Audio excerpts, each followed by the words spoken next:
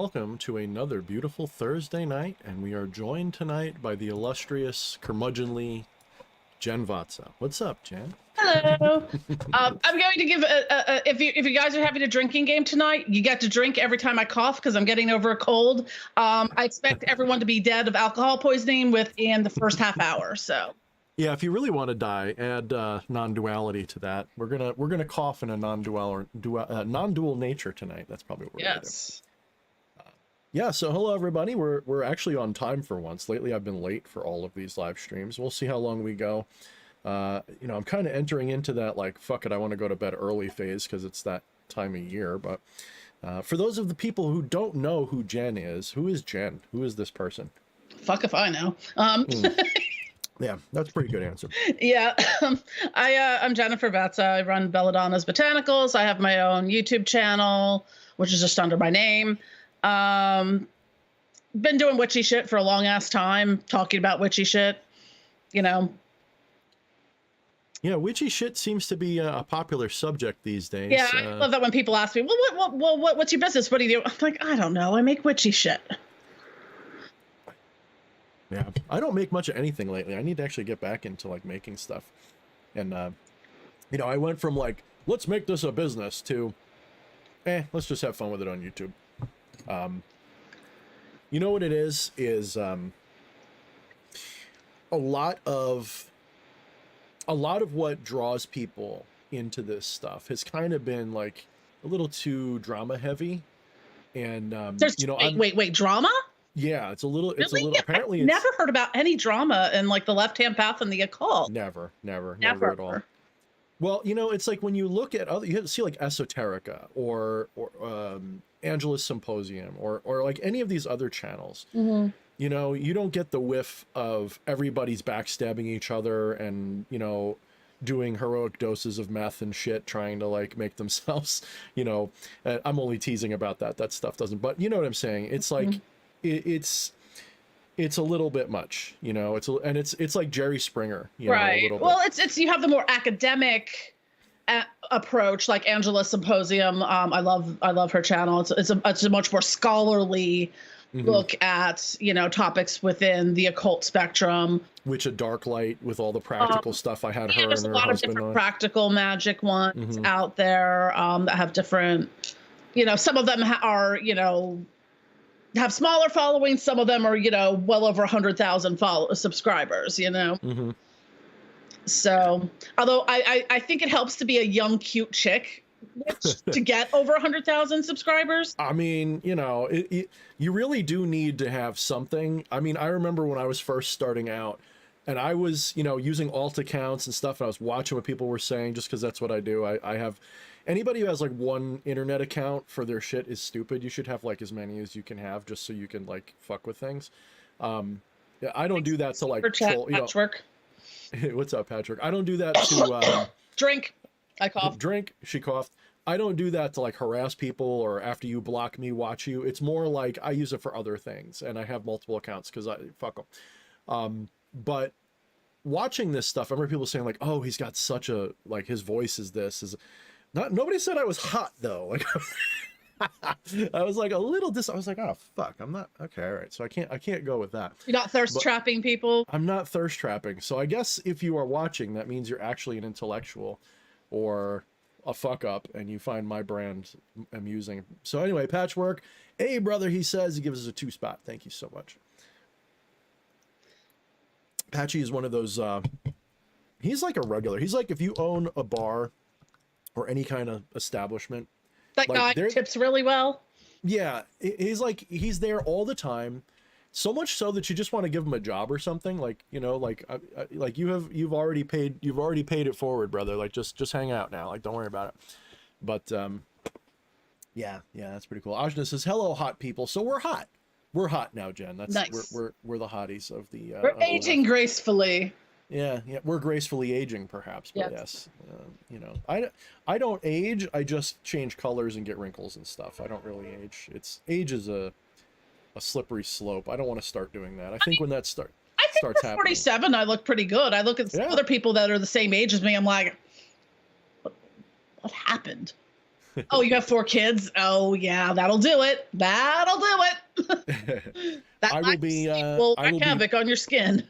I will be 46 very shortly. I never give out my exact birthday online, but I will be 46 very shortly. I'm in Aries. I'll let you guys figure out, you know, roughly what the time zone of that is. But I will be 46 soon, and I feel like the only thing that seems to be aging are like my patience with shit. You know, I don't like, you know how older people, they start telling you what they really think, because it's like, fuck it. I can see Apparently I've been old for a really long time then. You know, the give a fuck meter just kind of breaks. Oh and yeah, you just, like, you know, once you hit 40, like, you may think you have 0 fucks to give. Once you hit 40, oh my god, it opens up a whole new road of like the 0 fucks to give. yeah, It's like, oh, you don't like me? Well, I don't know, eat a bag of dicks. Yeah. Ain't no skin off my back. I mean, I will say, you know, how do I put this?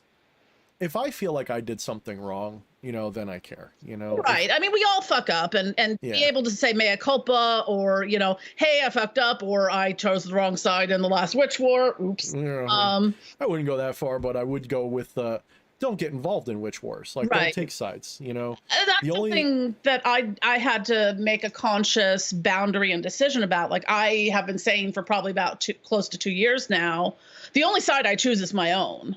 Mm-hmm. And a lot of times people will choose sides for you. And that's true. Well, I mean, when you're attacked, you got to do something. Yeah. And I saw a lot of what was going on in that last witch war as an attack in general on just anybody that doesn't conform to this, you know. Look, they use cancel culture tactics against people, and that's where I drew the line. It wasn't because it was friends of mine, you know. I'm not saying I'm not loyal to my friends, you know. It's more along the lines of, you can handle your own shit. If you're just getting beef with people, I don't want anything to do with that. But when it's, oh, we're going to get everybody canceled because they don't toe some social custom that we prefer, that you know, such and so is annoying, such and so isn't politically correct, whatever your angle is. I've seen that on all sides of it, though. I mean, it does. Kind of like, well, if you're friends with this person, you can't be friends with that person. I'm like, you can be friends with that person, but I may not want to be friends with you as a result. So, Look, how many people do I actually know? But how many people do I actually know? How many people have I actually met in this? You know, you were one of the only other creators that I've met because you went out of your way to meet and come to that Iron Garden event. And it's like, well, who else would have done that? Not many. I'm not saying that but they're not creators. Well, like Eddie drove, so, you know, that made it. Eddie drove, right? Well, I mean creators, people with like active, you know, YouTube. So usually when we're talking witch wars, we're talking about creators. Let's be honest. We're not usually talking about, you know, 2 randos that don't have some stake in the game. We're usually talking creators about and their minions and followings. A lot of them have their attack dogs and stuff like that and whatnot. So. And it is kind of weird. I'm not quite sure what it is about the LHP community that this is so rampant. I actually had a conversation with someone, I'm just going to say anonymously, about this. I'm like, this is someone who's been involved in the LHP community for decades in varying, you know, aspects and functions and stuff. And I was like, has the LHP always been this much of a hot shit show? Yeah. It's like, yes. But here's what's changed is people are calling out the really toxic elements of it. They're calling out the predators and abusers. They're calling out the Yahtzees and no Germans and stuff like that. It's not necessarily of a, you know, okay, it's not necessarily embracing the toxic elements of wokeism and cancel culture, but it is being like, okay, no, we're not gonna just give you a slide and say, hey, cool, you know, welcome aboard. I think that my view is, let's put it this way. I don't believe in calling stuff out most of the time unless it actually, so like if you're getting death threats from somebody and shit, you know, like that's a different story. Someone's supposed, if they just have an opinion that I don't like, even if it's something existential that I don't like, I don't usually go out of my way to call it out because I don't feel like my place is to save the world or change what people think about other people. Instead, what I will do is I will not name names. I will not talk about the people. I will talk about the philosophy, the behavior, the issue, not the people. Because when you're talking about people, it's sort of like a form of sophistry. Okay, it becomes like a what's the word I'm looking for? Almost like a straw man, but it's really just, you know, you're making it personal. So let's say you have a problem with the Yahtzees and the people from World War II that were bad, and you know somebody in the community that's acting like one or thinks that way. Rather than just being like, such and so with a Nazi, because that's kind of slanderous in the first half, because for all you know, they just are playing a character. But also, if you can't answer the question, hey, so there's some things here that are questionable. Are you a Nazi? And if the answer isn't fuck no, and they just dance around it and not ever answer it, either they're a Yahtzee or they're just really dumb. Yeah. Well, I mean, that's the thing, is it's like, it's sort of like on the right wing, when they have everybody that they say on the left is some kind of a commie pedo because they have sexual, you know, preferences or whatever. And they end up smearing entire groups with the same brush. And it's so lazy. I don't get into that game. Rather than doing that, if people trust my judgment on this, if you want to mature the community a little bit, stop attacking people, attack ideas and attack things like that. And go after the ideas, because the people, they've got a secret weapon, and that's the cult of their personality going for them. I've done a lot of videos about that on my channel. And even if they're a piece of shit. Yeah. Pieces of shit like to clump together. So don't attack the piece of shit. Attack the ideology. And then if they come attacking you personally, then you've got your little, well, I didn't do anything to you. I don't. Yeah, it's sort of like what I like to do on my channel is kind of give like the point counterpoint to things. And like I had, you know, done a video about, you know, my thoughts on animal sacrifice in occult practices, you know, kind of looking at it from different perspectives and experiences on that. And even someone was like, oh, wow, I thought you totally support animal sacrifice. I'm like, no, but you know, it's, the only animal sacrifice that's ever happened in my house was Moon caught a mouse and left it by my Lilith altar, because of course she did. I have no opinion on it, in the sense that I'm not going to tell you guys what I think you should be doing, because there are, in my opinion, traditions and perspectives which completely change whether it's justified or not. Me personally, I would not do it. It's not what I'm into. You know, but honestly, basically an animal sacrifice, a Palooza telethon style thing is a little tacky, you know? Yeah, I'm not going to deny that. But I mean, it's also, I mean, there's many ancient... what's representing us. And in the age of the satanic panic, why are you waving your hands around going, oh, you know, like... Yes and no, because let's be clear. To make it worse, and throwing kerosene on an already lit fire. Let's be clear, there are existing religions that still do animal sacrifice, and they don't get any shit for it. Videos on YouTube about it. Yes, I mean, you know, I don't want to single anybody out, but there are quite a few Abrahamic religions that do animal sacrifice absolutely. without any problems. All right, Christians included. If you know where to look, it's not even that hard to look. All right, so the point is that I don't have a problem with it. I'm not going to tell you guys in a moralistic, you know, look at me, everyone, I tell you that it's better. Oh, look at me, I'm better. I'm not going to do that. No, what I'm going to tell you is, for my practices, I do not endorse it. I also don't tell you not to. What I would tell you is that the meaning of animal sacrifice has completely changed from what we used to think of it as. And our entire view of the universe has changed too. Let me give you guys an example. Once upon a time, when you did an animal sacrifice, that meant you didn't eat that animal. Or it did, and that was why you did it. In other words, there was two ways you saw it.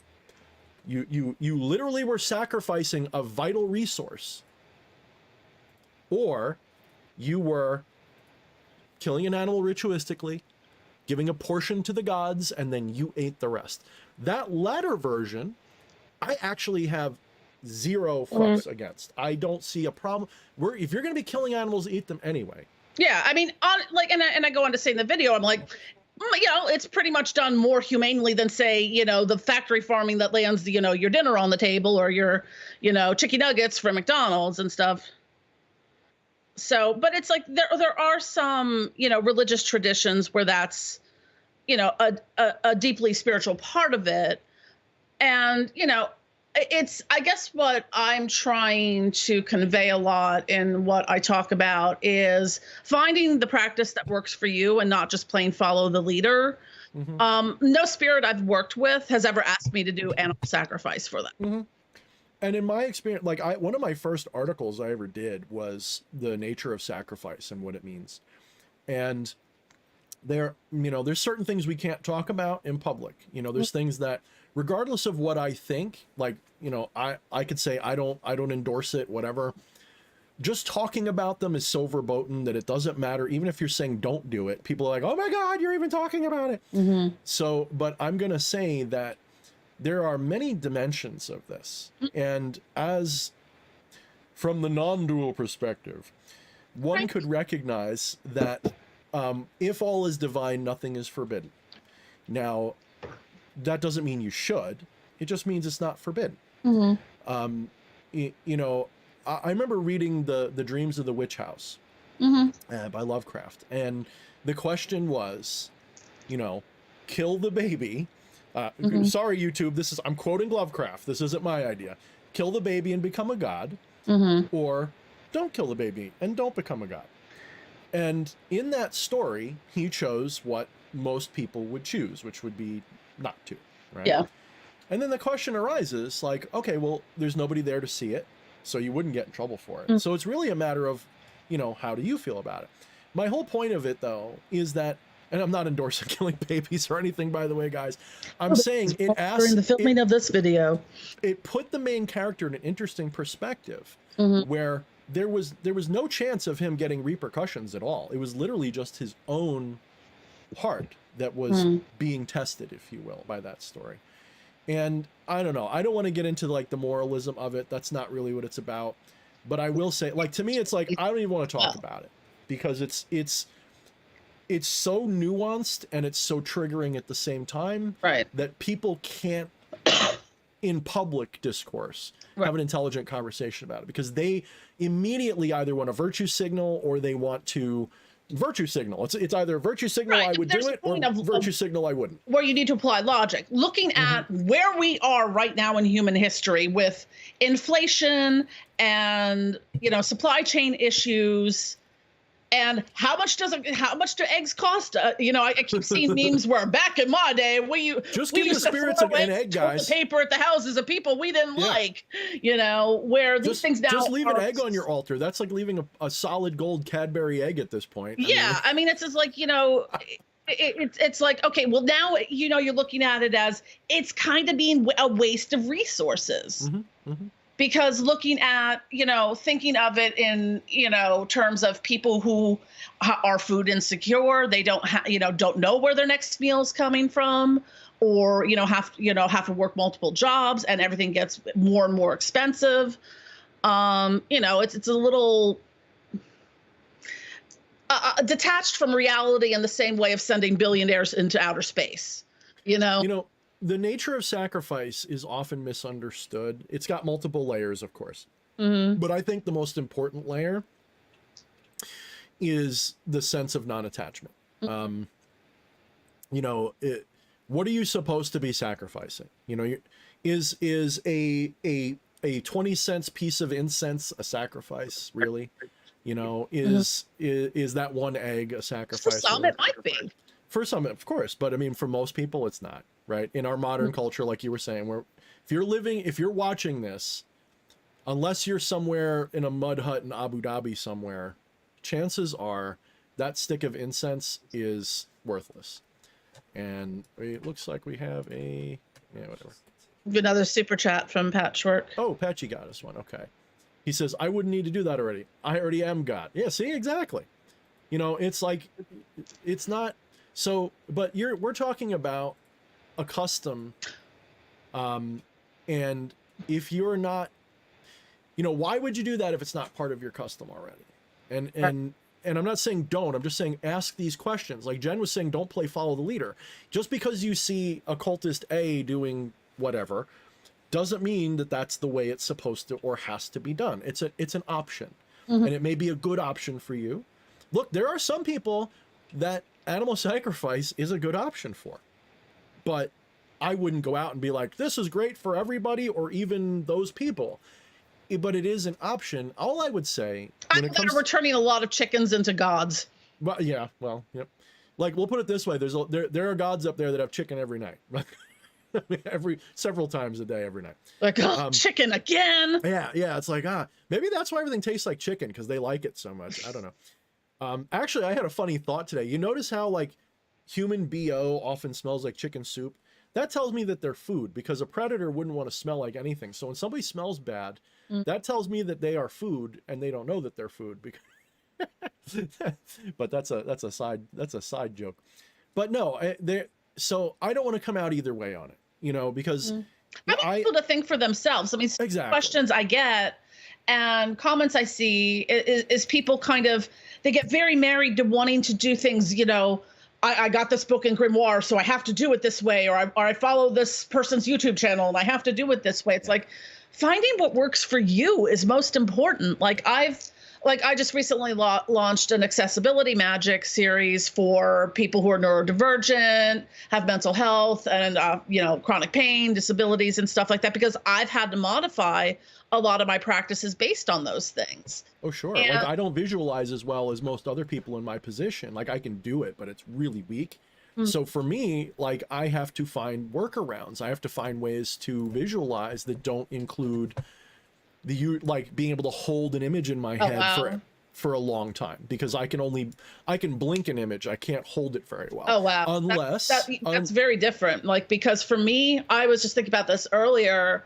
Like, I can almost time travel to a memory and experience it in all of it. Like, I can smell things. I can feel the physical sensations. I have the spatial awareness of everything that's going on, and hearing it that, I'm a very visual person in that sense. And like, sometimes to me, like it's also like the people who don't have an internal monologue running through their head. I'm like, what's that like? I've got like 10. Yep. Well, I only get that like in deep trance, or when something or someone really wants me to know it that way. Most of the time I just download ideas and I don't even hear the words. It just shoots out of me. Like, it's almost like I've gotten rid of the interface, like the intermediary, and it just comes out. I don't have to be like, show me the vision, oh spirit. No, it'll just tell me what I'm supposed, like, not tell me, I will just suddenly know whatever it is I'm supposed, like instant downloads. But let's go back to the so with, we'll say blood sacrifice, animal sacrifice, whatever it is. There is also the dimension of, the trauma of it that some people use in ritual. I'm not saying it's right or wrong. I'm just saying that's their mentality. There is also the sense of, like, I am killing something for this. That means I'm taking it super fucking seriously. And that's a dimension for them as well. But again, I can tell you, there is a difference between some, I don't know, I'll just say Aboriginal priest of some clan, tribe, or culture who is doing this with a very, the mentality is compassionate, merciful, it's holy, sacred, versus some asshole who's just like, and it's just to do it. It's just for the shock and awe value. Yeah. The shock and awe value, yeah, it actually has a role in magic. Don't get me wrong. It's just, that's like a, look, what's the next step? Are you going to go get a little kid and get your adrenochrome? You know what I'm saying? Like, where are you drawing the line here and why? Well, I mean, as one of my colleague friends, a friend of hers says that, there's a lot of people that are, and I quote, occult enthusiasts with a lifestyle obsession. And I love that quote so much, because there's a lot of people that are out there that are kind of, I'm like, okay, I can't do the Hollywood theatrics in my home. This isn't Harry Potter, but a lot of people are expecting that, have those expectations of this being like, Sabrina or Supernatural or Lucifer or anything like that. And it's like, not really. That's the kind of stuff that, again, there's too much and there's not enough at the same time. Right. A lot of people, they half-ass the aesthetic, or they half-ass the energy they put into it, we'll say. It's literally just reciting words. It doesn't mean anything. But then you have the people where it's all superficial and there's no energy in it. It's just, it looks beautiful. It's beautiful artistic stuff, but where's your energy in it? Where's your whatever? I mean, my rituals look boring, probably. That's why, like, I don't do ritual work, because it would just be like, it's just a very different modality for me. And you know, again, it's what people are comfortable with. You know, I cannot spend hours setting up for a ritual. Like, I have to get those practices like down to, I have to micromanage them in a lot of ways in order to get it done. And I've had to simplify things in ways that I didn't have to before. Yep. Or doing things in stages where I'm like, okay, I'm at my altar, yakety schmackety, oogity boogity, you know, I got my candles lit and all the stuff. And I'm like, all right, now I'm over here, guys. I'm on the sofa, you know, because. Yeah, I don't like those, you know, I guess it's my ADHD. When I have a big ritual that I have plotted out and planned, and, you know, it's always different in your head than it comes out in execution. Of course, if you practice constantly, that's different. But, you know, for me, I am more of the intuitive type. So what I do, it's more like an improv act. Yeah. So I have like a set of procedures that I'll get to. Okay. But I'll always forget lighter though. Right. The form that those procedures can take, though, can vary between the two rituals, you know. Maybe this time I will just do a gentle meditation slide into the ritual, but maybe another time I'll do some kind of a banishing or whatever. And when I say banishing, I don't mean literally banishing stuff, but rather centering and clarifying myself. Yeah, I mean, a lot of it depends on your space too. I know Behemoth X was saying, you know, sometimes he takes up to 7 days before a ritual, before he even goes into it. Like for me, my entire first floor is open space, which is where many of my altar spaces are, and I have cats. Knock it all over. Yes. So Apache says, a lot of the times I'll hear or see it, and sometimes I have a download. I don't know if that makes sense when dealing with it. No, that makes total sense, Patchy. That's what I'm talking about. Sometimes I'll get the floor show, and then it's fun and it's memorable. Other times it's just a quip, or it's an idea, or when I say idea, I don't even mean it's like a vocalized idea in my mind. I mean, I will just know, like, you know your ABCs before you say them. I just know. And that, when that happens, it's like, oh, hell yeah. And speaking of Behemoth X is here. And what's up, Behemoth X? Actually, let's go through. Who do we have? We actually didn't go through. I was waiting for a little bit. We're gonna have a romper room moment of where we. Yeah, we got. Yeah, let's do it. I don't have a mirror. And call out everyone. Do you have a mirror? I can do the other part. God, romper room. That and Magic Garden. Remember Magic Garden with the little squirrel in the tree, and they always had their little microphone wire coming out their pant leg. Were you in the region of Hachi Malachi? No. Oh, that was maybe like more of a local-ish. Eddie might remember that one from like central northwestern PA. That may have just been a little before my time. I mean, we're a little different. We're, you know, you're not really much older. It might have been like a local PBS thing. I don't remember. Yeah, maybe if you showed it to me, I'd recognize it. That's the thing. Like, you know, from that era, there's a lot of stuff I remember. Yeah, like Moomin Sean still scare the crap out of me. All right, so we got. They were thinking when like, don't let Germans make things for kids. Okay, come on. We got Jockster, we got Kelly Meadows, we got Eddie Romanov, we got Joffrey, we got Skeleton Powwow. What's up, Skeleton Powwow? We got Aeon616. They says we do it for the non-dual memes. That's true. We absolutely do. Ajna, of course, who is a regular. We love Ajna. They put out some really good gnosis from time to time. Xander Promeo. They say, hey, DH and Jen. They said a bunch of stuff, but I'm having trouble keeping up here. Let me scroll down. Atropa! What's up, Atropa? One of the regulars. We love. And Regina. Hey, Regina. It's been a little bit. Good to see you. Good to see you, Regina. Regina's cool. She's watched a few times. The Nerd is awesome. He's going to probably tell us all about the gangland stuff. I'm kidding. The Nerd is pretty cool. Ho Biden, which was deleted because they're a butthead. Let's see. Who else? Patchwork. We know Patchwork is here. Maiden Liberty. What's up, Maiden Liberty? Who are we missing? Who are we missing? Did I miss anybody? If you want to screen shout, let me know. L the Alchemist. I see the L there, and I see like a little thing that says, hey, everyone. Long time no see. Here's hoping everyone's doing decent tonight. I am doing very decent. How about you, Jen? Are you doing decent? I'm conscious. That's decent. That's decent. Okay, RPS says, LOL, chicken again. Talking about our joke before with the gods and how they get fed from our from our sacrifices. Behemoth X, of course, he talks about how he does things. We love it. You know, I'm one of these days. You know what? I will. I'm gonna DM him. Like, you watch. I'll DM him in the next 48 hours, and I'll be like, all right, when are you coming on? And he'll be like, no, brother. No, I'm kidding. Let's see. Jose Munez, what's up, Jose? And I think, oh, X is here. X is here. I'm not sure who that is, but welcome, X. And I think, oh, Shrieking Violet is here with the wrench. She says, I'm lurking, working on some shit. You know, don't work on it too hard. That's how you get a prolapsed rectum. That's not really what you want out of life. You know, I mean, it happens once in a while, but you don't want to do it on purpose. You know what I mean?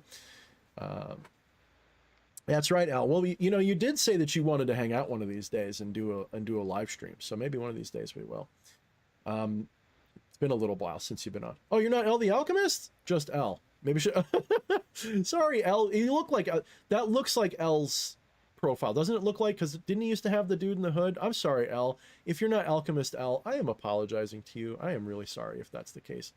But it's an understandable mistake. I'm sure you understand. Blade of Ashtaroth. What's up, Blade of Ashtaroth? All right, that looks like everybody.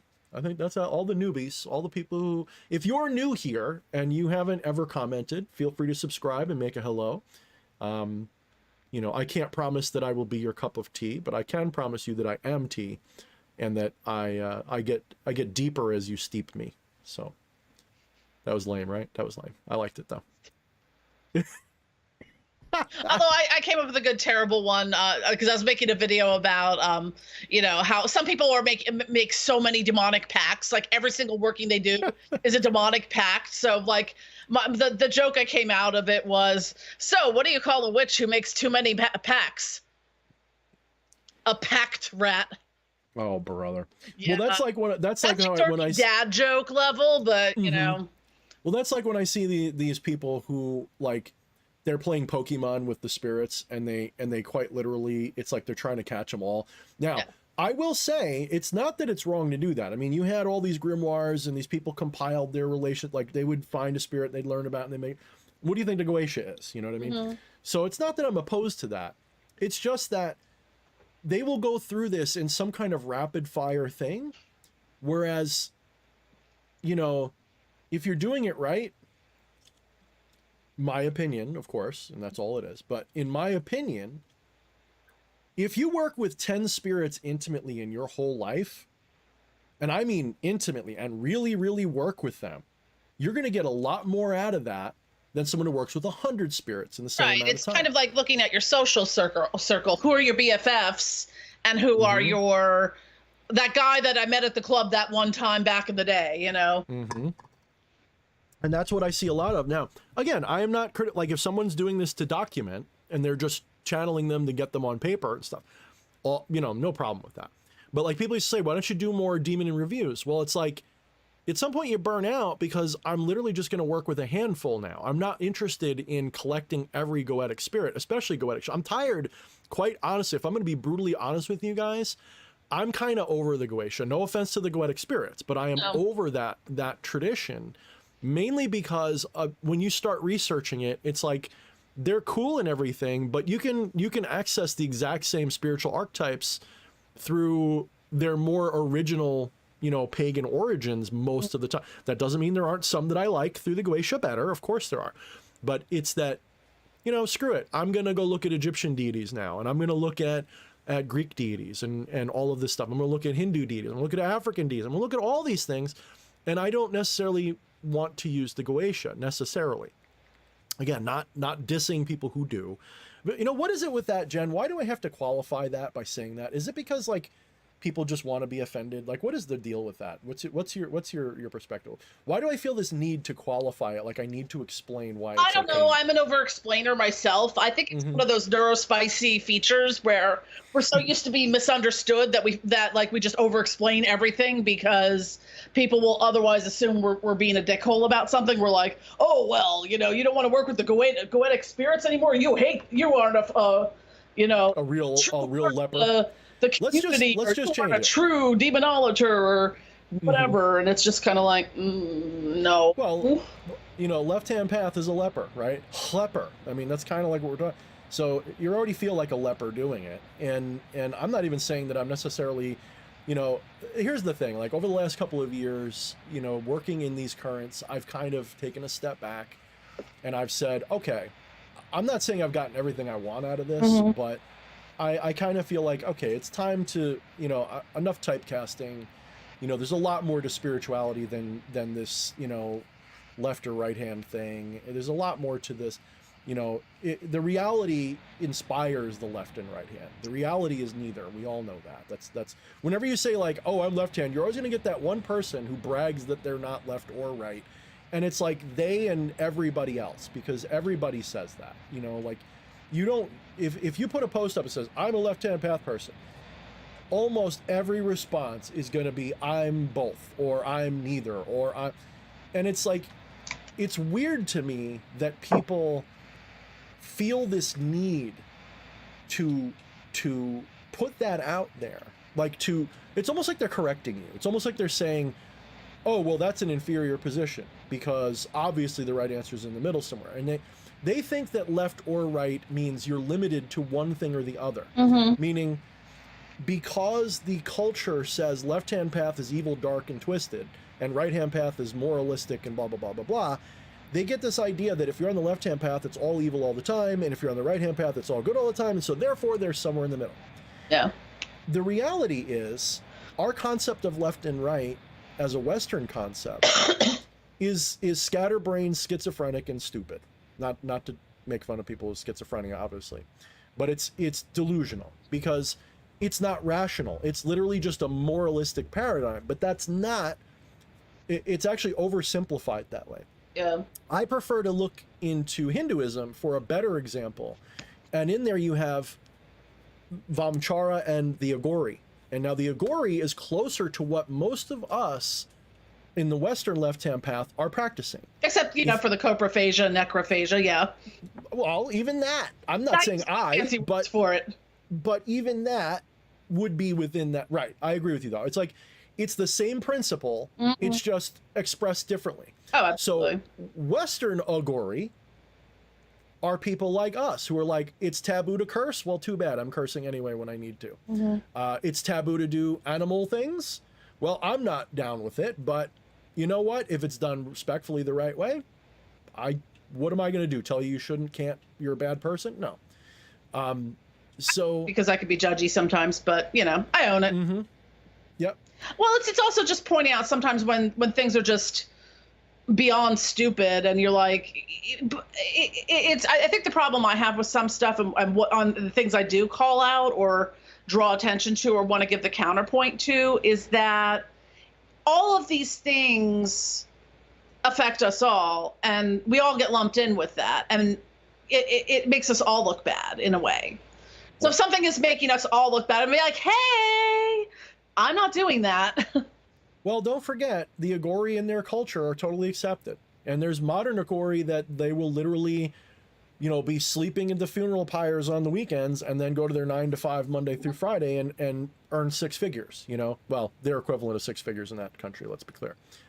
You know, so it's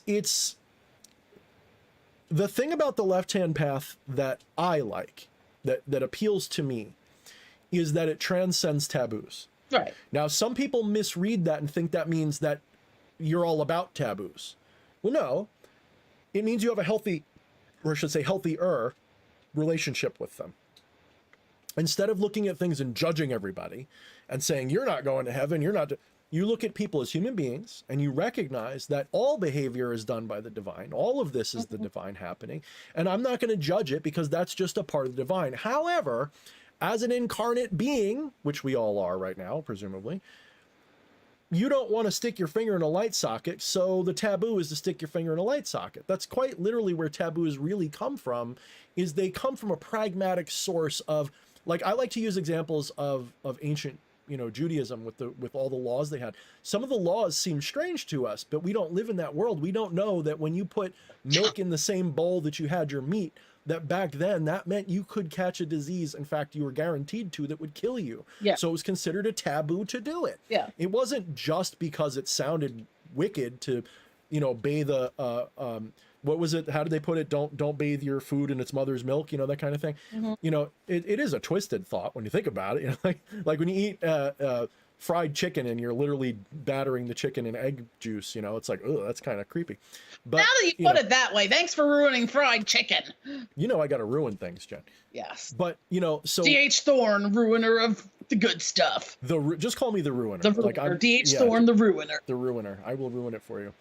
So it's one of those things where it's like, if we want to look at taboo from a pragmatic position, well, then it's not taboo. It's just common sense, right? It's just, you know, you're in a monogamous relationship. Go cheat on somebody. Is that good? No. You're in a poly relationship. Is it the same thing? It's not cheating then. So it's not.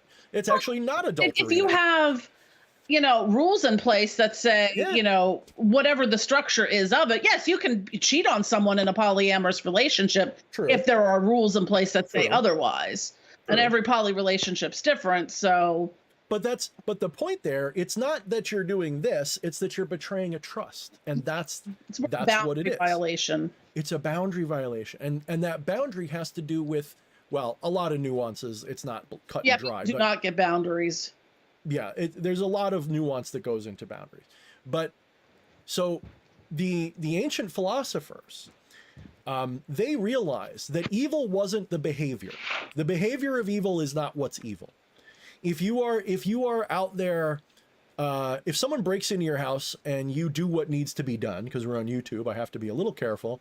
You do what needs to be done to that person. Blap, is blap, that, blap. Yeah, if you Second Amendment them, is that murder? Well, of course not. They broke into your house. They meant you harm. That's not considered murder. What is? Well, that's a different conversation, isn't it? It's actually, so it's not the behavior. It's not the action. It's never been that, or hardly that. It's where does it originate? Why do you do it? And what is your reason? You know, like, and the ancient philosophers realized that evil, the real essence of evil, wasn't the things you did. It was, so we'll follow the line of reasoning. It's not what you did, it's the reason you did it. That's what makes it evil. But what's the reason? Well, you could say, well, I'm selfish. Okay, but that too is a side effect. Like that's not the cause. That is still part of the symptom itself. So what's the reason for the evil? Well, that's why in ancient times, evil, the word was equated, like they were literally an equal sign with ignorance. Evil and ignorance were the same concept, especially to the higher minds. You know, when you're looking at Plotinus. So what do you, so, okay, that sounds great. What does that mean? What are you ignorant of? Well, this is where it's hard, because if you're not aware of that which people are ignorant of, then it's hard to explain. But if you are aware and you realize your divine nature, and you realize that that nature is in all things, then you realize that if you harm someone else, you are harming yourself, ultimately. Mm-hmm. But that's not alone. That's not even enough. You have to add in there, like, okay, well, if my hand has like, you know, the grodies and it's going to come off because it's infected. If I chop my hand off, is that a bad thing? No. But if it's perfectly healthy, if I chop it off, that's bad, right? Yes. So this is why it's never a simple thing. This is why in you know, morality is a cultural concern, not a spiritual one. Mm-hmm. And something subjective as well. What's that? You were talking about doing harm, you know, if you're doing harm to someone else and that it's causing harm to yourself, it's kind of like, well, that other person's definition of harm or abuse or whatever might be very different than what yours is, or you might not realize you're causing harm to that person because you have different definitions of it and different lived experiences. No, you're absolutely right. And so this is where the ignorance, and it's not even about causing harm per se, although that's a symptom of the evil. You know, this is where I sort of like the thing that kind of clicked it for me when I was first encountering this stuff. Alan Watts had this little line he would say a lot, and it was kindly let me help you or you will drown, said the monkey to the fish as he carried him safely up a tree. Meaning the monkey perceives this fish in the water and puts its own ego into the fish and says, that fish must be drowning, I better save it. So it goes out of its way to save the fish, and in the process basically kills it. Mm-hmm. So more evil, I shouldn't say evil, the symptoms of evil are perpetrated more by those with good intentions on average than that asshole that literally just wants to hurt everybody. Because very few people actually live in a paradigm where they want to hurt people intentionally. Most people are trying to do what they think is good. That's the truth. Most people fundamentally are not dicks. They just don't know better. So they do something. It's like the difference between like capital R racism, where you literally hate somebody, and then little r racism, where you don't realize that what you're doing is offensive to somebody. Microaggressions. It's a lot of times. I hate that word. I won't use it. I hate it a lot. But it does.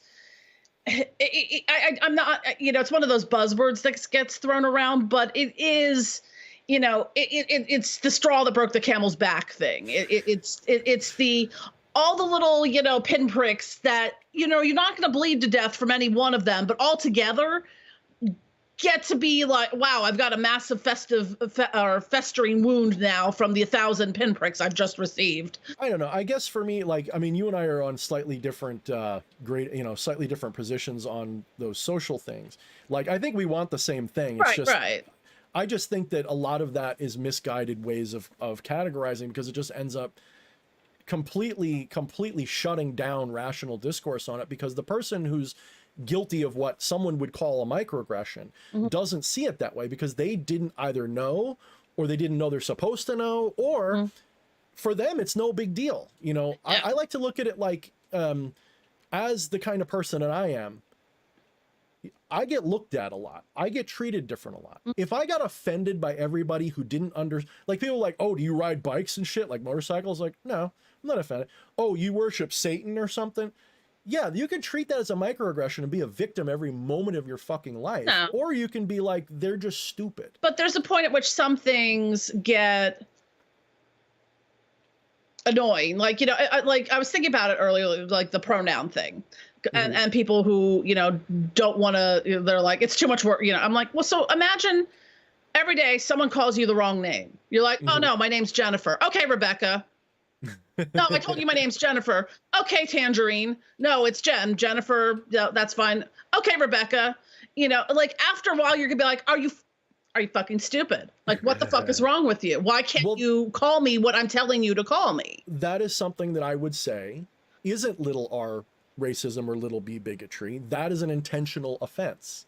Yeah. That, if you want to call that a microaggression, that's your right. But it's like the individual one. You're like, okay, I'll let it slide. They got my name wrong once, whatever. Okay, I'll do the nice thing and be like, by the way, my name's I mean, for me, I'm Jen or Jennifer. I'm not particularly fond of being called Jenny. And my family still calls me that. And finally last year I was like, by the way, guys, I really hate being called Jenny. It makes me feel like I'm 4 years old. I'm 47. Well, that's like Danny. Like, the only people who are allowed to call me Danny, because technically on my certificate it's Daniel, but whatever. And the only people who I allow, like, enjoy hearing Danny, like, I don't even like when my parents do it, and they constantly do it. But the ones that when they say Danny, I don't mind. Like, I'd say, no, go right ahead, say it like that again. If they're literally Scottish or Irish and they say it the way it's supposed to be said, oh, Danny boy, like, that's like, oh, that's beautiful. That sounds beautiful when you say it. I don't feel like a little kid when you say, oh, Danny boy, it's like, I feel like it's how a microaggression can build into something larger. So it's like, okay, my name's Jennifer. You can call me Jen or Jennifer. Okay, Rebecca. No, I said my name. I said my name. Why are you? Well, I don't like that name, or I don't want, it's too confusing to, because, and I would just call that passive aggressive asshole. I don't see that as like, see, this is what I mean. Like, when you call it not you, but I mean, when it's labeled as microaggression. So like the individual thing is a microaggression, and you might have this from, multiple people. So individually, they're not huge things, but collectively they become this big, they build up. Yeah.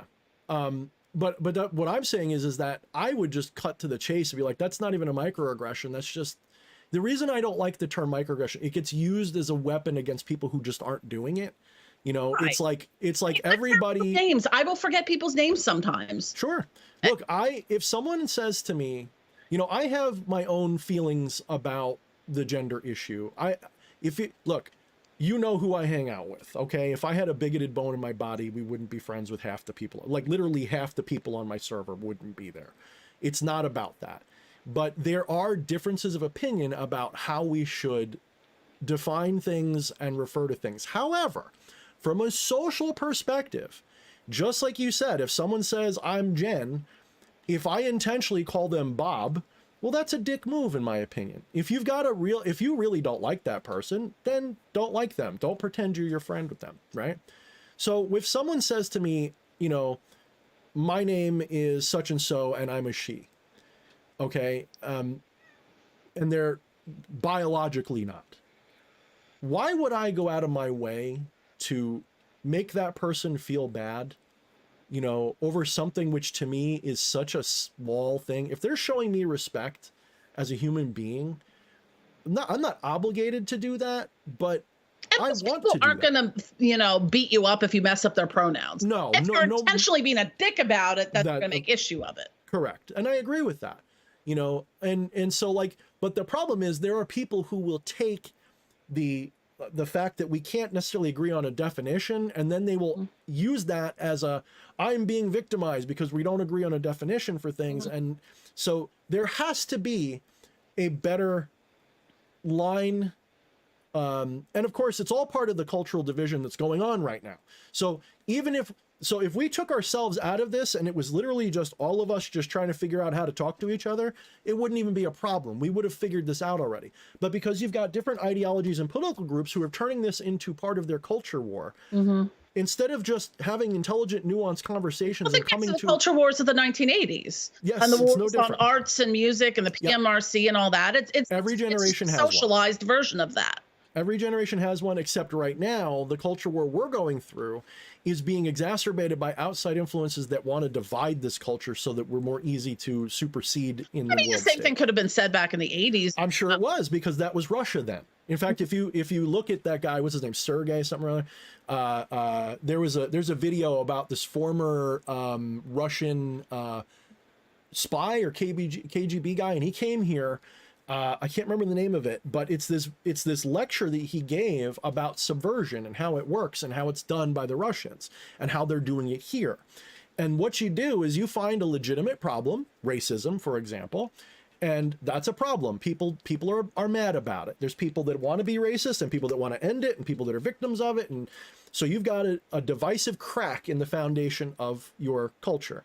So the normal person wants to heal that crack. We want to figure out a way, because we look at people and go, well, that's a human being. I don't want to call them a name and hate them.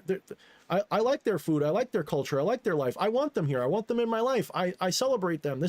Hope they celebrate me because we're all cool, right?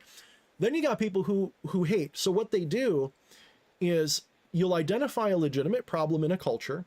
Racism, again, is an easy one. And you start, Yuri Brezmenov, thank you, Skeleton Power.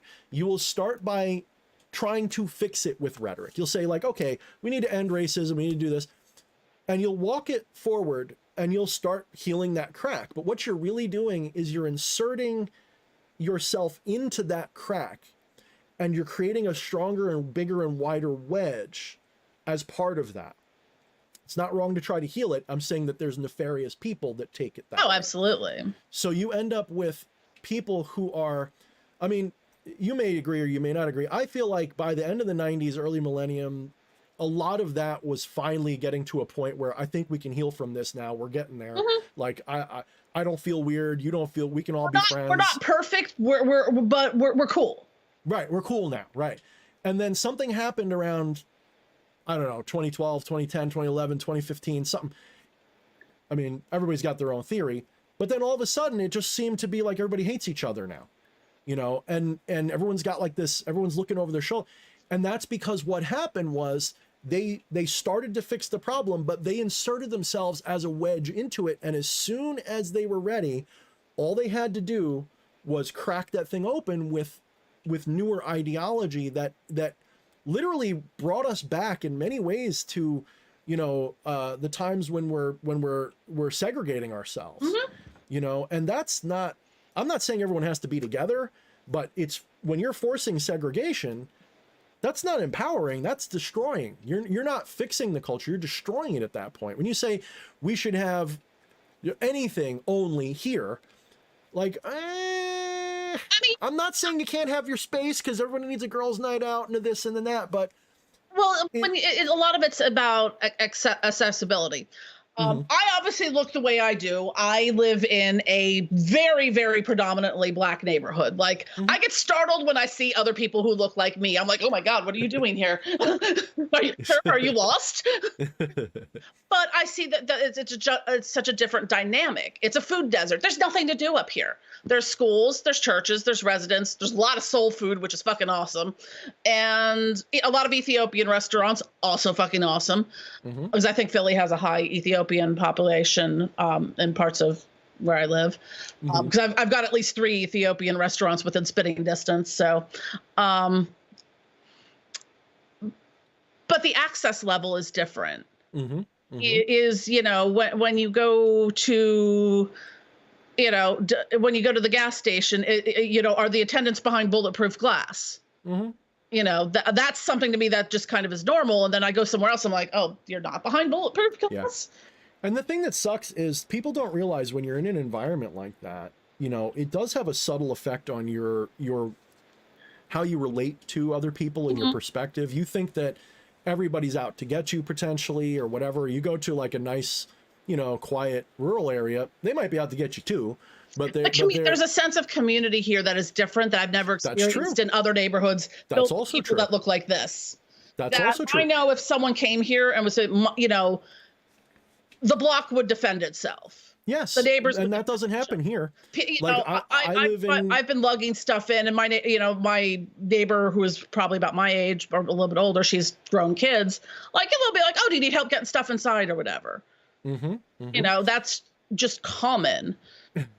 Yes, I mean, we don't have that here. Really. Stretchy bread is called injera, and it's awesome. If you live in, you know, white suburbia, for example. And I don't like, you know, getting all race about it. But if you live in white suburbia, you don't know your neighbors. In fact, the less you know about your neighbors, the better. But when I lived in a Black neighborhood growing up, you knew everybody. It was totally different. Now, maybe that's different now. But back then, all the kids played together. All the parents talked. It was totally different. It was a community. It wasn't just a block, you know. Yeah, you had enemies, like you really did. Don't go on that street because that's where, you know, JoJo hangs out. Don't go on that street because that's where DH hangs out. and that did exist, okay? Yeah. But there was relationship. Whereas where I live now, I have no idea if the person living literally right next door has a head or not. Like, you know. So to a degree, I am jealous of that because it's like I miss having a sense of, you know, community, which you don't have. It is changing a little bit here because what's happening, especially in the area that I'm in West Philly, is we're pushing upon. I'm on the outskirts of the University of Pennsylvania and Drexel University parts of West Philly, and that keeps gentrifying further west.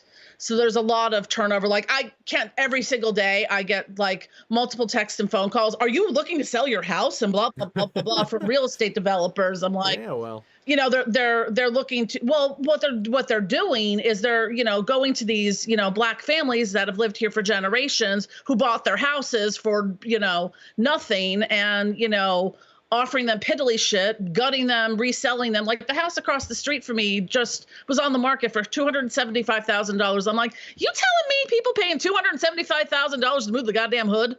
Yeah, yeah. It's sad, and it's also part of the whole plan to push people out of home ownership over time. You know, they want to own it all and rent it all. That's what they want to do. That's what you got BlackRock and Vanguard. Well, a lot of in Philadelphia, and you know, is becoming little New York City. We have a lot of New York real estate developers that come down here. They buy up property, push out the Section 8 housing to build. Guess what? More luxury condos because they don't build anything other than luxury condos, which now means people looking for apartments, you know, studio apartments here now are like $2,000 a month. Yeah. Well, I mean, in the end, you know, I think this is all going to come to, it's going to have to come to some kind of conclusion in the near future because I don't think our culture can take much more of this kind of bullshit because you got two sides that, let me give you an example. You and I agree on the fundamental part, almost like we're almost neck and neck on the fundamental issue is the same. It's the execution's different. And I think the guillotine, but you know, well, I'm not opposed to that necessarily, but what I'm saying though, is that, so you got people that are, white, conservative, whatever their thing is. Okay. And I'm not pointing fingers because what I'm saying is on both sides, they're not talking. So they could be agreeing on all the fundamental stuff. I don't like racism. I don't like real bigotry. I don't like this. Nobody likes pedos. Like, who the fuck likes pedos? Like, what the fuck? Where are those people? I like the Catholic Church. Right? It's like shit, man. Like, if we're pointing fingers, there's a lot of places we can point, not just me up the opposite ends of the spectrum not talking to each other. Do you ever like the Saturday Night Live sketch, the whatever it is, Black Jeopardy? And when they have Tom Hanks on playing the right-wing MAGA, Southern hillbilly hick, but he's giving all the right answers to like the Black Jeopardy questions. And so it's like these complete polar. He's like, yeah, they're on point. So it's like, well, did you see the one that they did where they had the racist and the woke person and the racist? It was this comedian where they were comparing their ideas, and they agreed on every single fucking thing, but it's like, oh my God, like this is why I don't get into like that stuff. Like when I see, like, oh, if they're LGBT, if they're this, like, dude, this is such a waste of time. Like most people just want to get the fuck along and get over this shit. This is so childish. It's just, we're picking because it's like, there's so much divisiveness, and a lot of it, like I'm about as far left as you can get, but I don't define myself as a liberal or Democrat because fuck Joe Biden. That's not hard. You could fuck him just by putting him in front of some stairs at this point, but anyways, but it's the thing when you're on the actual left, we're the people who are willing to have the conversations with people that, should be our mortal enemies because, they voted for X, Y, and Z, or, they don't this, that, or the other thing. And, trying to find the commonalities and, realizing like, hey, the government's not great. These people are going to come for us all. Why don't we, try to get over our bullshit, find a way to meet in the middle. And, we like our, pew-pews too, and stuff like that. We're not the ones coming to take your pew-pews because we want to keep our pew-pews as well. But the thing is, the perception's the issue. Everything's perception. Okay. Like Fleshy says, it's all a psyop. It's all perception. And the liberals and Democrats don't realize they become centrists and conservative light with just like a slightly more social. I mean, the irony is that I see is that you go back 22 years ago, everything that the Bush assholes were doing is what the liberals, the progressives are doing now. It's the same kabuki theater bullshit of, oh, you're not a patriot. Oh, you're an insurrectionist. Oh, you're this. You don't agree with our power. It's literally, guys, it's not about left and right anymore. Yeah. It hasn't really been about left and right, honestly, in most of my lifetime. Like the last time that actually held any water at all was back in the early 80s. And I know that because back then when you had a left and right, that didn't mean they were enemies fighting each other. It literally meant, I want welfare, you don't. I want voting rights for this group. I will point out one thing of the hypocrisy of like, people will make fun of Joe Biden for being senile. I'm like, dude, I lived through the Reagan era. That dude was senile for the entire time he was in the office. Well, they MK Ultra'd his ass. I mean, seriously. He got a little uppity and went against the plan, so they shot him and put him in MK Ultra for a while, allegedly. And that's where his brain went the rest of the way. They broke him so that he could be a puppet for the last 4 years of his shit, last two years, whatever. Like if you look at his inauguration, his handlers, they weren't helpers, they were handlers, they were puppeteers. If you watch his inauguration, it's live right on the microphone. Like they're rudely telling him to hurry up. They're not like, hurry up, Mr. Hurry up. Like literally saying it nasty to him like that. So he was shot. I mean, I was like maybe 5 or something at the time, but he was a puppet by the end. Yeah. In the beginning, he was legitimate. By the end, he was a puppet, and it was Bush running him because Bush literally came out and said, "Hi, we're the New World Order." Literally said it. And there's pictures of him by the book repository that I'm pretty confident allegedly are him, because if I say it to, didn't they just come out and say that the CIA was behind it? Like, didn't that just come out? I mean, that single bullet theory, that is that's some hella black magic right there. The way that bullet just turned around and did like a from a Karakarov rifle, yeah, from that rifle, a Karakano rifle that you couldn't shoot like that fast, even if you're a freaking expert. Like, no. Yeah, no, that's at that point in time. I mean, with weapons development now, maybe. Oh no, it wasn't that. They had weapons that could do that then. The rifle he used was garbage for that purpose. Oh, okay. You know, it was like, I don't know how to explain it. If it'd be like using a Pinto to do a flat out, you know, drag race. You know, it's like. Okay, it's so like, we did have a 1972 Ford Pinto when I was a child, and yeah, those things were that was a trash. You just had to get life insurance just when you got in the car. Just. Yeah. I mean, it wasn't as bad as a Yugo. Yeah, maybe that's what I'm thinking of. There was one that was unsafe at every speed. Yeah, the Yugo was like the car you could buy like for $3,000 or something, or a couple $100 or something. Oh my God, literally it was like balsa wood, some duct tape. Unsafe at any speed. Yeah. But so look, I don't want to give people, here's the thing that happened to me is that the way I see it, there is, the way out of it that I see is to throw a orange monkey wrench at it to destabilize and expose the whole thing, and then ride that chaos into everyone going, wait a minute, everybody's a goddamn authoritarian, now what? And I don't know. I still feel like he's part of the whole thing. Like, he may be. I don't think so, but it's possible. I don't think so. Because the problem is with all of these politicians, and I hate them all equally. So, well, the ones I like aren't in politics anymore. They're retired, but you know, that's me. My guy was Ron Paul. Like, I'm unashamed of that. They're all sowing the seeds of derision between all of us to keep us distracted from, hey, maybe like, you know, finding a way to, not have the government up our asses in fascist authoritarian ways, no matter who's in office. Well, that's the thing is like, do you want authoritarianism or authoritarianism light? Now, me personally, I want not of it. Yeah, I want that as close to zero as you can get but still have a peaceful society. That's how I put it. And unfortunately, with what's on the table, the only one that I see that way is the one that everybody on the left hates. And that's not, I put it like this. You think of politics or votes, not like a love letter, but as a chess game. You know, I don't have to love Trump or everything he stands for. And I certainly don't like a lot of the tradcon conservative MAGA crowd. I don't like them, but I can take my chances with them. You know what I can't take my chances with? New World fucking order. That I can't take my chances with. If there was an option that was as viable or as visible even on the other side, I would at least look at it, but I don't see one that's not controlled by something. I mean, like when it came around to 2020, like Biden, that's the best we could come up with, really. No, you didn't come up with it though. That's the point. Exactly. That's an installation. I'm like, really? You guys aren't even trying here at this point. I think my point to you guys would be, I think you should have gone with the Trump angle because you could beat him eventually too. What you can't beat is the corruption. And that's... I'm of the opinion that all politicians are corrupt.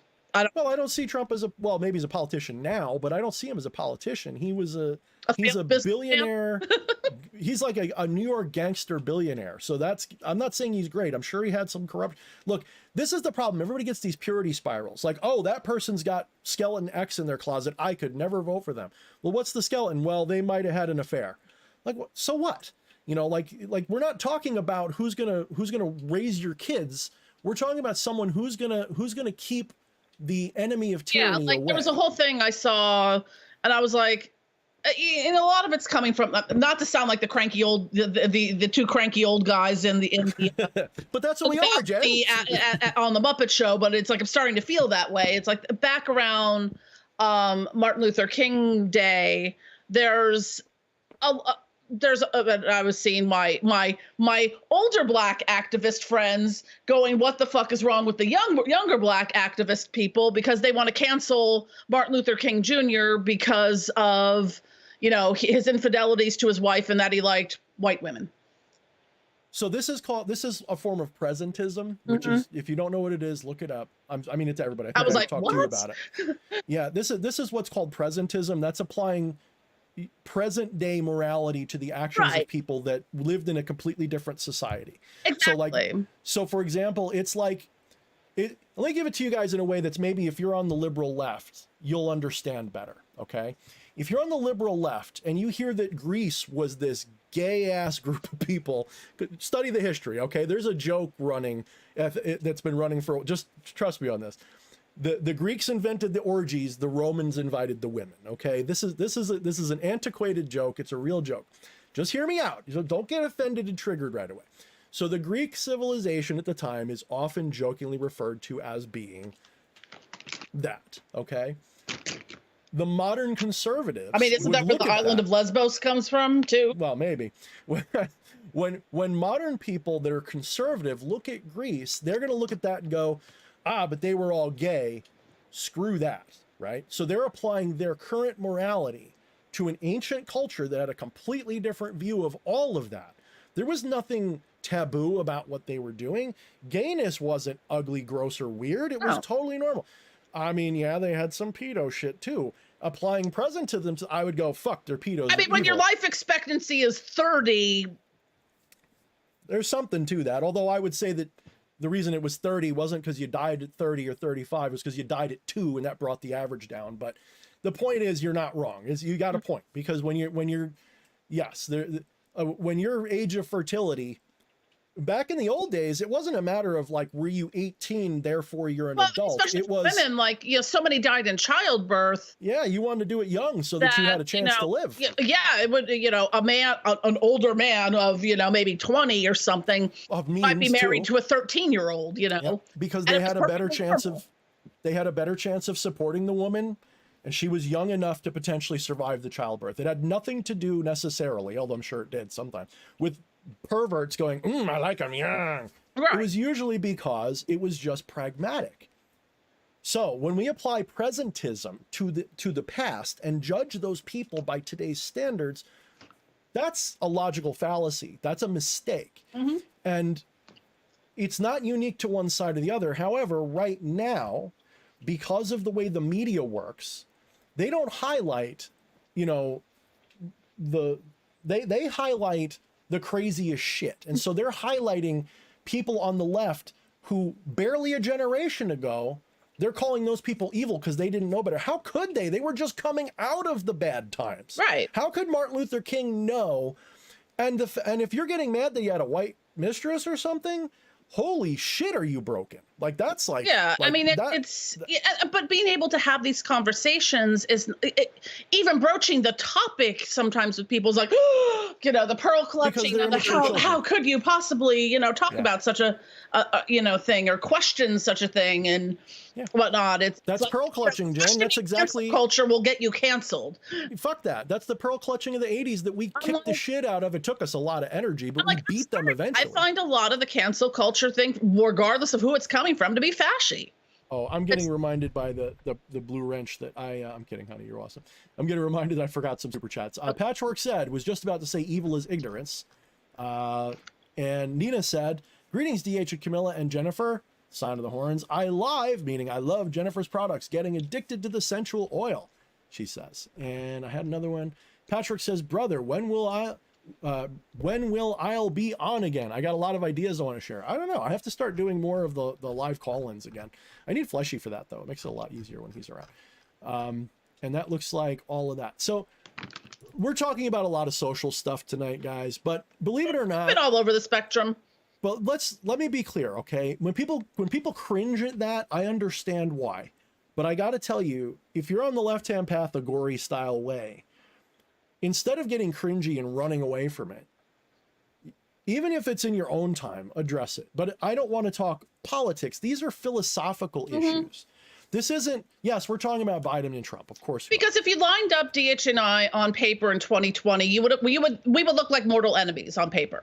On one dimension anyway. Yeah. I mean, if you looked up and kind of tallied everything at one point in time, I could have easily been like, well, I don't support anyone. I don't support anyone. I don't associate with anyone who votes for the orange Cheeto man. But I mean, I got death threats for it. Right. How many did you get for supporting the other side? Probably, there's a point at which, you know, reaching across the aisle, meeting in the middle, and that's something that is an applicable life learning lesson. It's maybe question things and have a conversation, you know, when you don't get something. And let's remember that in both parties, both teams, both tribes, the vast majority of people are not that different from the people on the other side. They've just got a different perspective based on something. Everybody on the MAGA side is not a fucking racist, not even 10%, okay? There is some, yes, of course. And they're very loud. And they're very loud. But guess what? From that side, what do they see? And this is an important thing that I think everybody needs to really, you need to have some introspection and self-awareness on, because I lurk on both sides. I watch what is said in the hard left and the hard right forums and shit. I watch the literal racist Nazi Stormfront assholes, and then I watch the tanky motherfuckers that think all white people need to die. They exist on both sides, but they get magnified by the opposition because that creates a straw man to dehumanize the entire other side. So Jen, you're sitting there looking at MAGA going, my God, they're all racist assholes. It's like 5%. I'm over here on the MAGA side in 2020. Oh my God, they're all insane woke shitheads. Commies. We're dirty commies too. Well, I realized it's not about communism like 12 years ago. Like it's not about capitalism. It has nothing to do with that. It's never been about that. You could say Marxist a little bit with the equity shit. But of all the communist stuff, I'm like, Marx is kind of outside of his, you know, what was the whole thing? He has a great quote on, you know, shall the working class, you know, never be disarmed, you know, or something. I'm paraphrasing it, but he's a really great quote. And that's what, you know, what you know, when the left is painted as, you know, anti-gun and we're going to come and steal your firearms and make all these things. And it's a lot of gesturing from the middle, mostly. Well, it's not. So the thing is that like the nuance is lost because that's how wars are won. You don't win wars on nuance. You win wars with 90s. I think it was Clinton's, what was her, Janet Reno. She was like, guns don't kill, bullets do. Well, no shit, Sherlock. It's people, where there's a will, there's a way. And if you take the guns away, people are just going to find another way to do the things. Yeah. Well, you know, and you can't be free if you need someone else to defend you. I mean, we're at the point now you can make them on a 3D printer. Yep, that's true. And there's, I know people that do, but I'm not going to say much more about that because it gets sticky. But I'm saying that you can legislate things into, into oblivion, and it doesn't make it go away. Yeah. So the people on the right, the mistake they make is they label everything on the left as communism. But what they're really talking about is Soviet, Stalinist, that kind of, or CCP communism. Because they're like state-run capitalism, basically. It's basically hell on earth. Like there's, you can't, anybody who sits there and tries to justify. There's never been a true communist country. Like Marxism and Leninism and Stalinism and Maoism are their own isms within the grand rubric of communism, but they got it all fucking wrong. Every step. And I would say there's that people that will simp for them and be like, Leninism, woo! I'm like, really? Yeah, really. Now on the other side of that equation, everyone confuses corporatism for the kind of capitalism that a lot of people on the right would prefer. They assume that this corporatistic shithole that we're living in is what is wanted. That's not what we want. We're looking for free market capitalism. Now we're talking about two polar opposite economic systems. Yeah, like I'd like to be able to, be able to take care of health issues and eat. Yeah, and for some people, you have to choose. Well, that's because it's a corporatist system. And in under a free market capitalist system, you would be tasked with caring for your own issue, but you'd probably be able to, because in theory, just like with communism in theory, it would work and you would be able to. So here's the thing. We've never tried either one. We've never really tried either one, so we don't know which one is actually right. Yeah, all we know. I think the thing is, large scale communism doesn't work, and it won't work. And you'll know. Smaller, on putting the community part of communism, I think you could have small communist I completely groups agree. or states or collectives and stuff like that that function in their own way. But, you know, I completely agree. It's not a mandatory system. It's an option. And that option, look, I said it the other day on Discord, and I think I got a couple updates. It was literally, you know, I think I said it in the Bitch and Moan channel. A real libertarian wouldn't force you into free market capitalism. They would make sure that you have the option to live however you want within the bounds of what is called the non-aggression principle and all of that shit. So that means you don't enslave people into your ideology. You allow them, you permit them, you facilitate a civilization where, like, here's the menu of options. Choose your own adventure. Yeah. Look, the town 5 miles over is a commune town.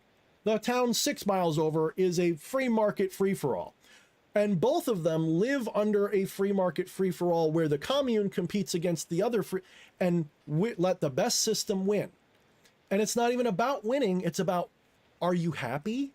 If you're happy, you won. And it's that simple. We don't, so why are we fight? So here's the point I'm trying to make. Hopefully after going around this whole thing, we can get there. Why is everybody fighting over the 2 C's when it's not the C's that are the problem? Capitalism or communism. The problem happens to be authoritarianism versus everything else. And we're getting pitted over these, not even superficial, they're worse than superficial. They are straw men. We're fighting over straw men that aren't really, do you think that Trump is a free market capitalist? No. Do you think that Biden's a communist? No. Do you think that none of these people believe in those ideologies? They're not. So ideology is for the every person. So I have a question. Power is for the elite. It's a hypothetical when it comes to authoritarianism. Do you think that there are just some people that just need to be told what to do? That they cannot really think for themselves in that way? If I said no, that would be a lie, but it doesn't mean that means that it should be I'm not making an argue for or against. I'm just like, I feel like there's a lot of people that need to, and I'm applying this to how we have leaders and followers. Sure. In any community where it's like, just on a simple level. And there's people that, you know, they need to be told, you need to do, you know, whatever's in this book, buy the book. And well, this is a really damn good book to do it by, you know, it just happened to be one that was handy. I have one around here too. You know, it was like, you have to do it exactly here. There's no other way than things and whatnot. And some people will be like, okay, cool. Okay. So for me, what an authoritarian is it is someone. So for me, it's all about human rights. Okay. And respecting humanity to do what it does. Does that mean every single human being is capable of safely prosecuting that? Well, murderers exist. Is it authoritarian to arrest a murderer? Absolutely not. What's authoritarian is to assume everybody's a murderer and make them validate their right to own a gun, validate their right to speak. That's authoritarian. So what an authoritarian does, at least in the beginning, is just like I said with the subversion before, they identify a problem in society. We have murderers, and they use that issue to gradually grow their own power until everybody's treated like a murderer. And then they have absolute power. That's an authoritarian. Think of the children. Think of the children. Think of the children. Yeah, exactly. And you'll see both sides do that. Yeah. Both sides do that in spades. It's like they can't stop themselves. It's all about that. It's nothing but hyperbolic think of the children on both sides of any political fight. But the thing is, if I'm weighing what's currently being offered in terms of who's going to run things, one side is absolutely authoritarian. The other side would be minarchistic authority, like the populist authority. They're different. It's not the same. It's not like, it's not going to censor, we hope. And if they do, then everyone should turn on them immediately. That's my fear, is that, look, I have my finger in the air. It's wet. And I have my finger in the air. And I'm telling you that within the next 5 or 10 years, this whole thing's it's going to be getting run roughshod over by the side that's currently being squished by the system. Okay. That MAGA side, you better get used to. They're not going away.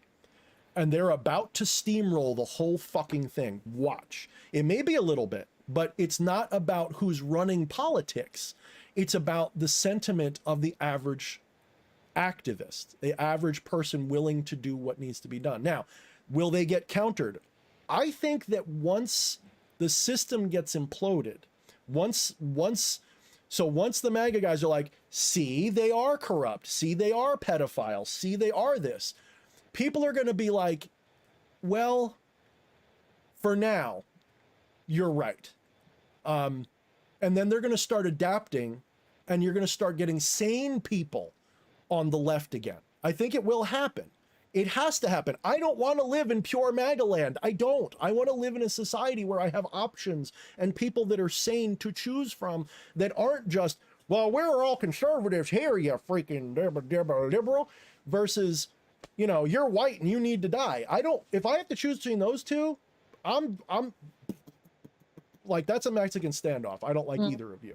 Join us on Team Asteroid with Jennifer, who yes, let's vote for the asteroid. I vote for that. I vote for the asteroid. It's for me, like a lot of it, I don't spend a lot of time, you know, absorbed in any form of news media, whether it be mainstream or alternative. Oh yeah, get the heck off of that shit. I don't. But don't be in an echo chamber either. Yeah, though. I mean, I know what I need to know and, you know, whatnot. And when I say Team Asteroid, no spoiler alerts. I want to be surprised.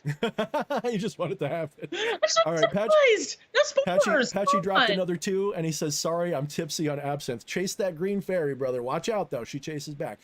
Yeah, I think, what was I going to say before? Xander, hold on, let me get the supers out. So Xander says, happy birthday, Eddie, which I don't know if Eddie wants everybody knowing, but he apparently is happy about it. Patchy says, Ghost Gun, I love that concept.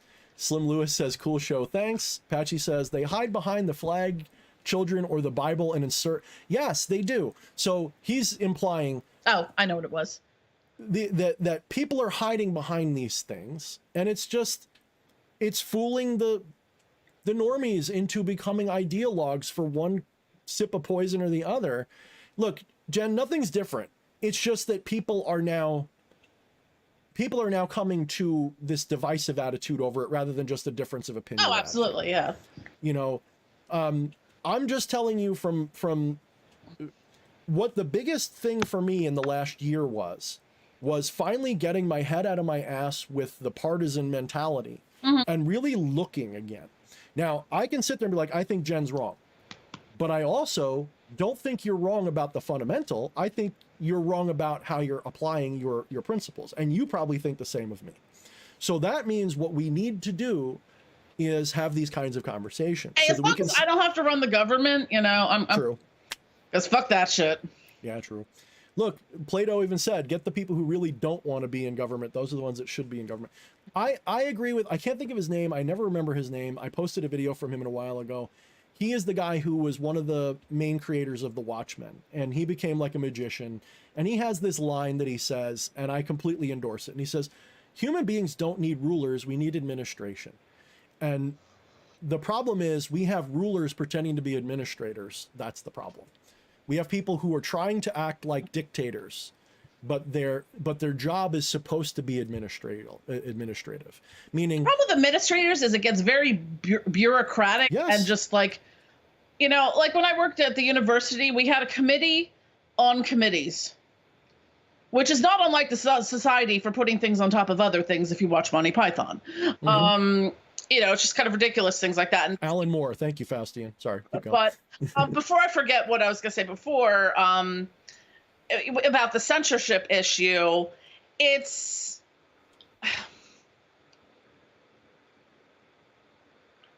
I believe, you know, First Amendment, you know, thing. I'm like, freedom of speech, great. I don't think people should be censored necessarily, but freedom of speech does not equal freedom from consequence.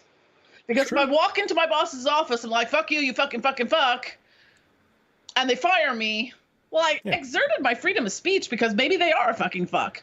Well, the thing is, I'm not sure I met anybody who ever tried to make the case for that. Like, I'm sure they are. So a lot of times that people think they can say things and do things without any form of consequence.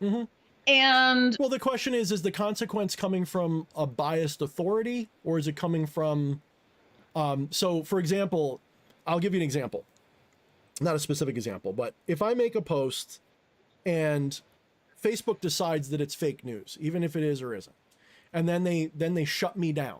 And I go and I look into it. It's like, it's not fake news. It's just inconvenient for them because so that's not okay. We would all agree that's censorship. Well, the fact that we have to use all these ridiculous words to get around bots so we don't get banned on any of these things. And it's so embarrassing watching historians try to talk about things on platforms, on their TikToks, because that's where, the people are. And they're like, well, the pew-pews that the Germans used and the Yahtzees and whatnot. And it's just like, I feel, and their soul is vomiting on the inside to have to word things. And should not be that way. It should not be that. In a mature society, we should be able to use words, even the bad ones, especially in an intellectual context, without having to take a risk.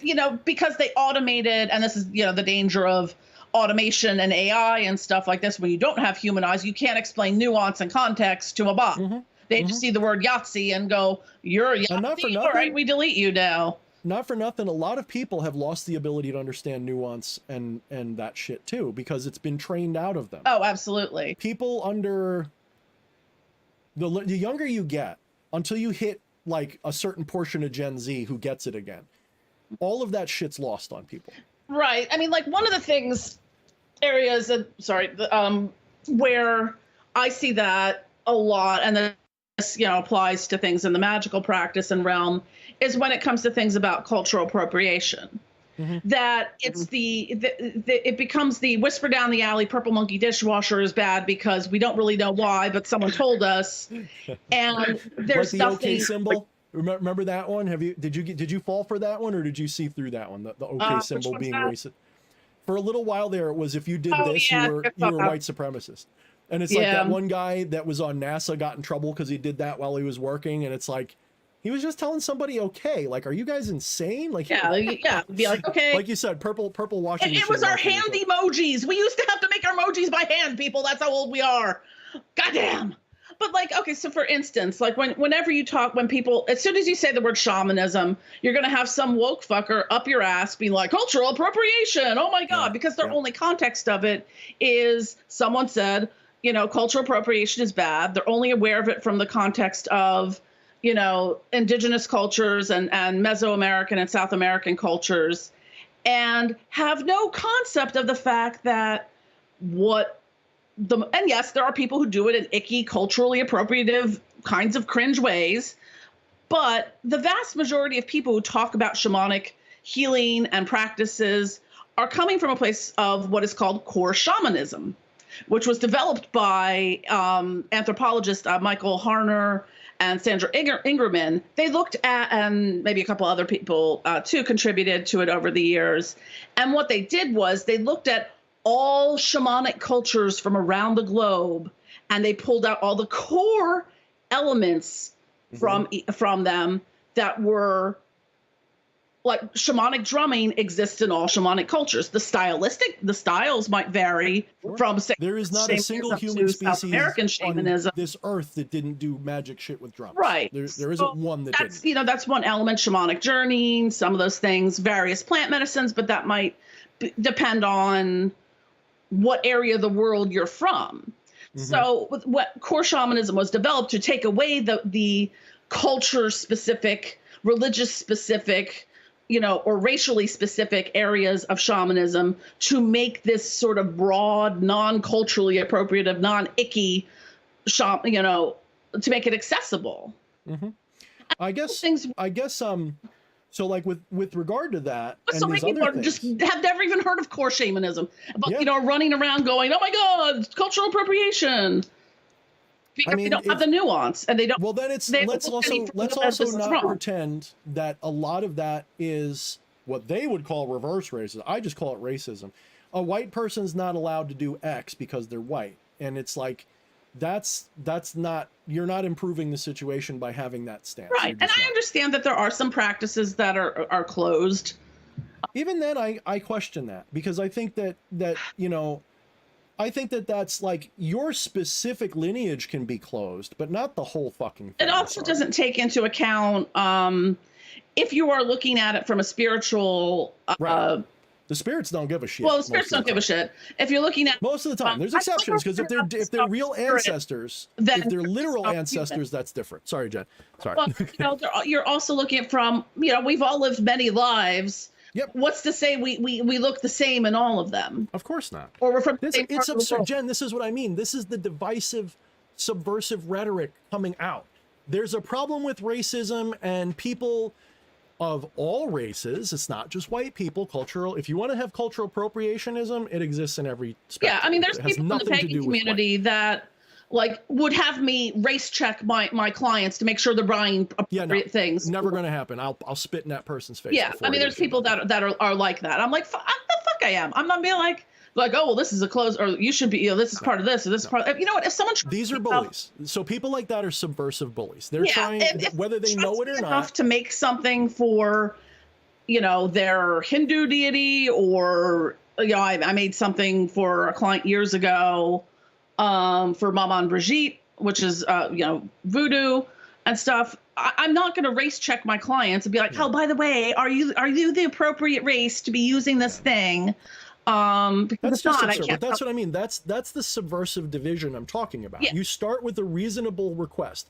Hey, could you respect my culture enough that if you're gonna wear it as a fucking costume, could you at least fucking give me some respect? It's kind of like wearing a kimono and having a tea ceremony is not cultural appropriation. Dressing as a sexy geisha for Halloween, yeah, that is. I don't even agree with that. You know why? Because I've known a lot of Japanese people who are just like, why do you see it that way? It's. Well, I'm just using that example. I don't necessarily. You're talking about a culture that loves cosplay. You're talking about a culture that loves cosplay. Maybe that's about. Okay, sexy Pocahontas then. And even that, how is so? My point is, if it's not actually Native American, it's just inspired by, then is that really it? I get it, but I also would say, is it really something that is like we should attack people for? So my point is this: I don't let's say attack, but educate. Educate, fine. Like because there are a lot of things that are sacred when it comes to the costumes and how people. I agree with Ajna. Ajna said Halloween should be completely free, no values at all. Do what you want within reason of the law. I completely agree. That should be a time where you should be able to just, if that is, so how about this? What if that's my personal costume and has nothing to do with your race, religion, background, history, whatever? What if I literally Halloween's completely free, but then you're always going to end up with that one edgelord that shows up in blackface. So what? Then everybody says to them, you're an asshole. And I mean, you're talking about Trudeau. I just want to be clear here. Are we talking about Trudeau? Because that applies to Trudeau. Yeah, so many people have done that shit over the years. So my point is, movies did we have growing up with people still doing that, even in the 80s? Yeah. So I guess what I'm getting at is, okay, let's say we agree, because we do in general, that when it's disrespectful, it's gross. Okay, we all agree on that. Most of the time when people are being disrespectful, though, they don't know they're doing it, and that's why you say we should educate. And then I'm like, yep, on board. I'm on board so far. Things culturally that kind of, my family is all Eastern European. Third generation off the boat, and a lot of the things my sayings I grew up with were not exactly friendly or positive about what we now call the Romani people. It was like, oh, be careful, you don't want to get kidnapped by. Dude, my grandmother used to tell me to watch out for gypsies in the 80s. I was like, what? Yeah, that's even a thing? Like, what is that? Or if you're being bad, we're going to sell you to the, Yeah, they warned me about that. I'm like, what are you talking about? I'm more worried about the meth shop over there. Kidnapped by, in as a child in Atlantic City, so. But yeah, so more to the point is, it's like specific things that expressions that we grow up with, and I'm like, damn, that's fucked up. So the way I see it is, if you're dividing a culture, which is really what this is about, and it's insidious because it comes from a perspective of a reasonable or emotionally sensitive direction. So with cultural appropriation in the Pocahontas costume, you've got a bunch of people that don't know that they're offending somebody. Fair. So let's educate that. That's where the reasonable buck should stop. But when you start judging everybody for their lack of education, is it right to judge somebody because they're not educated? Is it right to look down on them and say that they're evil because they're? Let me make this argument very clear. We live in a society right now where you have no excuse to not be educated on some level. So Is it right to treat somebody who's somehow not educated? Maybe they had a problem, they didn't get, is it right to be like, you're an asshole, you're a piece of shit because you're not educated? And by the same token, if someone wasn't educated, that dressing up like Pocahontas was bad, is it right to attack them as in the same context? So there's, you know, there's two approaches that you'll see. It's calling out. It's posting the picture or like, look at this fuckhead on the thing and calling them out and name and shame kind of thing. Or there's calling them in where they go, hey, come here. In a way, you know, it's kind of, you know, that's a little bit, you know, we don't do that or we don't say that here or whatnot. That's not appropriate to do. I would argue again, if that's not how they dressed, and I hope this point is clear. Maybe I'm just a little too on the spectrum and I don't get it. But if that's not how somebody dressed, on some level, why is it a problem? In other words, so when I go to Japan and I see them all dressed up in cowboy uniforms because they think that's how white people are these days, and they don't do that so much anymore. Well, you know what I mean. Do I look at them and go, oh my God, you're appropriating my culture. What a piece of shit. Oh my God, oh my God, oh my God. We're not like that. You horrible person. Yeah, I want to address a couple things in the comments too, because I can talk about that a little bit. Because they were Trump and Eddie were talking about two things. One was about like on the cultural appropriation thing. Eddie said something about like, you know, doing all the peyote to get high as fuck, just to have the experience of being high as fuck without treating it. But then it takes away that sacred plant medicine from indigenous people who are using it in sacred ritual space. Now, if you're using it for a sacred ritual, that's different. And also they're talking a little bit about the white sage thing. Now, this was something to me as an herbalist, I had to do some digging into, because there's a lot of misinformation or gaps in the information, because there's like a bazillion different types of sage. So the particular type of sage that is the one that's kind of problematic, that's over harvested, is the Salvia apiana, which is the white sage, which is what you see in Whole Foods in your little smudgy bundles and stuff like that. I hate those things. I don't like just me? I hate those fucking things. Yes. And and I finally I was like, I wanted to get some from, you know, literally from the horse's mouth, the information. So I talked to some indigenous creators about it. And what I was told, because I'm thinking when I'm buying, you know, white sage or white sage essential oil, it's all ethically harvested and whatnot. And in actuality, much of it is illegally harvested. So it's stolen from, you know, wild harvested. Well, I could just go yank out whatever, but there's a lot of laws and protections in place. And, you know, white sage is over harvested to begin with. So that's where it becomes a little bit of, that's where that issue comes from with, it's not necessarily that that is particularly culturally appropriative. Now I'll get to it when it comes to smudging. Like the person I talked to said, prairie sage is a perfect, you know, stand-in for white sage. And there's a million, the garden sage is fine, any kind of sage. You don't need white sage. So with the term smudging, that is a very specific sacred ceremony to the indigenous people. So like when I talk about using anything that I'm burning, I usually say smoke cleansing, because smudging is a cultural specific practice to the indigenous people. So, you know, am I going to sit there and correct every single person that uses smudging? It's become just part of our vernacular.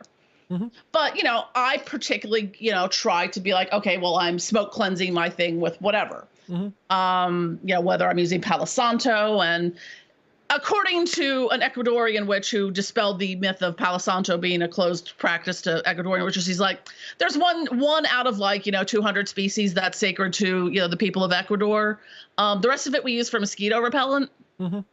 You're usually buying the mosquito repellent one. Yeah. So you know. And there's very specific ways that Palo Santo, because it's endangered and protected by the government, Ecuador. Hey, look at the soybean products, okay? If you're like one of these liberals that's all about the soy because it's, this, look at what it's doing in the Amazon rainforest. Yeah, Those guys are chopping it all down so you can get your soy. You think, are we now gonna attack you for destroying the rainforest? Like, come on. Right. Like with Palo Santo, what we get if it's legally harvested is all Palo Santo has to have fallen naturally from the tree, and the limbs have to have been on the ground for at least 2 years before it can be harvested. So that's, one thing to consider there. There was another point I was going to make with the smoke cleansing, smudging, something along that lines. Oh, I know what it was. So some of these practices, I hope I get the from what I've been told. Now, where the Western, how we got introduced to things like dream catchers and white sage and smudging was, and the one thing to keep in especially with indigenous cultures to take into mind is it was illegal for them to practice their religion until 1978. It could be same thing with a lot of the stuff like we call voodoo and all this stuff. A lot of that had to be underground. Killed for practicing their religion. Yep. That's why a lot of it got Christianized. It's within my lifetime. Yep. That's why a lot of that stuff gets Christianized, is because it becomes more permissible when you're including the Psalms. So there was the Freedom of Religions Act of, I think, 1978 that made a lot of the stuff okay. After that point in time, it was my understanding that the Council of Elders agreed upon a cultural exchange with, the Western world. And that's how, and in that, from their sacred practices, what they gave us in that cultural exchange was the dream catchers, which is why you see them everywhere, and the white sage smudging and stuff. So I'm going to interject with a couple of thoughts, and it's hopefully won't be too big, but first of all, when it comes to things, especially with indigenous people, Aboriginal cultures and stuff, I consider them to be like an endangered species in that rather, to a degree, and I'm not going to get all judgy about it like some people do, but to a degree, I don't think saying I want this to stay sacred this way is at all unreasonable. I think that's completely reasonable that you're like, hey, do it right if you're going to do it. Because if you're going to do it, it's going to die and go away. If, we're endangered, okay? We're indigenous people. We're living on reservations. Half of us are already interbred and there's no more, it's already going away. We're an endangered species. Could you respect our culture enough so that we can have that? Completely understand. Like that's, like, I think you have to be an insensitive asshole. Especially when, look at all the genocide over the years. Right. It's completely understood. Now, would I call that a closed practice? Because the way I see it is, this is technology, but would I go out acting like that's my practice? No, because that's I'm not going to teach people smudging because that's not my practice. Right. That's not my thing. And it's like, will I, on the other hand, study it and look at what they do? Probably, because there's probably something of value in there for everybody if you look at it through the but right it's lens. Also walking onto a reservation and expected to be taught how to be a shaman, then of course not. Being turned away and being like, you're not going to get taught to be a, because they won't let me be a shaman. Yeah, no, of course not. Of course not. Call yourself something else. That's like, as a martial artist, if you say, oh, I am a master of jujitsu, and what you really practiced was, freaking, McDonald's level Kempo, you're not a fucking master of shit. You're just so there's a lot of like fake, we call it bullshito when you pretend to be that thing and you're not. So that's a very real thing. And I agree with that, or at least on principle. Not to the point of judging and hating and canceling and censoring and calling them racist and shit, but to a degree, I totally understand the pushback. It's not a problem. What I'm seeing though, is that good people are becoming neurotic because they're being gaslit by a divisive. I see a lot of the younger generation of witches terrified to touch anything. Yes, they're being gaslit. So afraid of cultural appropriation, being canceled, being whatever. And, and it's really limiting, It's neurotic, it's gaslighting. It does this weird thing of becoming so insular and segregated that we're losing the experience. Because that's the point. That's the point of it all. They're trying to segregate us all and to hate each other. Instead of people saying, like you said, you can take somebody's side and say, hey, some people find that offensive. I don't want to judge you. Maybe you didn't know. Versus, oh my God, cancel that. So what I'm pushing for, if I had a political platform, it wouldn't be to, oh my God, you can't be sensitive anymore. You have to be a conservative. Oh my God, you can't be a liberal anymore, you know, or whatever. You can't be no. Stop being neurotic. Stop being so pedantic about every single one of these things to the point of offense about learn to fucking chill. Yeah. Smoke a fucking bowl with, take the people that you don't trust. My spirit guides are white. So, and you know, I don't know why. Like, we've got people in my community, like there's this one girl, I won't name her, but she probably wouldn't care.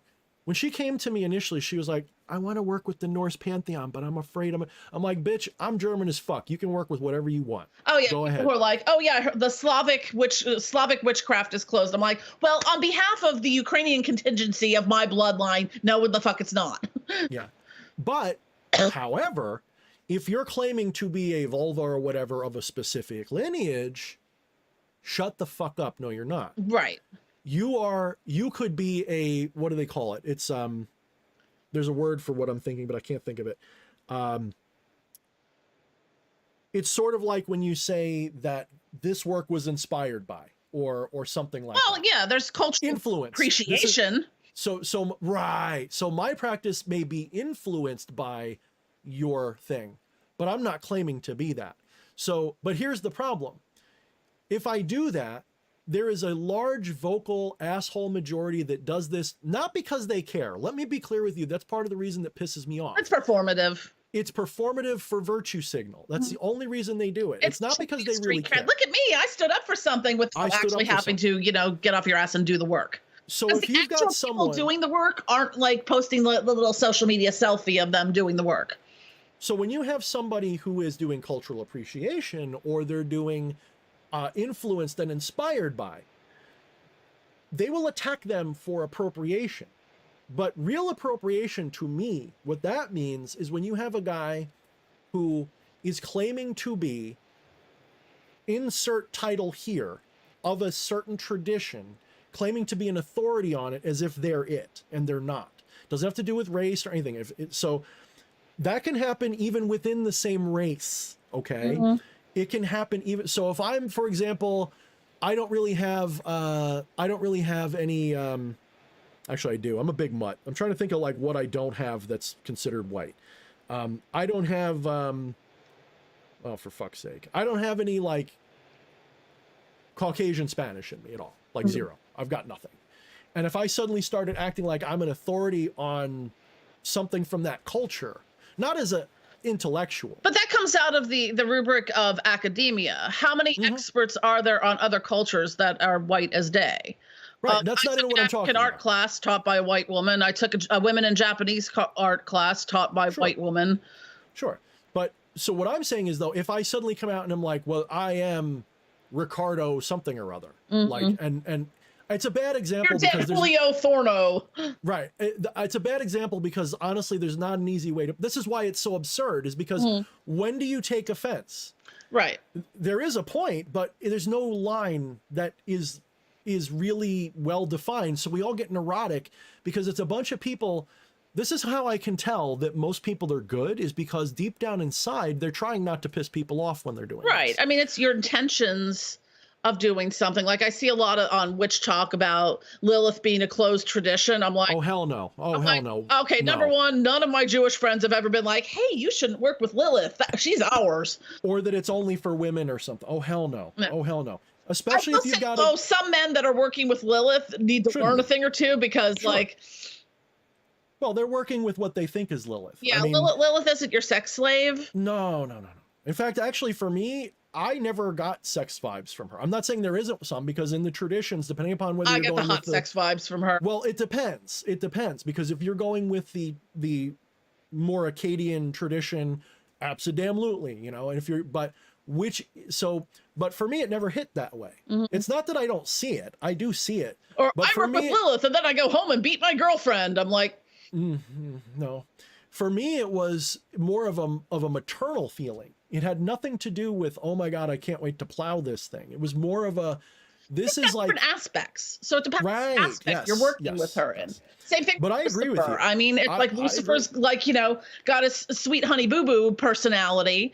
And, you know, other times, you know, you've got the draconian aspect.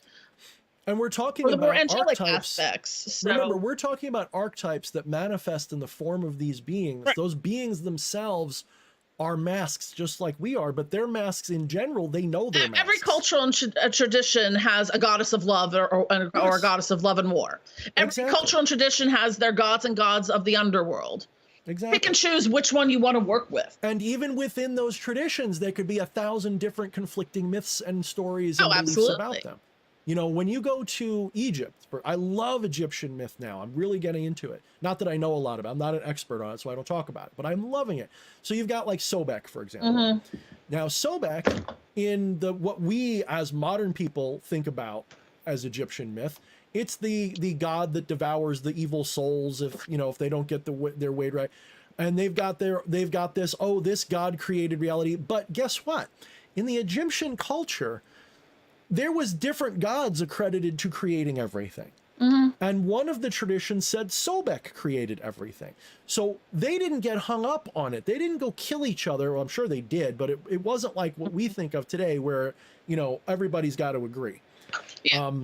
A theistic Satanist and a non-theistic Satanist walk into a bar. Yep. Which one says, oh, God first? But, you know, this is where I part company as a practitioner from 90% of the people out there, because they get very theistic, identitarian, weird, you know, and it becomes this thing. So here's my advice to everybody. And this goes to everybody. Stop making your ego and identity be colored by these things to the point where you think that's what you're not a Satanist. Okay. Like people go like, I'm a Satanist. No, you're not. You're somebody who agrees with what LaVey said, or whatever your brand of, because there's a lot of brands of Satanism. LaVey's just like the entry point for most people. You've got you've got that version of it. You are not a Satanist. You are somebody who agrees with Satanism. And the difference is, one is an identity. The other is a practice or a philosophy that you have adopted to learn from. If you are of the I am a Satanist identity type, I promise you that you are going to have a hard fall sooner or later. That doesn't matter what religion it's for, by the way, or a philosophy or ideal or whatever. The sooner you get detached from that and recognize that, no, that's not what I am. It's just what I prefer, or that it's what I agree with. This may seem like, what's the point, Thorne? What's the difference? The point is your association and attachment to it. So for example, if you're someone who agrees with the principles of Satanism versus someone who identifies as it, let's take a look at the two. If you agree with the principles of Satanism and I say Satanists suck, you're not going to be offended because you're not a Satanist. You just agree with some of satanic principles. If on the other hand I say Satanists suck and you're a Satanist, you're suddenly offended. Now, let's take it another level. You're going to say, well, that kind of makes sense, because let's take it another level. Let's say you have someone who is saying, I'm not saying Satanism sucks. I'm saying that philosophy within Satanism sucks. If you are a Satanist, if you identify as that, you feel attacked. Like you're being like when they say that they disagree with LaVey when he said, you know, smash people on the other cheek instead of turning your cheek. And you say, well, that's a really terrible idea. Instead of being objective about it and saying, well, what's their point? You're attacking me.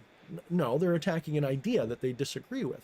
So this is why you shouldn't say, I am this, or I am that, or at least if you think that way, you need to really self-analyze what you're doing when you do that.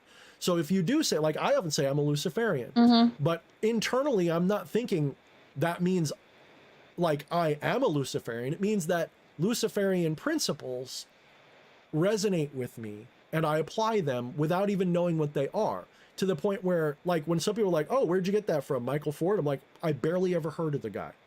I'm a Luciferian because it's what I am in terms of my philosophy.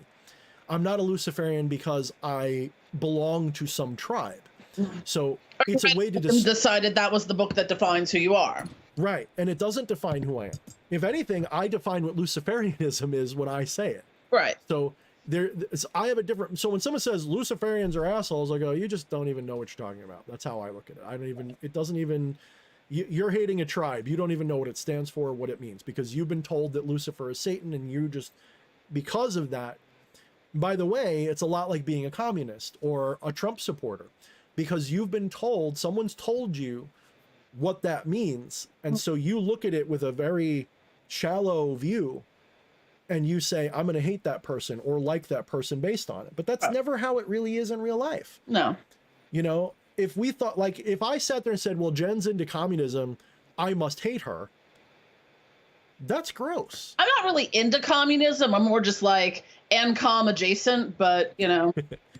I mean, I am a minarchist. So, you know, but it's not because I don't prefer anarchy. It's because I realize that anarchy in its purest form we're not ready for. So I look at it like we need minarchism to get us there until humanity matures. No, you're fine. It's like until humanity matures, we're not ready for true anarchy yet. Humanity's got about... Because it's always going to be some guy that shows up and slaps their dick in the mashed potato without a long... Basically, Don't show up and slap your dick into the mashed potatoes. You know when we're ready for anarchy? When human beings don't need to work together at all, because we have AI and technology that says we can all just go off in our own little camper into space and do our own thing. Space is big enough we don't all have to agree. I'm just letting you know. Look, go outside, look up at the sky that they've made so you can't see the stars anymore. That's by design too. Hear you scream.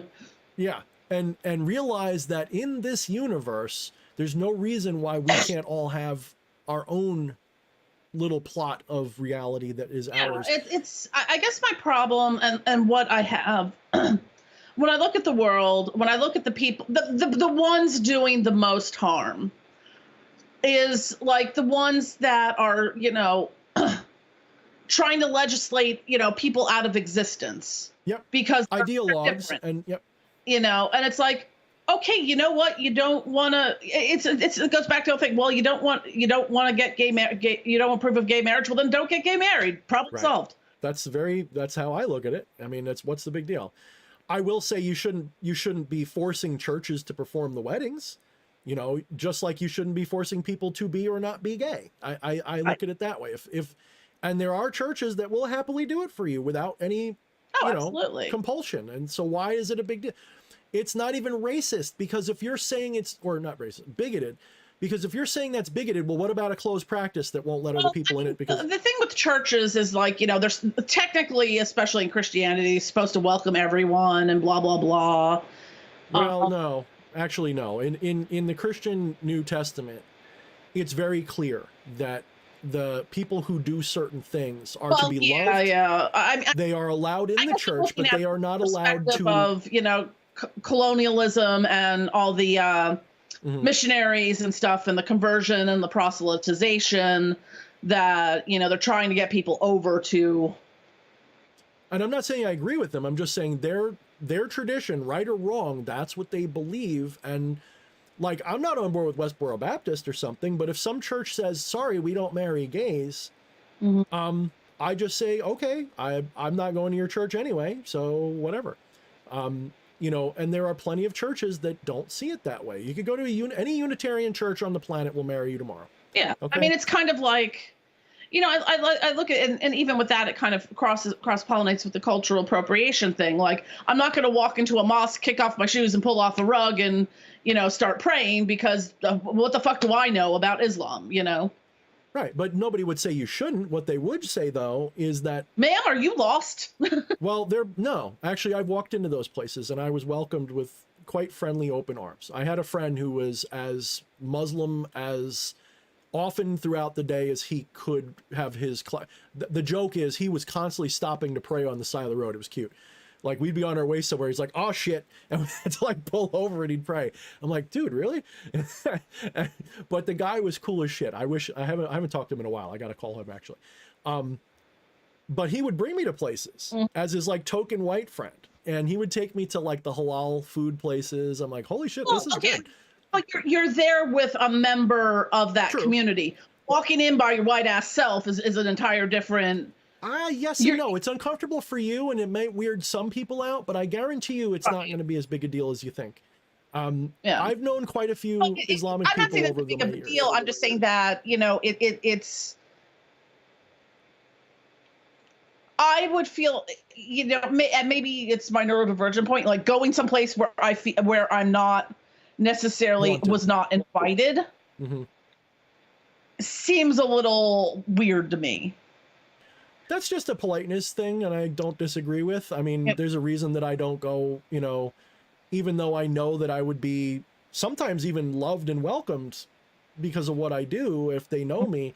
I don't feel like I want to insert myself into different groups and culture, even though they might even know who I am and want me there, because I wasn't invited. Maybe it's a vampire trait or something. I like to be invited, but yeah, I mean, here's the thing. People, I agree with you about the whole legislating people out of existence. And I don't know if that's like a buzz term on one side or the other, but I see it on both sides. So yeah, it applies. I mean, there's people on the left that want to legislate me out of existence. There's people on the right that want to legislate you out of existence. Those people suck, and nobody in their right mind should align with them. But there's also a lot of misinformation. Love and light, witchy people and stuff. I'm like, honey, we're all gonna be burning at the stake at the same time. They're not gonna give a shit if love and light, Yeah, and they're actually just not integrating shadows. They think that it's supposed to all be Pollyanna nonsense. But I forgot what my point was going to be. I was saying, there's so much misinformation and propaganda flying around that we're all taught to believe that anybody that wears or looks or acts or agrees with this is bad.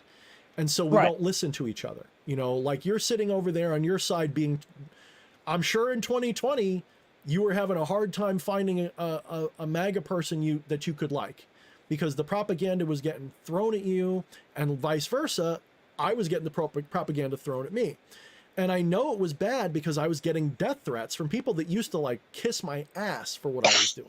Yeah, that's shit. So it's like, I knew right then, I'm like, okay, they are being brainwashed into hating people that they aren't even listening to.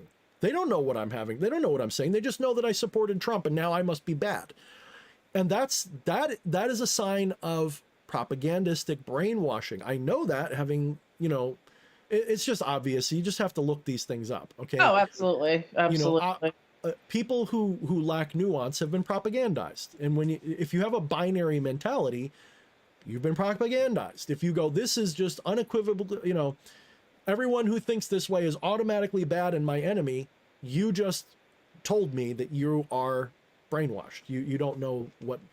Now, I was getting brainwashed. I was hitting a point where it was like, is everybody on the other side crazy? And it's like, over the years, I've realized, well, no, it's that we're all being propagandized and the facts are no longer relevant. It's about who wins now. And about 3 or 4 months ago, I haven't changed who I support, but I have decided to take more of a complete backseat to it, because I realize that those people are not my people anyway. Like the people that are currently the face don't represent me. I'm not represented by these people. No. My interests aren't represented by those people, but they're certainly not represented by the other side either. So where does that leave me? I don't have a political home, really. I'm not a Republican. I've never been a Republican. I'm not a Democrat. I've never been a Democrat. So we're getting really political here right now. But the point is that the division is real, and the division is artificial, and the division has to stop. Well, if the division doesn't stop. We're talking about politics, but it's the same division applies to, let's look at the left-hand path community, or the left-hand, or black magic versus white magic, or this versus that. Is that, you have the same divisionary tactics that exist within all communities, because I think sometimes by nature humans are divisionary. Oh yeah, that's we true. wouldn't fall prey to this as a part of human nature. Well, I'm going to get a couple super chats. I'm going to talk on that point in a second, because that's a good point you brought up, and I don't want to forget it, because this is a fun topic for me. But let's see. Patchy again said, Halloween is my favorite holiday. I dressed up as Cartman this past year. Respect my authority. Yeah, I love how he went from being a complete like racist asshole to mocking the social justice warriors for his own power, but he's still a racist asshole. I love it. He's such a great. What I love that they do with him is they basically like whatever societal groups are the most extreme and bad, they always put on him, either whether it's left or right. So it's like he's like an easy guy to be like, oh, he's representing them now. It's a good metaphor. He said, I was told to stay away from a cult growing up. Look where I am now. Yeah, that happens a lot. That really does. All right. So I have a theory about some of this, and it's not a far out fringy theory at all. Human beings are sociologically, anthropologically, there goes my tongue, designed or evolved to exist in smaller social groups than we do. So every one of us evolved until the last couple hundred years, really, to predominantly live in little, anywhere from 5 to 200 or so people, tribal groups, okay, villages, shit like that, farm communities, even your fucking feudal era. A lot of the time, you had your lord and his peasants around, you might be talking about 200 people, okay? You're not talking about 2,000 people just at your fucking Wendy's when you go at the drive-thru, okay? So unless you're living out in the countryside. What's that, Jen? So that's literally my Wendy's. No matter what time of day you go there, like you're waiting in line to goddamn. Yep, there was a McDonald's in the city that I used to go to where the lines, the whole place, it had to be, I don't know, it was a huge McDonald's. About that last week, I think. I think I did. So you meet more people on the line at Wendy's today than most of your ancestors met all day long. Okay? All week long. So we're not evolved to handle this level of social anxiety. We're just not. So we don't realize it because we've been taught from a young age that it's totally normal to live in these tight little packed groups, because some people can and function, but a lot of people only think they're functional. This is why you have this incredible anxiety, neurosis, all this shit. Oh, I don't even leave the house at this point. I'm just like, fuck that, we're outside world. It can stay there until. And guess who that benefits? And that benefits the system, because then you're isolated and you're this and that. So they are watch news. What was it? There was a movie, Network. Watch Network. Mm-hmm. You know, that movie's old as shit, but it's still relevant. And the big rant is still relevant today. People are literally, their worlds are getting smaller and smaller while their view of the world's getting bigger and bigger. And they're being surrounded by more and more people. And all they want to do is say, please leave me alone. We all just want to be left the fuck alone, and nobody wants to let us be alone anymore. The more we live our lives online, the more toxic our lives are getting. Yeah. I've really pulled back a lot online, and I've really, because it does affect, I might look like I'm on Facebook all the time, and just because I'm notorious for leaving multiple browsers up on different computers and phones and iPads and stuff like that, but I really don't read Facebook that much. In fact, when I feel sick within minutes. And you know, probably every month I go through and delete 20 more people out of there, because I'm just like, I don't need the toxic nonsense or just, you know. And also because of whatever spectrum of neurospiciness, as you put it, that I'm on, I have that pedantic nature where if I see something I disagree with, I just like to talk to you and say. Eddie needs to make a Cliff Notes version of DH with his like chat AI thing, whatever he was working on. Yeah, Eddie. The TLDR DH. That. TLDR. So I have to actually step away, otherwise I'll end up arguing with people, and then because of the lack of tone, you know, because it's just text, people start getting offended. And it gets weird, even though I just want to be like, hey, did you know that this fact is different? And it's like, don't do that, Thorne. People don't appreciate it the way you normally do when you, well, actually, you don't like it when people do that to you either. You like it when they're nice about it. So I'm like, all right, I got to be more self-aware that I'm doing that. And so I just don't even engage with people hardly. And if I do, I'm usually trying to be constructive. And, I ended up ticking off all my liberal friends around the Roe versus. Oh, I saw that. The Roe versus Wade time when everyone was like, wink, wink, come camping in my state. And they're, doing wink, wink, this is our camping group. I'm like, did y'all learn nothing? Mm-hmm. These Nothing is private on here. Y'all are acting like a bunch of. How did they catch everyone from January 6th? Because these motherfuckers were posting it all over social media. Oh, look, here's a picture of me taking a dump on someone's desk. Well, and you'll notice that we still don't know who the hell went to Epstein Island, ironically. What's that? And you'll notice we still don't know who went to Epstein Island, but they'll tell you the name of everybody who even set foot in the Capitol that day. It's all manufactured outrage, man. Right. It's 90% of what it is. I mean, personally, that same year, the year before, the whole damn DC was on fire. Nobody said insurrection about that. It's only when it's people with MAGA signs. So I'm a little sensitive about it because I can recognize when there is, people have a right to fucking protest. Oh, absolutely. And sometimes that I don't like it, and I argue against it and say you shouldn't do it. But sometimes that does include lighting a fucking dumpster on fire or whatever. I don't agree with it. You shouldn't do it. But having lived through like where I live during the riots and stuff in 2020, I have a very different perspective on it. And I have a lot of it gave me a lot of PTSD from it. Like the days of flashbangs going off, and you have no idea how loud a flashbang. Oh, I do. I do. And just your whole house rattling. I was like, I'm gonna order myself a goddamn Thunder shirt off, like they have for dogs, during fireworks off. And that's the fuckery about it, is that, or the cops, the way I see it, flying overhead with LRAD, to the way I see it, instead of vandalizing and destroying Main Street because you're mad at the governor, go to the fucking governor's mansion. What the hell is wrong with you guys? So, they basically just destroyed all the businesses in a fucking black neighborhood. Yeah, why? Well, that's what I'm saying. And the whole thing, and I said it then, I'm like, my neighbors weren't coming home with flat screen TVs and stacks of sneakers. No, you guys were hiding. I guarantee it. We just all went, nope. You probably didn't. You know what's funny? Some of the people in your neighborhood might have participated in the first hour of it when it was peaceful and gathering, and then they're like, "Wait a minute, get out!" I can totally see it. It was all people coming in from other places. They won't do it in their own hometown. They're going to do it in yours to destroy your neighborhood, to make a scene, to make a bit.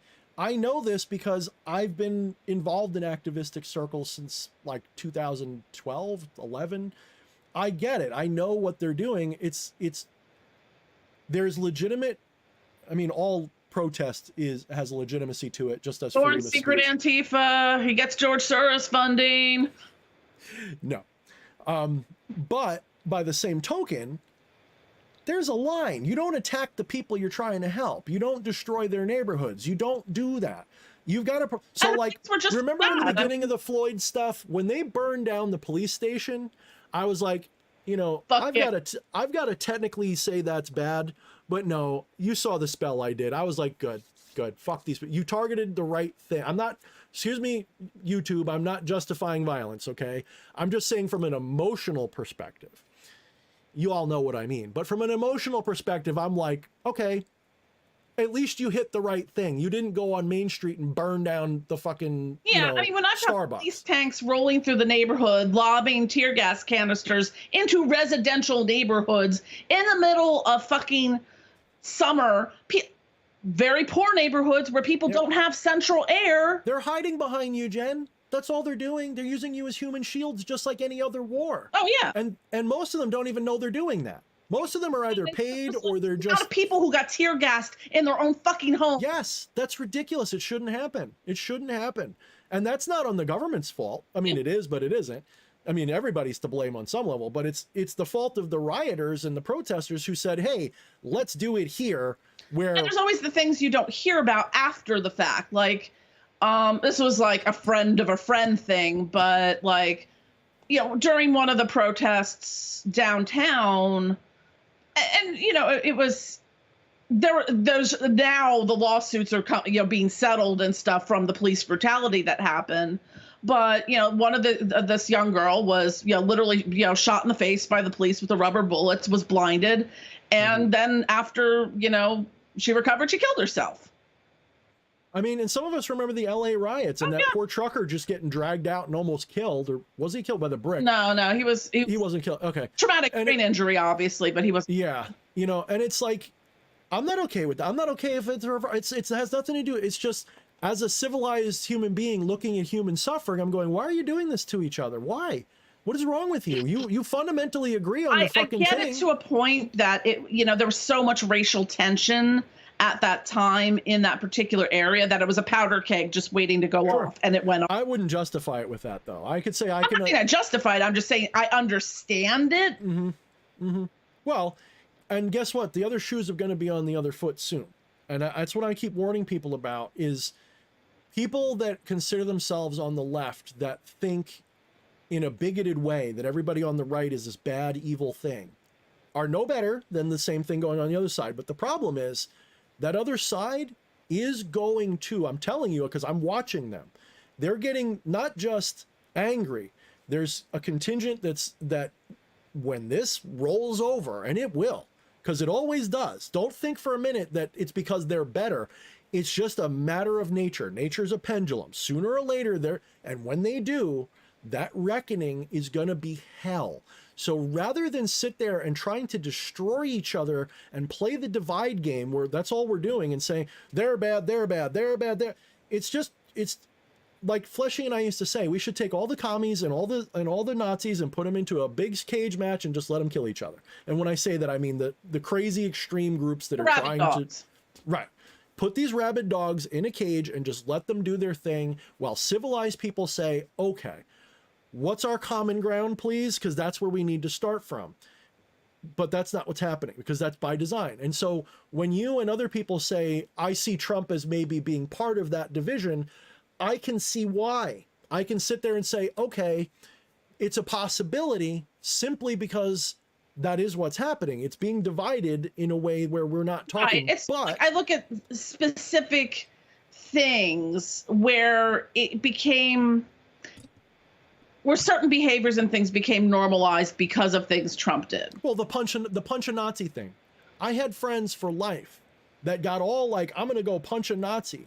They weren't talking about literal Nazis. They were talking about people just going to a MAGA rally. Yeah. And I'm like, you're going to scalp. Punch a legit Nazi just, on behalf of my bloodline that fought. Right. That's not the problem. No one in their right mind disagrees. It's that the word Nazis lost all meaning because it's being applied to people that are not right. Nazis. It's what was the Godwin's, was it Godwin's theory? Yeah. Everybody's a Nazi. Arguments. Yeah. Everyone I don't like is a Nazi. Yeah. It's like, it's as soon as, whatever argument on the internet devolves into Nazi World War II, it's the Godwin law, it's over. What was funny back in the day, and in the goth communities, our Godwin's law was eyeliner. So if someone called eyeliner, that was just the throwing the Nazi into the conversation, and then it just was like, all right. So I had these friends for life that they knew where I stood on Nazis or bigotry or racism. And they'd be like, well, you're voting for Trump. You must be a Nazi now. And I'm like, then try me, bitch. Like, I'm not afraid. I think you're an authoritarian. I think you're a fascist if that's what you think. That somebody can't be on that side. They're automatically this. And it just got uglier and uglier and uglier. Yeah, and it's my general ethos. Like, I said, live and let live and don't be a dick. But that's literally it. It's like, I don't care what you believe. Just don't, try to, hurt people with it. Make me believe the same thing or change laws or legislation. Like you said, legislate people out of existence. Jesus is the Easter Bunny and oh my God, whatnot.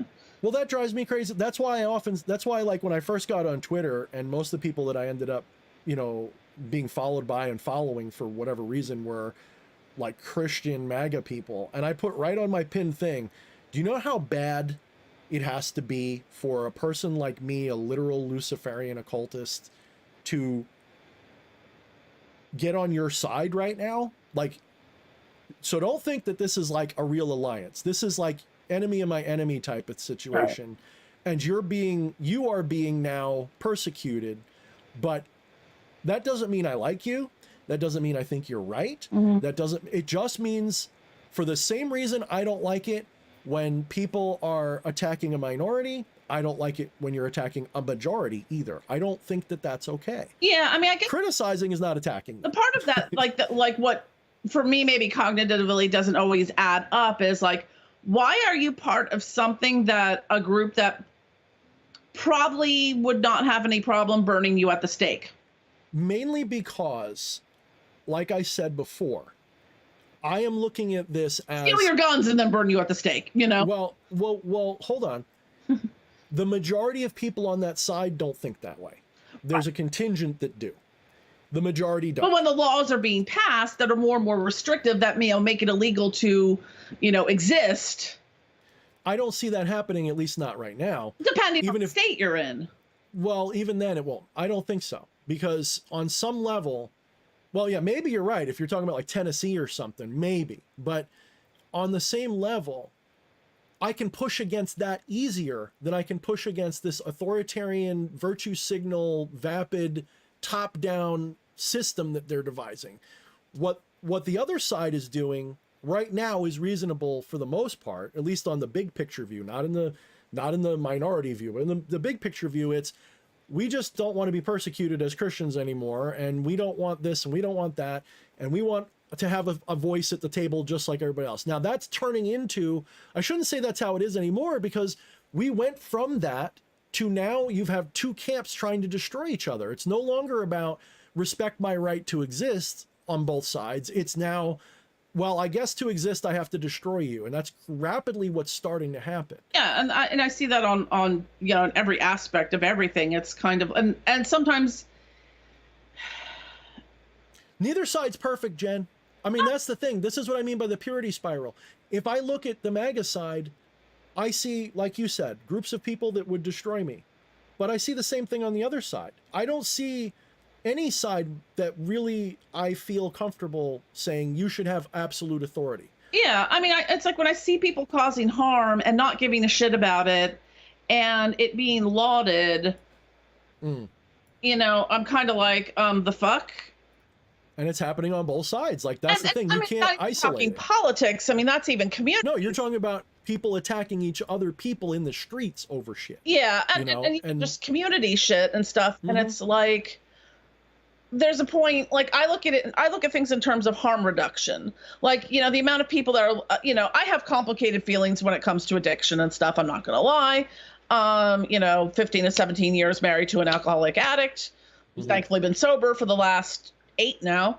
I have some complicated feelings for that. Does that mean I think people shouldn't, that Narcan should not be, distributed or be something that people carry? Because when you look at it, like when you really take the deep dive into the opioid crisis, how was that started? Yep. It's not just druggies and addicts. Like, no. It's usually government or government in collusion it was with the pharmaceutical industry. It was Purdue Pharma. That's what I was going to say. And they can't do anything without government. So that government and corporations are the same thing. People have to realize that government's just a big corporation. And, it's no different. There was a lot of false science they put in there of it being, there not being any breakthrough pain and not, this, that, and the other thing. And people, had to get, this is the max dose you'll ever have to take. And then it had to get higher and higher and higher. And, they're, writing, I used to get freaking, a week's worth of Vicodin or Percocet for a root canal back in the day. Now, I had a friend in the hospital. She's a double amputee now. And, she could barely get a Motrin. Yeah. From the Cauldron Witch says, what do you think of the video inside the Capitol where the police were giving a tour and that police officer was not dead when they said he was? I'm just going to tell you that if you're paying attention, everything to do with January 6th was just this giant propaganda machine that was trying to demonize, yes, people doing wrong things, but they were trying to demonize the entire everything based on a few people. Just like, look, during the Summer of Love, my problem wasn't with the people saying we need to fix the police system. It was the people fucking throwing bricks into innocent people's windows, causing mayhem. That's my problem. So, but in the same token, they were trying they were basically trying to create this image that Trump supporters are violent insurrectionists, because that's always been the fucking plan. If you guys know all the behind the shit about the New World Order stuff, the plan has always been to take the people who are going to be dissenting from what they're planning, smear them all as terrorists and put them into various camps and shit eventually. That's always been an option that they Well, it also depends too on what you're, if they were just, marching in the streets and throwing bricks through Starbucks, I don't think people would have considered it an insurrection because it took place in a in a federal government, But let's be fair, Jen, the same thing happened before by the other side. They didn't call that an insurrection. I mean, literally the same thing. They went into the Capitol, marched around, there's times where they're holding fucking things. They march in screaming, and it's the same thing. So why is it so much worse? Because they're trying to demonize. If you're going to demonize one, you got to demonize the other. I mean, it's one of those gray area things where it's like, yes, there have been Capitol protests where people are in there. No, I'm saying there was things that were almost identical. Maybe they were smaller scale. Maybe they only had 100 people instead of 500. But they had, if you look it up on an unbiased source, you're going to see that, yes, maybe that's the first time in a long time that they like on the volume it was. That's not an insurrection, though. An insurrection is a very specific definition. A bunch of rowdy assholes, of which at least a portion of them are feds, and another portion are, let's just call them agitprop from the other side. When you have that, you can't say that if it was an insurrection, that was the worst insurrection I've ever seen in my life. Not a single gun was brought. That was a dumbass insurrection. So it's not an insurrection, I'm telling you. Yeah, I mean, that's the word we were fed. So, but I mean, right. It's the word you were fed, and it's the perception you were fed. I just call it January 6th. I'm like, just a lot of dumbass shit that happened. But that's what, so now let's look at the Summer of Love from the other side. Everyone's looking at that like, how dare you smear our entire movement with this little and try to blame it on a president who said go peacefully protest. How dare you, when you just had an entire summer of burning and looting and killing and everything over what was media driven rage. It wasn't, all of that was driven by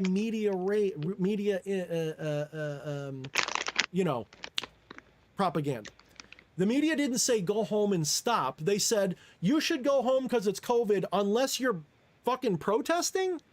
Like, so if I want to go to school, I can't. But if I want to go downtown and burn that fucker down, you're okay with it?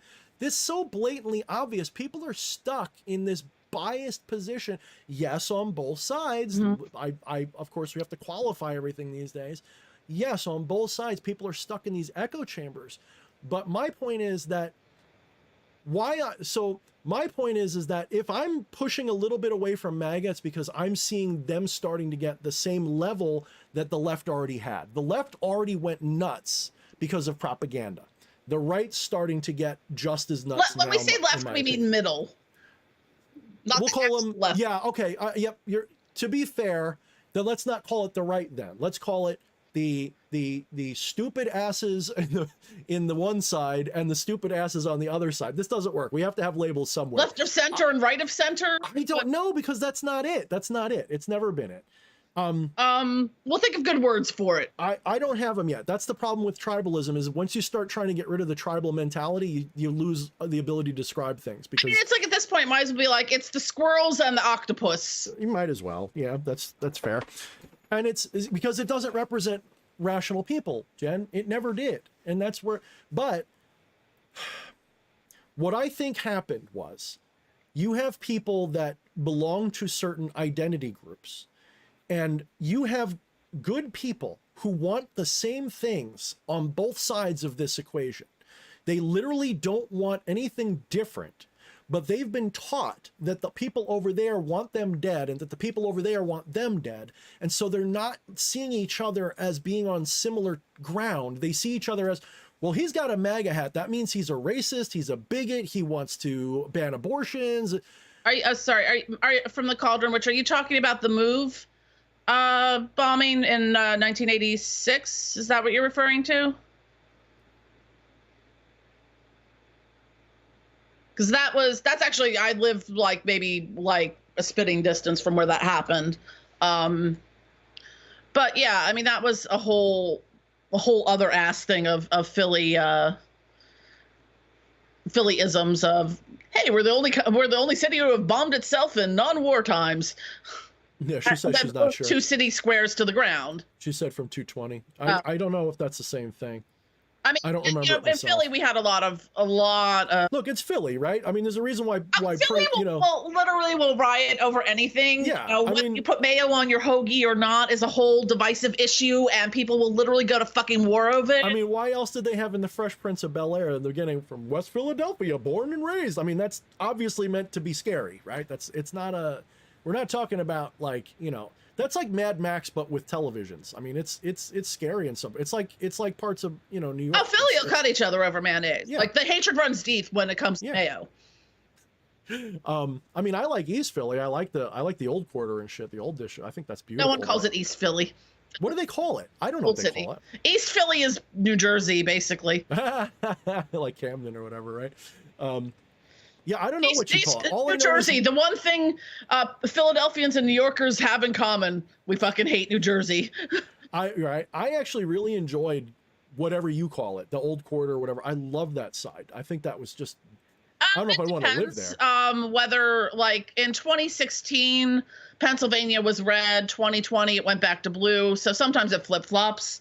Mm-hmm. Philly and that's what I like about Pennsylvania in general. Pennsylvania technically a blue state because otherwise the rest of Pennsylvania they call Pennsyltucky. Mm-hmm. It's basically, you know, may as well be the deep south. Just can I be honest with you, Jen? That's how it is everywhere. Yeah. You go 10 minutes out of any city, you're not talking blue anymore. And I actually suspect that a lot of that blueness, not all of it, but a lot of that blueness is exaggerated for a reason. I'm not saying it's not a majority. I'm just saying a lot. So like people in New York, for example, they know that a Republican will never win anywhere in New York City ever again as long as things stay the way they are. It'll never happen. So you get a lot of people that sign up as Democrats so that they have a way to vote in the primaries, and they vote for Democrats, but they vote for Democrats that align more with what they believe. They're not really Democrats, but they have to. So you have that. You also have the more cosmopolitan mentality, which has always leaned in that liberal direction. That's not right. I think a lot of it is exposure too. Like if you grow up in a little tiny white ass town and are never exposed to other cultures, what the fuck do you give a crap about? You're so. I mean, I had a lot of culture shock when I first moved to Philadelphia when I was 18 because I lived in a small dinky little white town. Mm-hmm. But then you also have this whole like, you know. They blame the people that aren't in power. Like if you're living in a blue city run by blue people and you're mad at Republicans upstate or in the countryside, why? They're not in control of your city. Philly, all our politicians are particularly corrupt. So yeah, well, there's no different in every. That's what I'm trying to say though, is these cities are so corrupt. You can't trust what they show as the dynamic of who's who on what on the map is. When they say New York City's blue, they're right. But is it as real blue as they make it look on paper? No. My opinion is everything's a shade of purple everywhere you go, and you have assholes that take it to the, because that's where so I want to bring you guys, I want to bring this around to a philosophy moment, okay? I want you guys to all step back for a minute and realize that nobody is red or blue. There's nobody on this planet that is red. I am red. Look. Shut up, Jen. I'm just kidding. Well, I have something blue, but yeah. Balls. No, I take care of those pretty good, actually. My wife and I, we have a pretty good, you know. But anyway. Oh, you got a blue spot in the background there. Oh, maybe that's what it, yeah. Nobody's actually, I shouldn't say nobody, but pretty much nobody's really red or blue. Most people think they're red or blue because the system has been designed with a binary because binaries can be easily controlled. See, what you have to do is move towards a more non-dualistic That's right. approach. You have to be a non-dual politician. Red or blue. We're all shades of the spectrum. We're all shades of the spectrum. It's all interconnected. Absolutely. You're not wrong. I mean, that's really what it is. But because of the way power structures work, you need a positive and a negative terminal. You need a blue and a red. You need a Coke and a Pepsi. If there was just one cola, another cola. You need Diet Dr. Pepper. That's not a cola, Jen. Whatever I say it is. It is whatever. It's my lifeblood. I never, pepper is all right. Dr. Pepper is life. I do like pepper, but it's not my thing. I've always been I don't know.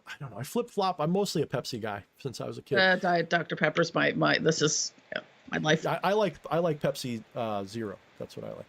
But can I just point out, guys, you see how Jen and I are getting along like old fucking curmudgeonly friends that we go, hey, I think you're wrong, but I don't hate you. What's wrong with all of you? Why can't you do that with somebody this week? I don't want to sound like this preachy motherfucker at you, but how many of you guys actually go out of your way to try to strike up a conversation with someone and understand a little bit? You know, there were not long ago, people were mad that I was friends with Jen, I guess because she's not. I turned him into like some woke commie. I've always thought most of these things. I bought him off with like all the George Soros money. He's now part of Antifa. No, you know, I don't like Antifa, at least the Antifa I see on TV, but I've probably met Antifa people that I do like, you know, I'm sure I have. So it's not, look, there's performative Antifa and then there's Antifa. All right, Jen, would you consider me anti-fascist? I hope you're going to say yes. Okay. So if that's the case, okay, I'm telling you that most of the people in MAGA are anti-fascist too. It's just that there is this perception that has been implanted in people's minds that everybody's a fucking monolith and nobody's talking anymore and recognizing the fucking same principles on both sides. Do you believe in freedom of speech? If yes, so does the right. Do you believe in this and that? You know where they disagree? A couple of football. So this is why I told you this about the Roe situation. I am technically pro-choice, but I am not pro-Roe. Because Roe wasn't a solution, it was a stopgap meant to hold the line until laws could be passed to codify what it was saying. That never happened because the politicians on both sides, so if you're a Republican, you're like, finally, we got rid of Roe. No, asshole, your politicians wanted a football issue that they could use for election cycles. Why is it all of a sudden abortion's a big deal every 2 years or so? Why is that? Because it doesn't matter to them. They don't care about your reproduction rights or lack thereof. Right. What they care about is power. Could have codified Roe for decades. For decades. Obama had codified it. Clinton could have codified it. Obama definitely could have. He had all the fucking, he had the House, he had the Senate, and he had the executive. They could have codified it that year and they didn't. Why didn't they? Yeah. Why not? Because they wanted that wedge Because it could always still remain a divisive issue, a hot button issue. Use. You're exactly right. See? Gee! Right. So so that's why when everybody got upset, I'm like, not that I disagree with your fundamental premise that it's a human right to deal with your reproduction. I've got a limit on it. I don't think, you know, if you're doing it for birth control at nine months that's okay, but maybe that's just me. But if you are literally, I don't know where to draw the line, but most of the world's decided it's around 20 weeks or whatever. It depends in cases like I have friends who have had to have late term abortions. Right, totally different scenario though. That's a totally most people that are saying they're against abortion aren't against that. They're against this other weird thing that is going on, which doesn't even happen as much as the other side says. And that's the thing now, because of the way the legislation has gone with that, now these women who need that medical care to save their lives are now having their lives in danger because, you know, the doctors have to call their lawyers and see, can we do something about this, and back and forth instead of immediate care. Yep. Well, and this is the thing, it's been politicized to the point where any legitimate philosophy or concern is swept under the rug because it's all about power.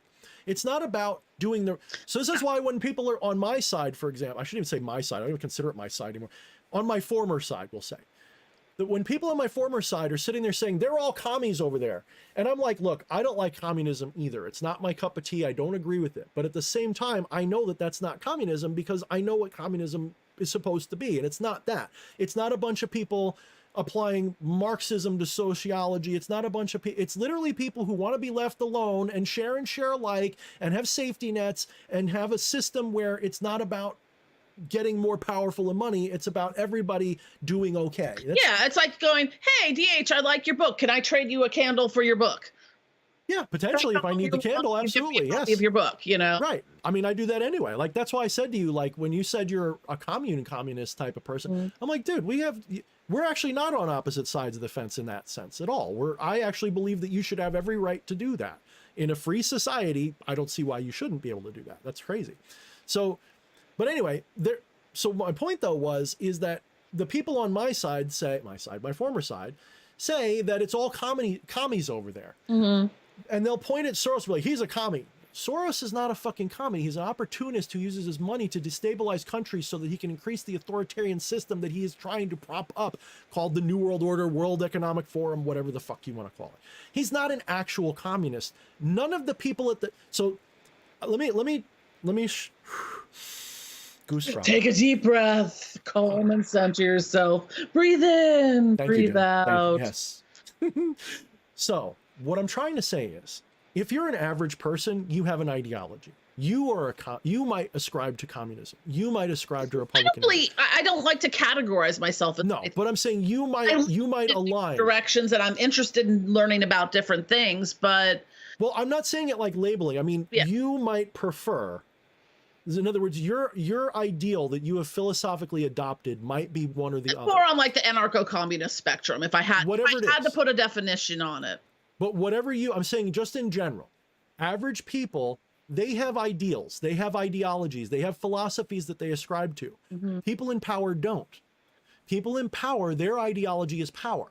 It has nothing to do with, so when you're looking at Trump, he's not a Christian. Anyone who says he's a Christian, like a legit Christian, is stupid. He's an opportunist in that regard. He's a big money Democrat from the 90s. Okay. Yeah, parties have changed definitions so many times that it's like they've almost flip-flopped as to. He's everything that Clinton was minus the New World Order connection. Yeah. It's all the same shit, except he wants to bring our economy back home. Yeah. That used to be a Democrat position too. I think like a lot of things for me, I look at, and this goes beyond like politics, is I'm always going to kind of root for the underdog, and I'm going to protect and, align myself with like the people who are probably, who are being marginalized and attacked and stuff like that. And to use, my voice to say, hey, maybe don't post Auschwitz memes on a public forum, or talk about roofing your girlfriend, and making them cry. But again, I want to remind people, if I'm a bad person, I can live with that. I want to remind people that all these labels that are being thrown around, populist, fascist, blah, blah, blah, blah, blah. If you approach any given person and say, are you a populist? Are you a fascist? Are you a commie? Are you a capitalist? Are you the... They're going to say, no, I just want this. They don't think that deeply about it. They're not, people on the right have adopted the populist moniker simply because it's convenient to have a flag in front of you that you march behind. Populism isn't the devil any more than communism is the devil, any more than any of these things. What makes something the devil is when it starts being used as a weapon against people, like we've been saying. Well, that's so much it's weaponized. We weaponize everything now. Oh, yeah, religion is weaponized, politics is weaponized, thought, you're afraid to speak or talk, like, half of what we were talking about would get us canceled by certain people just because we have the audacity to have an intellectual debate and conversation about things and to question things. Yeah. Well, that's what it is. Here's the other thing that I want to impress on people. How dare us? This is the other thing I want to impress on you guys. This doesn't just apply to politics. This applies to deep spirituality too. So everybody knows you're supposed to have critical thinking and be a skeptic on some level, but we're not taught to apply that to the establishment or the authority. We're only taught to apply that to a fringe. In other words, you are taught to be like, well, flat earth is stupid. So you attack that. You're never taught to question the mainstream of science because they're above that. That's bullshit. That's how you know you're being manipulated. When you're told that you can't question the science, like they were saying in 2020, or you have to shut up, that's a red flag that says they're not right. I mean, there's having an understanding of science that is helpful in some areas, but it's. But if you can't question it, that's not okay. No. And people are taught not to. Why is this perception that the halls of science are free from corruption and free from manipulation and that they never lie? They never did any fucked up shit in experiments. Yeah. Okay. So why is it so taboo to question them if we know that they lie? Why do we believe everything they say about climate change or not climate change or anything? I'm not saying that you have to disbelieve. I'm saying, why are we required to apply skepticism to the fringe, but not the... So authoritarians always want you to question fringes, never them. Mm-hmm. Right. I mean, to some extent, you know, I have to lean towards climate change because, you know, I've seen climate change living in the same geographical region for most of my life. Like, I walked outside how many times this winter? I'm like, why is it 65 degrees in February? I haven't noticed that. It's always been like that to me, but I don't know. I mean, I think it's so this is what happens too. You know, you and I are two little data points. And, yeah, and we have a freezing in February. And we have like, I remember back when I was 20. I remember being in shorts and a t-shirt in February in 1984, I think it was. It's not that, Jen, it's that we are being conditioned. See, that's the thing about something like that. When it's a really big, when I say big, I don't mean complicated, or I do mean complicated, but I mean when it's something that you don't pay. Okay, the chemtrails thing. Do you remember seeing them when you were 9? Maybe you did, but you don't remember because back then... I was actually talking to someone about this the other day, and the reason why, you know, the city folk will deny chemtrails, we don't see them because since 9/11, planes don't fly over us. Yeah. I can tell you, I've never seen a chemtrail. So here's the thing. I've never seen a chemtrail because planes haven't flown over the city in 20, almost 22 years now. Mm-hmm. So let's look at the climate change issue from a little bit better perspective. Here's what is being said. You have one side saying climate change is man-made, and therefore all of you need to bend over, pay all your money to us, let us fly in jets and manage your life because you're obviously a horrible eater. You're a useless eater. Sound familiar? You're a useless piece of carbon that is using up the planet. It's a little from column A, a little from column B. I mean, and wait. And then on the other side, then you have somebody saying, well, climate change is a myth. Meanwhile, we all know climate changes. So it's not, right. So this again, remember what I said earlier about Yuri Bezmenov with the subversion thing. Mm-hmm. You take a legitimate problem, which is the environment. We all know that industry pollutes and it's terrible. We all know that they do influence our environment. Do they cause global climate change? I don't know. Certain things can that are usually cataclysmic. I don't know because I know there are people with vested interests in lying to me. So even if I am inclined to say maybe because it's dirty as shit what we're doing to the planet and I want that to stop, why is the solution then to tax the ever-living fuck out of everything that I do and not actually on that and not actually change this? Why do you need to track my carbon credits? I'm not the one that's creating the cars. I'm not the one that's doing all this. Why are you pushing it on me like I've got to change when I am just at the end? I'm just a consumer. And you've taken away my ability to, in a free market, to counter climate change with my dollars. I have to, the government bails out polluters. Yeah, and Eddie was correct there in what he was saying is 1 or 2 frauds doesn't, you know, discredit the whole of climate change. I mean, that's the same thing going back to, you know, the beginning, the pre-COVID anti-vaxxer rhetoric about, you know, vaccines cause autism. And, you know, that scientific study was, you know, debunked and proven to be untrue, but people still believe it.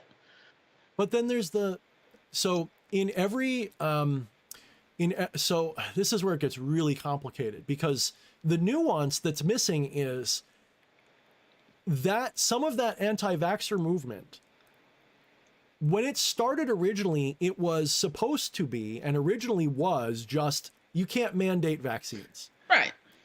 Okay. So then people needed an excuse to have that opinion because apparently that's not enough to say my body, my choice, even though it is for the other side for some reason. It's not enough to have that very legitimate and correct argument. It's my body. It's my fucking choice. People say, well, no, it's not because if you don't do it, you're going to kill people. That's not true. Everyone knows that's not really don't want to get like smallpox, but right. You know.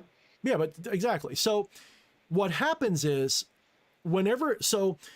the government or the corporations or whatever, insert boogeyman here. One of the things that they do, and they do this is not, I'm not making this up. One of the things that they do is they will take a legitimate argument, dissent, or observation, and they will infuse into it a ridiculous version of it to create as a straw man to attack it, just like they did with January 6th, just like they did.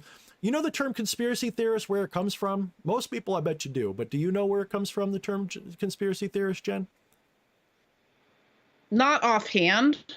It came from the 60s when people were questioning the JFK assassination, and they inserted this thing that it's only a conspiracy. They've taken the, so now let me give you a couple examples. Flat Earth, that is, let's call it a psyop, because it is. It's meant to be something that the establishment can point at anytime that you question them. And they can say, what, are you a flat earther too? Okay. I don't believe in man-made climate change. And even if I did, I don't think we should be doing this. Oh, you must believe we never landed on the moon. So this is a way to smear and slander people with dissenting opinions, because you've got these lunatics that fall for that stuff, and they're a fringe minority. So when people are saying, look at the term itself, anti-vaxxer, is that a humanizing term or a dehumanizing term? I mean, it's not an accurate term. I'll tell you that, right? It's not an accurate term.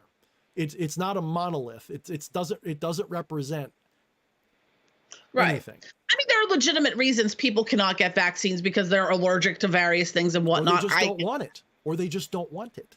That's a legitimate reason. It's their body.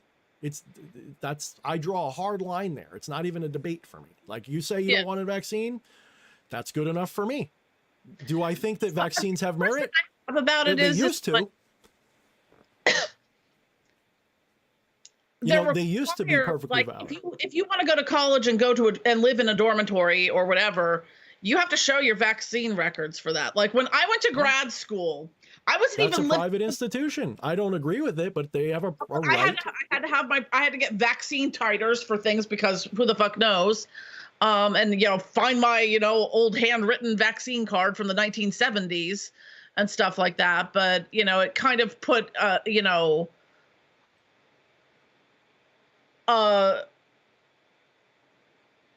different perspective for me on it, because it's sort of like, are you willing to restrict access to things based on that? Not vital services. No. When you have people who can't get medical treatment because they wouldn't take a COVID vax, that's diabolically bad. Like, that's not, especially over that. They wouldn't do that if you didn't have your smallpox vax. They're not going to do it because you don't have, that's a political stunt. That's all that is. It's just a way to try to control people. That's all it is.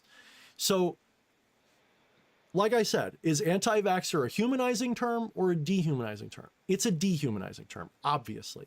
That's why it exists, and that's why it's been promulgated in the media as it's a way to smear anybody who says, look, who do you think came up with the anti-vaxxer term? Big Pharma did. Probably, yeah. But 100%. I mean, it wasn't the guys over there saying, I don't like vaccines. They were saying anything else. They weren't saying anti-vax. The vast majority of people who oppose the vaccine situation aren't opposed to vaccines. They're opposed to this mandatory biological control structure they're trying to create with this shit. The same reason that they were mad at the Obamacare thing, because it was mandating something, not because it was supposed to give free healthcare. It was because it was mandating shit.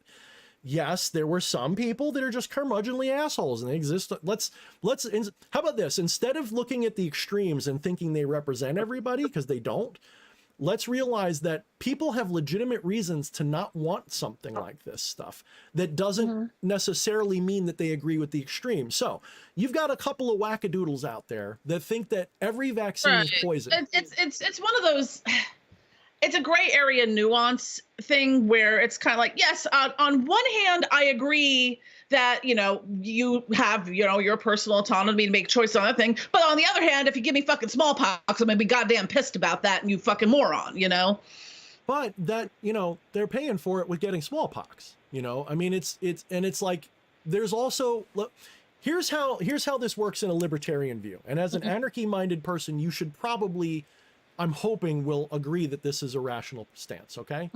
There's a saying in the capitalist side of the libertarian spectrum that taxation is theft. Okay. So let's accept for a moment, just as for argument, maybe you don't agree, but let's just agree on that. Well, yeah, okay. So let's pretend if you don't agree, let's pretend if the IRS ceased to exist, I'd be like, yay. Yeah, I think most of us would. So let's agree for a moment, just with the premise that taxation is theft, and I can show you why if you need me to, people. But I'm just saying, let's agree with this for a moment. Taxation is theft. Does that mean you can't tax?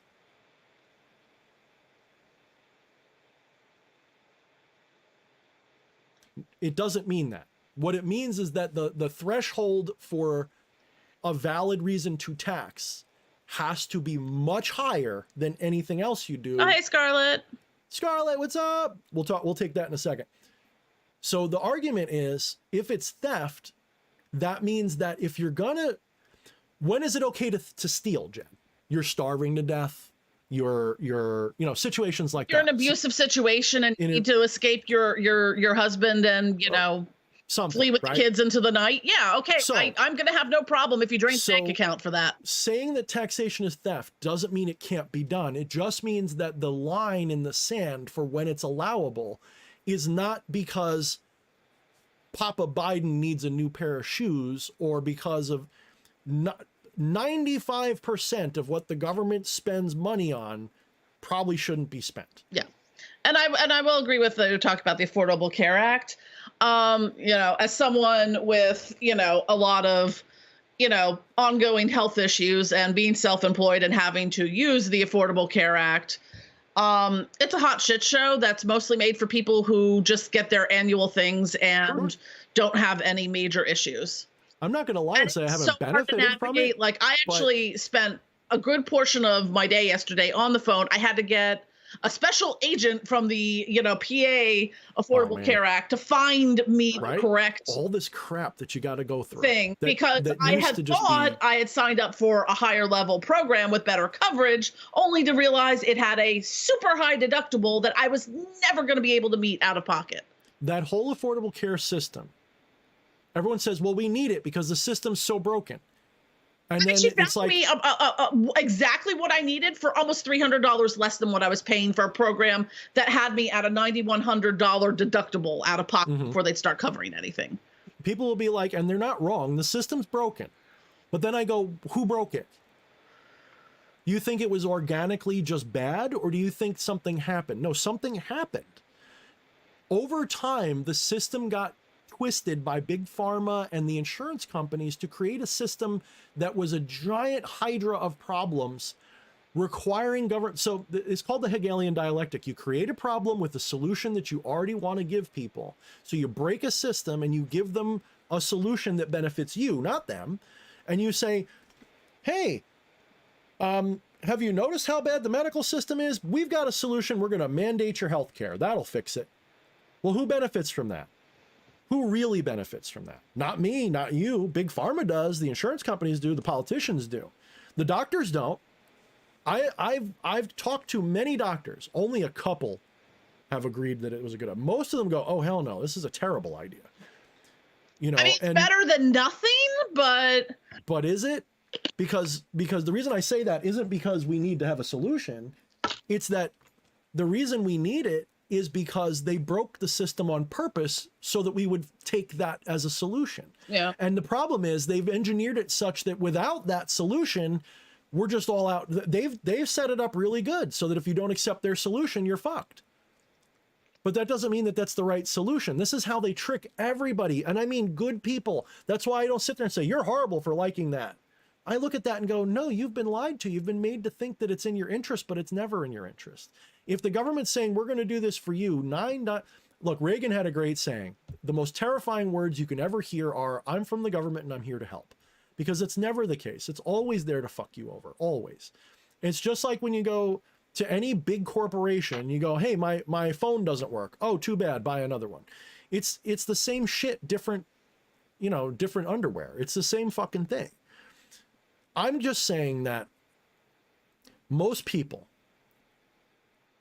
because they have trusted this system their whole lives, they don't know, even if they think, oh, I'm anti-establishment, they don't realize just how bad it really is. So they think that their political du jour is above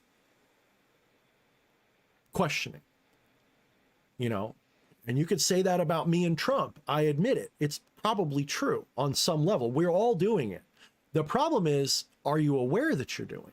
If you're aware that you're doing it, like, that's why I say mind the shadows, because you're not, it's not, the goal is not to destroy them, push them away. It's not even to integrate them. It's to mind them. Why? Because if you mind them, integration's inevitable. So if you become self-aware that you're being lied to and manipulated, you become skeptical of the whole thing. You may still vote in a, because you can't do the purity thing. It doesn't work. There's no such thing as a perfect leader or a perfect movement or a perfect politician, anything. There's no such thing. But if you at least realize you're being manipulated, then you can play the game as an informed participant rather than as flailing around at what you feel is right. Mm-hmm. If you look at the system and you go, okay, technically I'm afraid of those, you know, satanic panic extremists over there, but they're just a small minority of a bigger group that's saying we don't want this authoritarian system.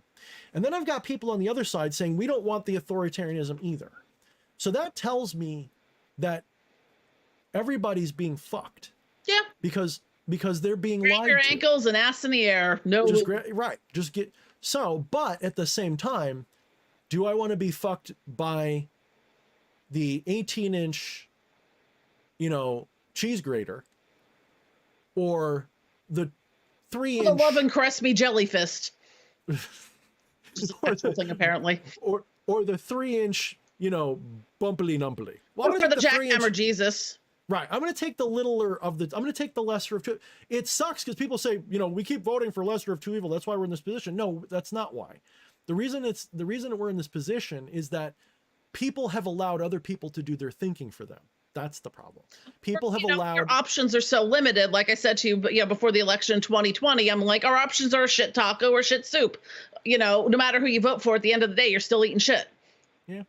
I just think that one's got a little less shit in it. That's kind of, and not only that, one's anti-establishment right now. And I am generally going to favor anti-establishment, even just for the simple fact, unless I really love that establishment, which is very rare, it is because I can't wait to see someone question it and challenge it and shake it up. I mean, I think that's, you know, a lot of our generation is true. That's like a Gen X trait. We've been raging against the machine for a really long time. Before it was cool, before they had a song about it. You know, it's just like, you know, well, now they're rage for the machine. A bad rap for so many things, and it's like, come on, lean in a little closer. You know, the younger generations, not to sound like an old people, y'all are just as toxic as the rest of us. Oh, yeah. Yep. Well, that's why I said I think the only difference is participation trophies and being told we were special. Yeah. And then when we got into the real world, we're like, I need a safe space. They weren't. Well, they were sheltered. Because we weren't shielded from the bullshit and the cruelty of the world. We experienced that from a very young age. Well, especially since our generation was the first one where everybody was left home alone as kids. So we really generation to not be promised a future. That's true too. Yeah. You know, growing up in the Cold War, the later days of the Cold War, you know, throughout the early AIDS epidemic and whatnot, you know. I forget the years, Cauldron Witch, but if you're 50, you're still, yeah, you're definitely Gen X. Yeah. I think it's I think it's like 60 something to 80. I think it's like 63 to 80-ish. It might be not, well, maybe that's a little. There's a little bit of that exennial crossover in that late 70s into early 80s, but and then there's the Gen Boomers too. They're like, I think you call them Generation Jones. That's that late 50s, early 60s. Yeah, I think if you're closer to the beginning of the 70s or late 60s, you're a Boomer Gen X, and a lot of Gen X's. Yeah, it's like I was talking to an old friend of mine. Like with Gen Xers, like one thing we have in common, we have a dark sense of humor. And I can tell you from dating millennials, they do not like that. You know, it's like, that's how we survived. Like, I don't understand why I have a piece of crinkle cut paper in my hair that I didn't notice. That's awesome. Anyways, like, how the fuck did that get there? Anywho, it's everywhere because I use it to pack stuff. But, you know, it's Gen like, X is not all the way to 85, Eddie. No way. No. It's like you're a Zennial. The I'm a borderline elder Zennial. millennial is in that kind of range. I'm borderline Zennial. That's why I get along with millennials okay. I get along with millennials too. They're just a horse of a very different color. Yeah, yeah. And, you know, it's just like, you know, the dark sense of humor, the being, you know, I'm like, I don't want a participation trophy. No. If I want to lose. I need to it. lose. If I don't lose once in a while, how do I get better at anything? I don't need you to tell me I'm a special little snowflake. Yeah, Cauldron Witch, you're probably, I would say you're Gen X for sure. Yeah. I don't think you're not. Oh, let me get to, I forgot Scarlett. Sorry, Scarlett. She's so generous. She gave us a nice, biggest tip of the night, $49.99. Nice. She says, on my way to San Fran, but wanted to stop in to show support for the show. Yay, Jen and DH. Wish I could hear, but will rewatch. We love you, Scarlett. Thank you. Say hi to your husband for me and everything. Be cool. I think that's all still a thing. Yeah, I don't know. I don't keep up with people's lives that much like I should. Gen X are kind of the don't poke the sleeping dragon of generations. We're a very, very small generation. Like, you know, the millennials and Zoomers be like, well, why didn't you do anything to defeat the boomers? Because, like, there was, like, this many boomers and this many of us. That's a ridiculous mentality, though. Why didn't you defeat the boomers? What the fuck do you think you are? Some kind of revolutionary change? Get the fuck out of here. This is the problem with millennials, okay? You guys think okay, now we're the grumpy old men in... No, listen to me for a minute. You guys are a bunch of rebels without a clue. Forget a cause. Okay, you guys living in the lap of fucking civilized luxury these days, and you're sitting here going, this is so horrible. Oh, I just can't take it. Oh my God, all I have is fun all day. Okay. I'm not saying it doesn't suck for you, okay? It's just, it doesn't suck for you worse than it sucked for everybody else. And it just sucks for us longer because we're older. Here's the thing that's ironic, okay? The boomers and the millennials hate each other for exactly what they are. They both have an entitled, and I'm sorry, I don't mean this as everybody. This is joke, by the way, this is somewhat satirical, okay? Yes. I don't mean this literally. But the bad apples on both sides have a very entitled and envious attitude. The boomers, their fuckery is that they inherited everything.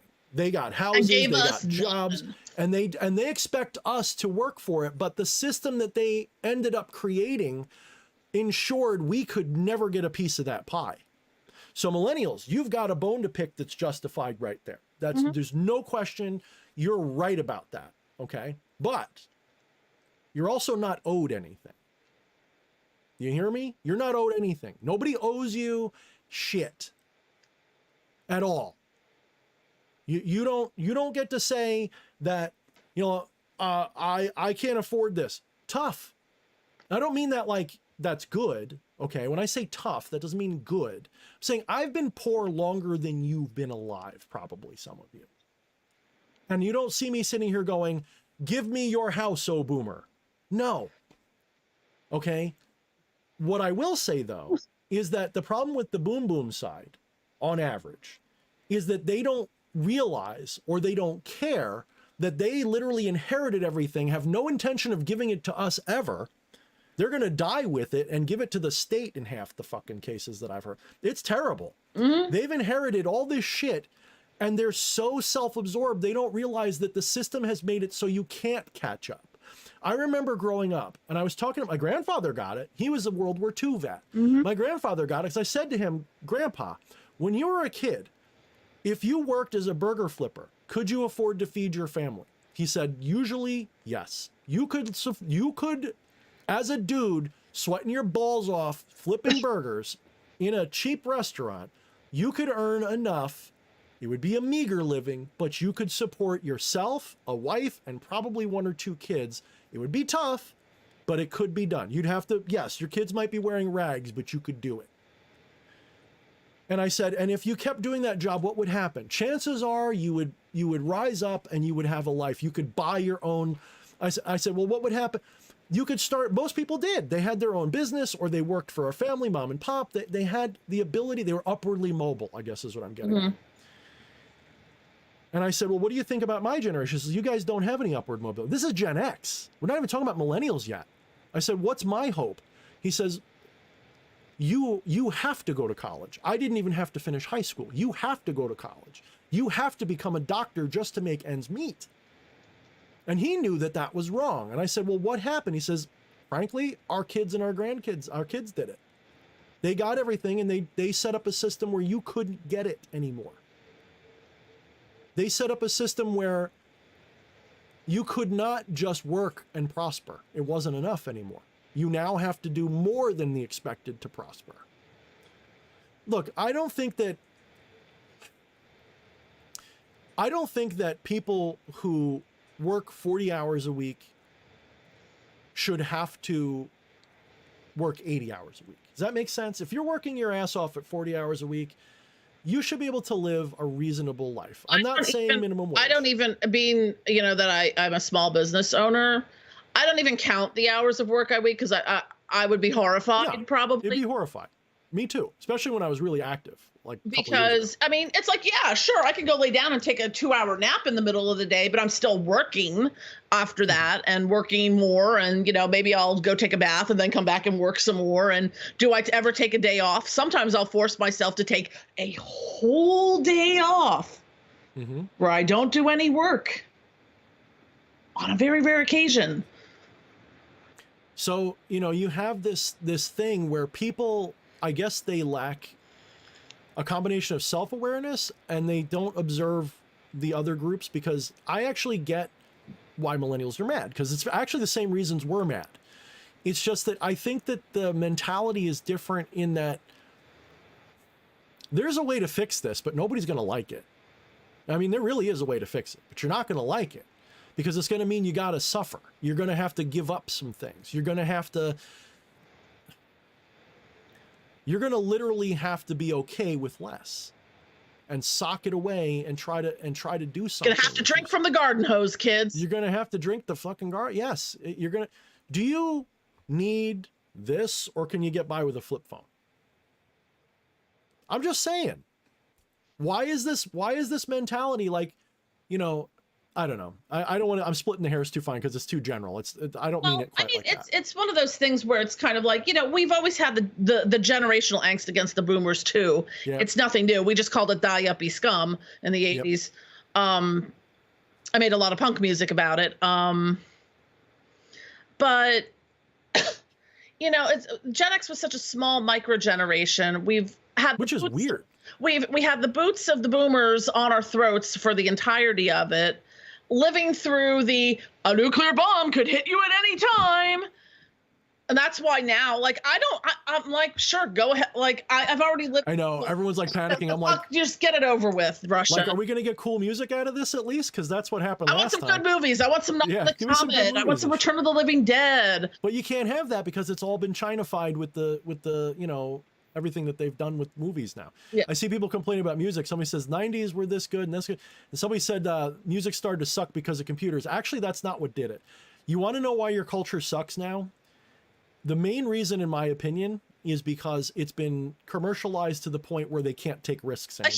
A huge difference between Gen X and millennials, and I was actually talking to Lamy about this at some point in time, is that we were a generation full of subcultures. The millennials and Zoomers don't have subcultures the way we did. No, and that's why we had fucking awesome music, is because we had that diversity. Everything that's come out in the past 20 years, while some of it's great, is just kind of like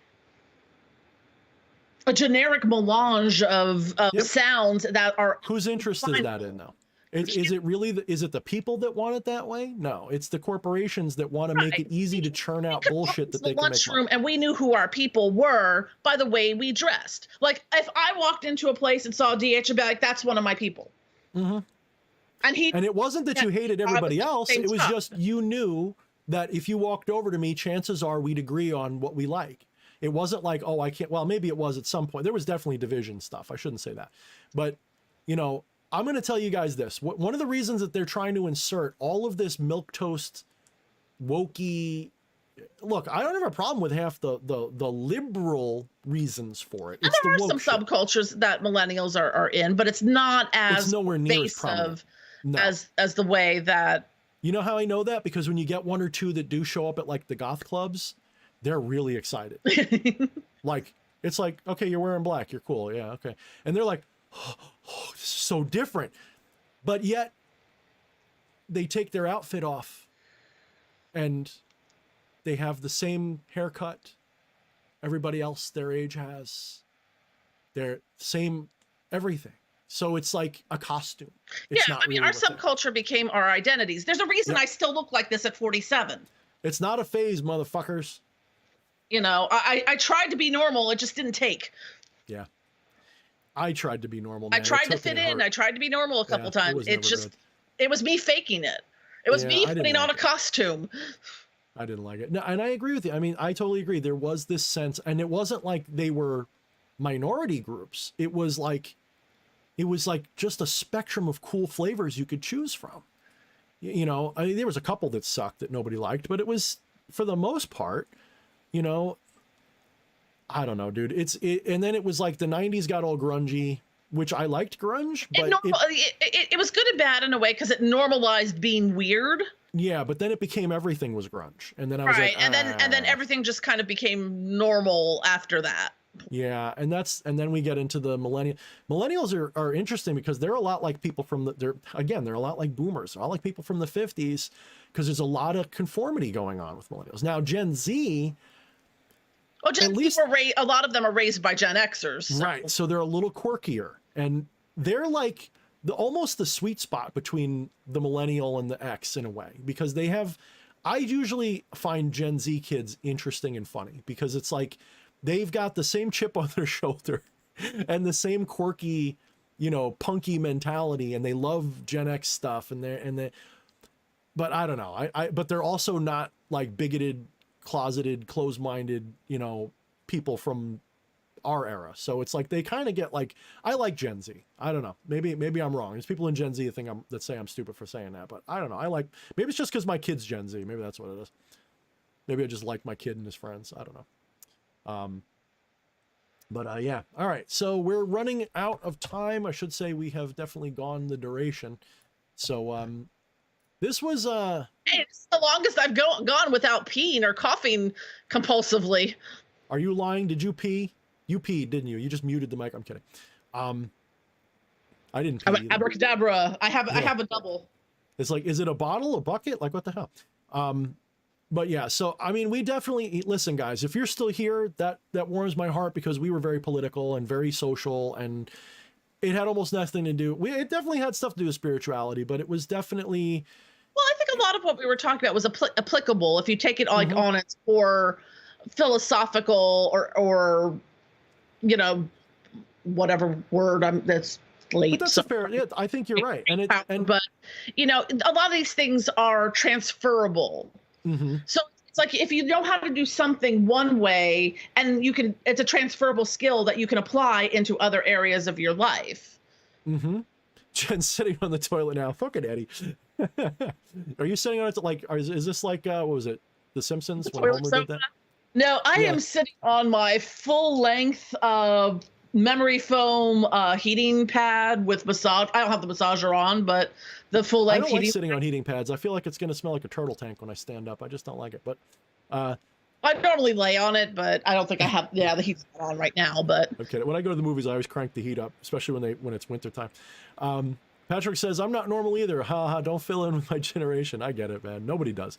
That's the funny thing. When we were Gen X, we didn't fit in. I didn't sit there and go, oh boy, I'm Gen X. This is so cool. I was like, fuck Gen. I fuck them all. Like, it's only now when I look on it. I was like, we're fucking awesome. I didn't do that. I was more like, fuck everybody. But what I was going to say, and I think you're exactly right. It's just a lot of people don't see it that way. A lot of people see it as divisive. I think that conversations like this are really important because guys in the chat right now, I'm going to ask you guys a question. Those of you who remain. Number one, if you consider yourself to belong to any political side, which is it? And two, do you think more of us need to be coming together to talk with the moderate, reasonable people that share fundamental ideas, even if they're extreme, some of them, on both sides. Like, I think that Jen and I had a very productive conversation about this because we're not crazy. Well, and we're not butthurt and canceling each other. Yes, that's what I really am getting at. Yeah, we just disagree on and we don't even, Jen, do we really disagree that much? Like, really? I mean, it's quibbling over minutiae at times. At times that's what it is, or and I've seen, you know, you've come around on a lot of things where we really disagreed, as have I. Mm-hmm. Yeah, I would agree with that. And I think that's a funny sign thing of meeting in the middle and not shooting each other, you know? Mm-hmm. I mean, at the very least, we can respect each other's right to exist and have an opinion because we agree on the foundation of freedom and human rights. Mm-hmm. And if that is the agreed upon thing, you know, then we shouldn't have a big problem. I mean, I know that if someone's going to come and infringe upon your human rights, I'm going to go there and fight right next to you. And I know you would do the same for me. If you're being, yes, if you, when this worm turns, Jen, if it turns evil the other way, which it could, and I wouldn't even blame Trump for that. I would blame the TradCon conservatives overtaking MAGA right now. That's what I would blame. The satanic panic fuckers. And you know what? The Marjorie Taylor Greens and the Boebert. I don't even hate them. I just think that they're useful. I think that they're just tools of the system. They're just tools of the system. Tools. And well, no, I think that's the thing. Stop looking at them as if they are anything. They are mouthpieces for something else. That's what I mean. Tools of the system, mouthpieces. I can actually agree with a lot of what they say and still sit there and go, yeah, but you're not. This is the thing. Okay, this is why I keep saying stop treating this like love letters and stuff. Realize this is tactical. And sometimes you have to vote for someone you don't like because they are pushing something that will destroy or fix or whatever. It's not as cut and dry as a tribal position of I'm on the right, so I have to support people on the right. It doesn't work that way. It never has. There's not many people on the left I support right now, but that doesn't mean they don't exist. And some of them I question, like, for example, oh, what's the one? She's on Hannity all the time right now, and everybody gets mad at her for being like a turncoat for the Democrats now. Tulsi Gabbard. Tulsi Gabbard, I think.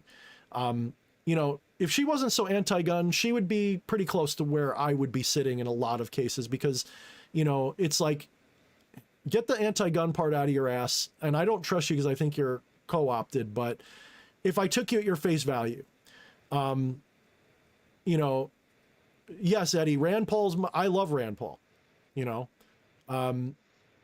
Rand Paul, but I don't love him like I love his father. Ron Paul was founding father material without the slavery. You know, he was, man, if we had a whole government full of Ron Pauls, we'd be fine. But that's maybe an occasional Bernie Sanders to, like, you know, shake shit up.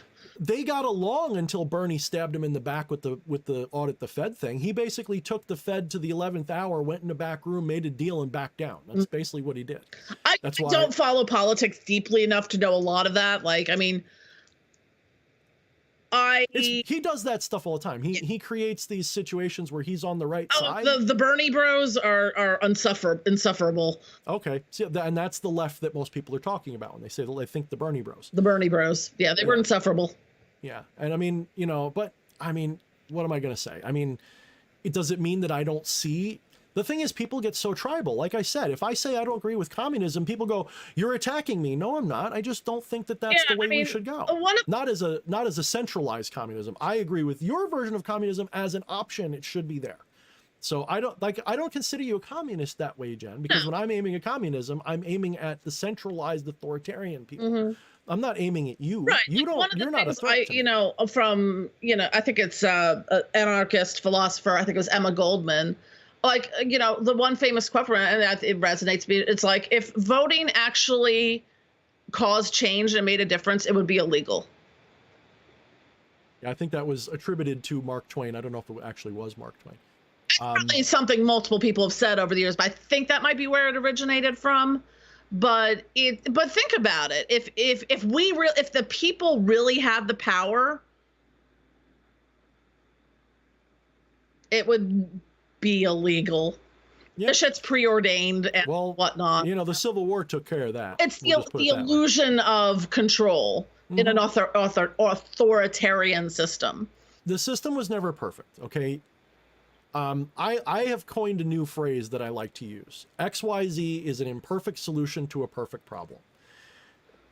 So, for example, the founding of America was an imperfect solution for a perfect problem. Yeah, I mean, there's a lot of different types of communism. I was just looking at one of the comments, like the communism that came out of the Soviet Union that's like the Leninist version, the Marxist-Leninist version of communism. The Chinese communism is like the Maoist communism. You know, there was the Stalinistic communism, and all of them were not, yes, they were called communism, but they weren't what actual communism was supposed to be. It was just kind of like, hey, we like this, and then we fucked it up. But it wasn't fucked up. It was they literally said, let's do communism, because they knew that one of the fatal flaws of communism was, at least the way they did it, was they have to centralize everything so they could redistribute it and then release it to the people, right? Well, they never got that far. They literally stopped at the centralization phase and didn't go beyond that, because that was their goal. And that's what they're trying to do now with when they're saying they want a socialist, communist world order, blah, blah, blah. You know, we have to have a great reset and we have to have equality and equity. What they're really saying is centralize it here so we can manage it for you. And then when it's done, we're just going to give you the crumbs, and we're going to say you're not ready for those. And I could say, you know, with a lot of, you know, having kind of run adjacent to a lot of, you know, anarcho-communist and communist communities, that there are a lot of revisionist, you know, neo-communists who are like, I love Leninism and Maoism. It's so great. And I'm like, when people say that, I want to strangle them. And I'm like, I'm saying that like as a joke, YouTube. Yeah, and even I'm like, so you like millions of people dead? So they just disappeared? Aliens? Is that it? Wyatt said something very smart. He said history. I'm like, okay, yes, if you pull it back and look into the core of what it was supposed to be, in theory, yes, okay, maybe. In practice, not so great, actually. Wyatt had a good point. He says there's only one kind of communism. Now, just hear him out. There's only one kind of communism. The others are all just remixes of fascism. I mean, that might be a little harsh, but yeah, I mean, like Leninism and Stalin, those are all authoritarian communism. And I agree with that. And you know, this is where it gets tricky, because I think one of the great, you know, like, why didn't I realize this before, stupid moments in recent history was when I sat there and said, do you really care what economic system we use if you're free? And I said, no, I don't care whether we're doing communism or capitalism. If I'm free, I don't care. There's a lot of misinformation too that gets, just the way like DH was talking about how there's so much that get like, you know, the propaganda against, you know, MAGA or the conservative and stuff like that. The same thing is true about communism. It's sort of like, oh my God, they're going to take our guns, they're going to take our property, and you know, communism, you know, capitalism made your iPhone. You wouldn't be able to. That's not it. Basically, communism, if applied, would mean we all start at a base level of having our human needs met, whether that's food security, whether that's housing, whether that's health insurance, you know, a job. All of that is a baseline. You start here, not down here. And work your way and try to work your way up here in capitalism. So, and it's not to say that you can't, you know, by trading goods or services or doing X, Y, get and Z, rich or whatever, make more money and have more goods and or services beyond that. Let's be honest, Jen, if you were to reduce the size of government to what it could be and not what it is, you wouldn't have to do anything to make most of that a reality. You know? But for whatever reason, I know why, the powers that be connect communism and big government together when that's not necessarily especially it's not necessarily required. Communism, that's an entirely different structure altogether. Yes. Yeah. So, I mean, you're basically advocating for the Star Trek vision, which is one I can get behind, but there's two caveats. One, who's going to pay for it? And like I just said, if we reduce government, maybe we could. Maybe. You know, maybe. I don't know. I'm not that kind of bean counter, but maybe. Or as our industrialization increases to the point of either, as they call it, post-scarcity or very near abouts, where you don't have to literally kill yourself to be able to eat every day, because energy is practically free. You know, when you reach that point, it's easy to do. So if the goal is Star Trek, where, like you said, you're born into a society where there is a baseline. That doesn't mean everything. It just means there's a baseline where you don't have to worry. If you're, you know, flipping burgers at McDonald's, you're going to make the same amount of money as a brain surgeon either. Mm-hmm. The question is, how much of other people's money do you plan on stealing to make that work? And how do you justify that? So that's where the libertarian question comes in. Taxation is theft. So where do we draw the line at justifying theft? We can justify theft. We all know that we can. It's not a hard line. I don't like when libertarians are like, we should have absolutely no taxes because it's theft. No, because there's justified theft. It does exist. I'm sorry, it does. Just like there's justified killing, you know. Mm-hmm. So okay, where do we how much of everyone's money and whose money and where does it come from? Now, here's the fun part. Like I said, right now we're all being taxed to shit for programs that don't benefit anybody. Yeah, and I'm not a hardline anti-capitalist either. I'm like, you know, more of a survivalist in that sense. You know, it's like, yes, we need money to live and things like that. And the way the capitalist system is constructed, there are people that are never going to be able to rise above it. Mm-hmm. It's almost in its own level of a secret caste system where you're stuck in a certain bracket for the rest of your existence, and there's no way to get out. And there's no way out, and you can't, and you still have to worry about feeding yourself. I mean, one thing if there was more and more expensive, and you know, I'm not gonna. You just end up in that kind of. I'm not going to stand here and support a caste system, but I will say either. I'm just saying that capitalism is kind of in its own way a secret form of that. Well, that's what I was getting at. Was I'm not in favor of a caste system, but if you said there's a caste system where the bottom rung lives like, you know, well, like, all right, you know, I'm not for it, but if that's what I'm just saying, I'm just being devil's advocate. At least that would be fine.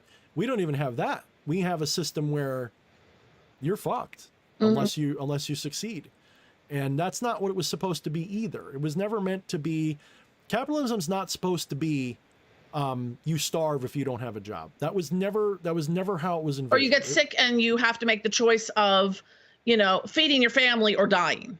Well, I would remind you that a lot of that is because of the way these big corporations and lobbyists, they create a system you can't navigate or pay for. Mm-hmm. So when I was a kid, the doctor cost, I could pay for it, you know.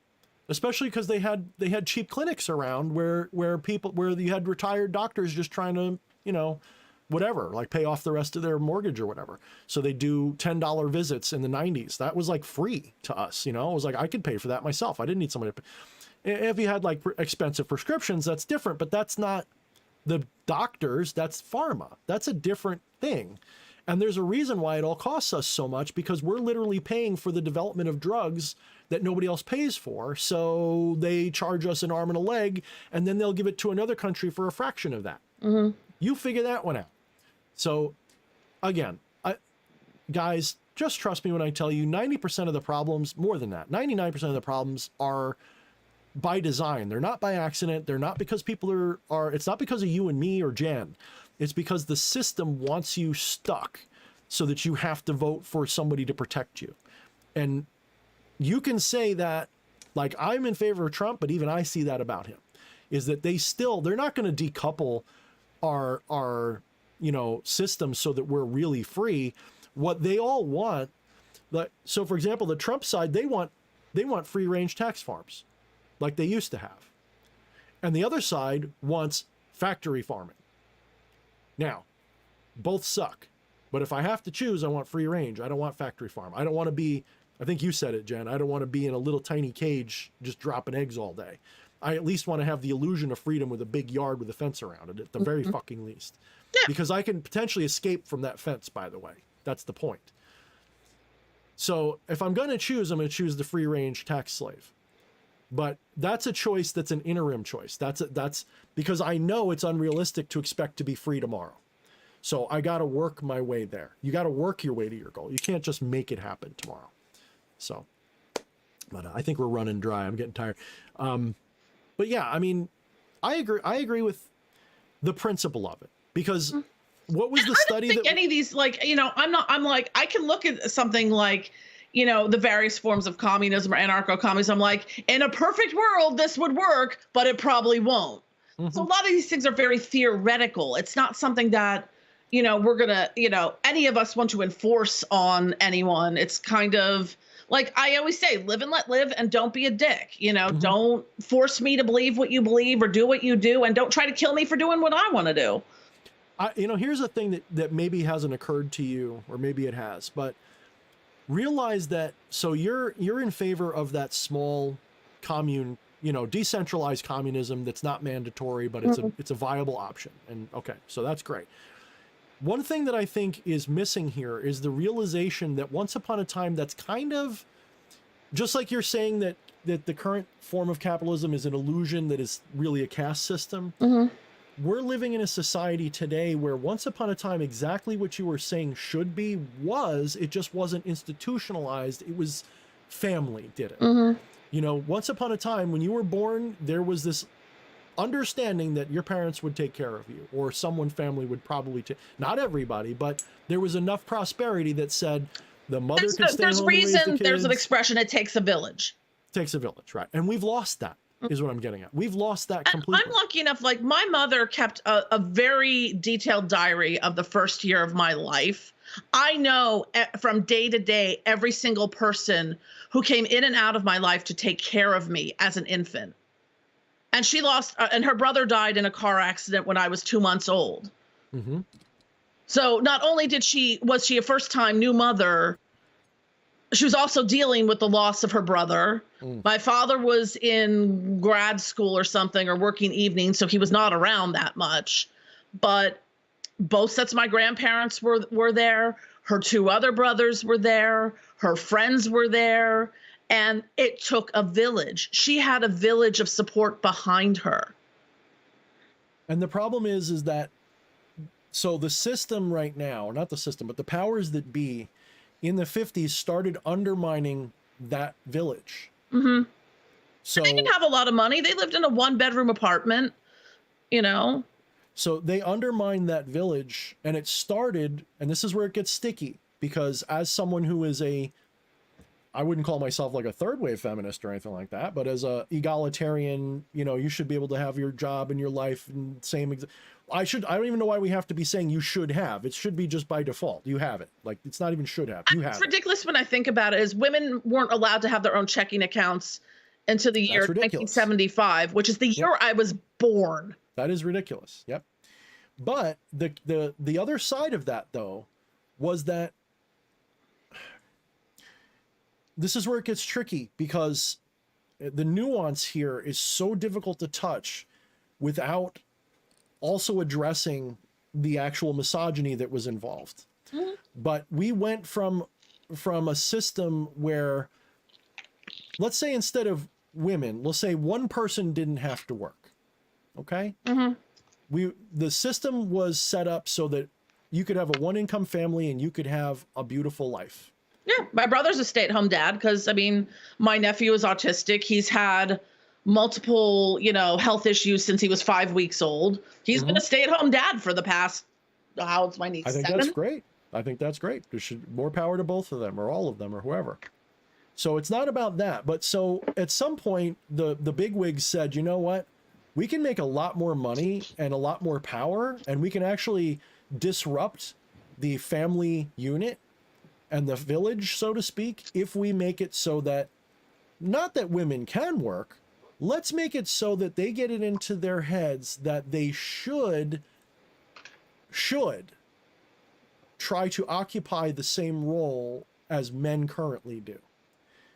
Creating a situation where, in general, the village, the support group broke apart because everybody had to work all day. Remember, we're Gen X. Both parents had to work.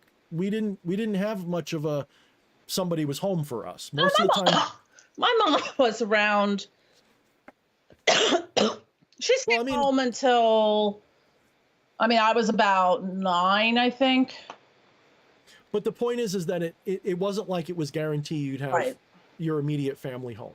You didn't have the support group. Literally now the problem is at first you're like, oh, with 2 people working, we're going to be rich. But what that meant was they started tightening the screws on everybody. Yeah. Well, what happens when there's an income disparity? Because I know this from having fucked up when I was married. My ex-husband would always be like, "Yay, we're getting a big tax refund," and then he put my stuff in. Oh, now we owe $5,000. Yeah. Because there was such a difference in our income. So it was like, and the same thing when my mom was working. She's like, I don't even know why I'm working because it's just fucking up our taxes. Mm-hmm. Well, that's how they get you too. That's how they get you. That's how they get you is with the welfare system, for example. Mm-hmm. They create a system that is so hard to navigate and survive that you end up on welfare, whatever. And when you're on that, okay, the idea is you're supposed to be on that till you pull yourself up out of your poverty. That's the idea on paper. But they set it up so that if you start to prosper, there's a threshold. So let's say, take unemployment, for example. I take unemployment seasonally because of my other job is seasonal. So I get seasonal unemployment. And if I work above a certain amount, I lose my benefits and I make less than if I didn't work. Yeah. And don't get me started on people on disability. It's the exact same problem. I used to get people disability. I used to work for Bender and Bender. Disability you're on, if you're on Social Security disability, you likely can't get married, because then you lose your health insurance. And if you're reliant on that, you're going to lose it. A lot of times you can't own property or car. It really hold on. It depends on which disability. $2,000 to your name in assets at any given time. That's SSI. Yeah. So there is a difference between SSI and SSD. Yes. And I used to work for Bender. I know all about the system. It sucked. I think it got a little different and better, but it still sucks. It really depends on. It really depends upon the time at which you got into the system. Mm-hmm. Well, if you paid in your quarters and you're the right age, you just get it. It's not that hard. If you're in your 30s though, and you're literally been ripped in half by a tractor trailer and your body is mangled and ruined, they're going to expect you to lose every dime before they give it to you. And even if you're on SSD, they will put you into poverty before they'll give it to you. Oh, absolutely. Yeah. Now, the good thing about SSD is you can technically get it and still have an income. You just can't work. Mm-hmm. It's sort of like unemployment. Like even on unemployment, you can still work as long as you're kind of paid under the table. Or it's below a threshold, or it's not work related. So like on unemployment, I can get do you know what the beauty of being on unemployment is while being an author? I get all my nice royalties. They don't count as work income because I'm not working. It's just residuals. It's like having interest on my, so that's a nice part of it. And it almost feels unfair sometimes. It's like for a couple of years there, I didn't need unemployment at all, but I'm like, fuck it, I'm going to take it. Like I would be stupid not to. And it's not found what I was looking for. Oh, nice drugs. So guys, what you got to realize is that this 90% of I said this before, let me just use a big number. Okay. All the problems of society are artificially generated to get you to sign on to things that fuck you. And we have been lulled to sleep. We literally live in the matrix, if not in a metaphysical sense, then in a social sense. We all live in a matrix. And you know how you know you're in a matrix? Because if you challenge that matrix, people will come out of the woodwork like Agent Smith to attack you, even though you're attacking something in their interest. If you sit there and say, I don't like, name your government program, someone will come after you and say you're a bigot or you're a commie or you're a whatever. And they'll attack you like you attacked them. And it's not even rational. It's literally irrational. It's like I was looking into disability stuff last year and I'm like, this is going to disable me more. Yep.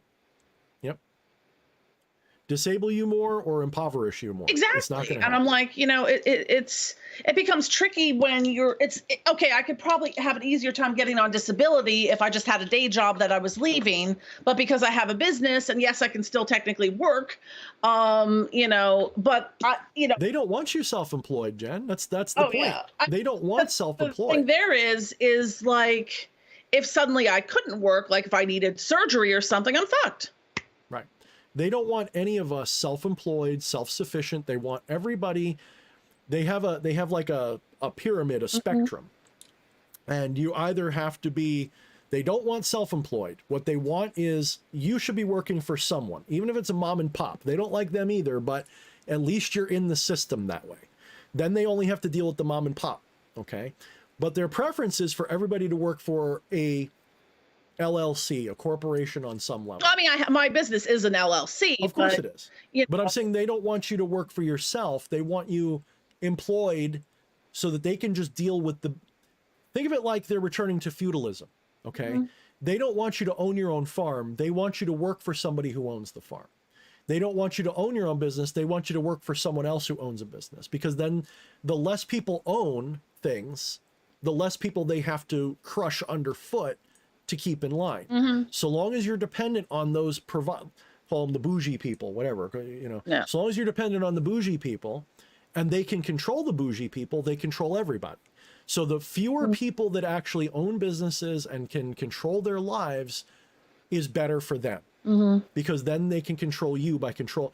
There's an old saying, I don't have to own the mine. I just have to own the guy who owns the mine. And people are cheaper than mines, by the way.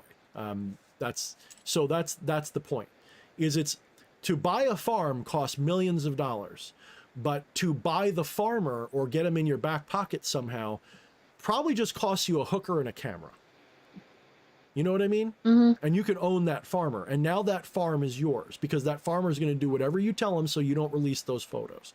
That's exactly how they run everything and has been before any of us were born. Before any of our parents were born, before their parents were born. It's how it's always been. And people are so stupid that they end up fighting each other instead of that. Right. And right now what we're looking at with disability, because of the certain thing that has happened over the past 3 years that made people gave a lot of people long-term chronic illnesses is, yes, it was a survivable thing, but we're also looking at a mass disabling event. Like I have a lot of friends and also I think my brother is kind of on that spectrum too, that are in that long haulers thing that have multiple disabilities now and can't work where they could before. Yep. And let's be honest, the more you wake up, cripple an already crippled disability system. Yeah, and the more you wake up to this shit, the less you want to participate, and the more you get pushed down into the dirt of poverty, where you end up going, well, maybe I should be a communist or something, because what else is there? And that's part of the plan too. They win either way. So honestly, guys, I don't have a solution to that. I don't think anybody does. I don't think we have a viable, we have our visions. We have a vision of what we want. And ironically, people like Jen and me don't have that different a vision. It's just, she'll probably hang out in the commune and I'll be next door thinking, is it working over there? Yes, no? If not, I'm going to stay over here, but let's have a barbecue next week. I might paint my house, red with black stripes, and you might paint your house green with purple polka dots. Well, it would be yellow and black for me, Jen. Come yellow on. And black. Okay. That's the libertarian color. Oh, okay. Red and black is the tanky color. But I've always liked red and black, but so have I.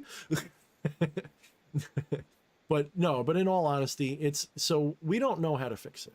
And apparently neither of us are really good at wrapping up videos and live streams. We're like, and to wrap up, and 4 years later, we're still talking. I know, we're bad.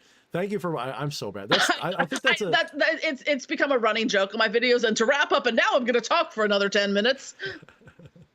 I think that it's an ADHD trait. And if it's not, I'm going to lobby thing. I'm going to lobby to get it put in there. Yeah.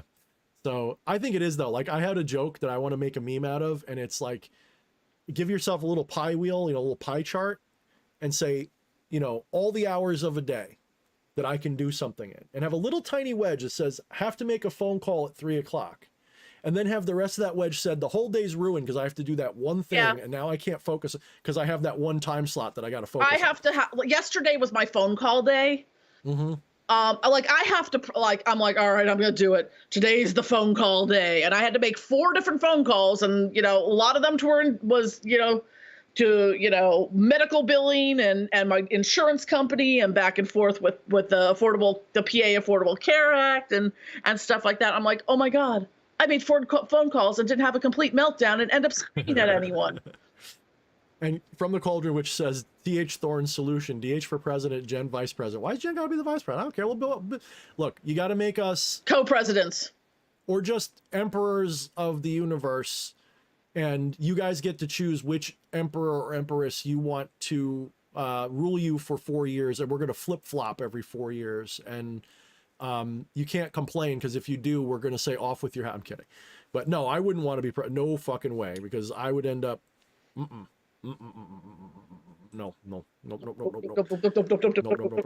No, you know what I want? How about that? Instead of that, because if you made me president, this is exactly what I would do. I would be like, cool. I would actually probably wander off and I would start talking to DARPA and all those people. I'd be like, look, I know you guys got UFOs.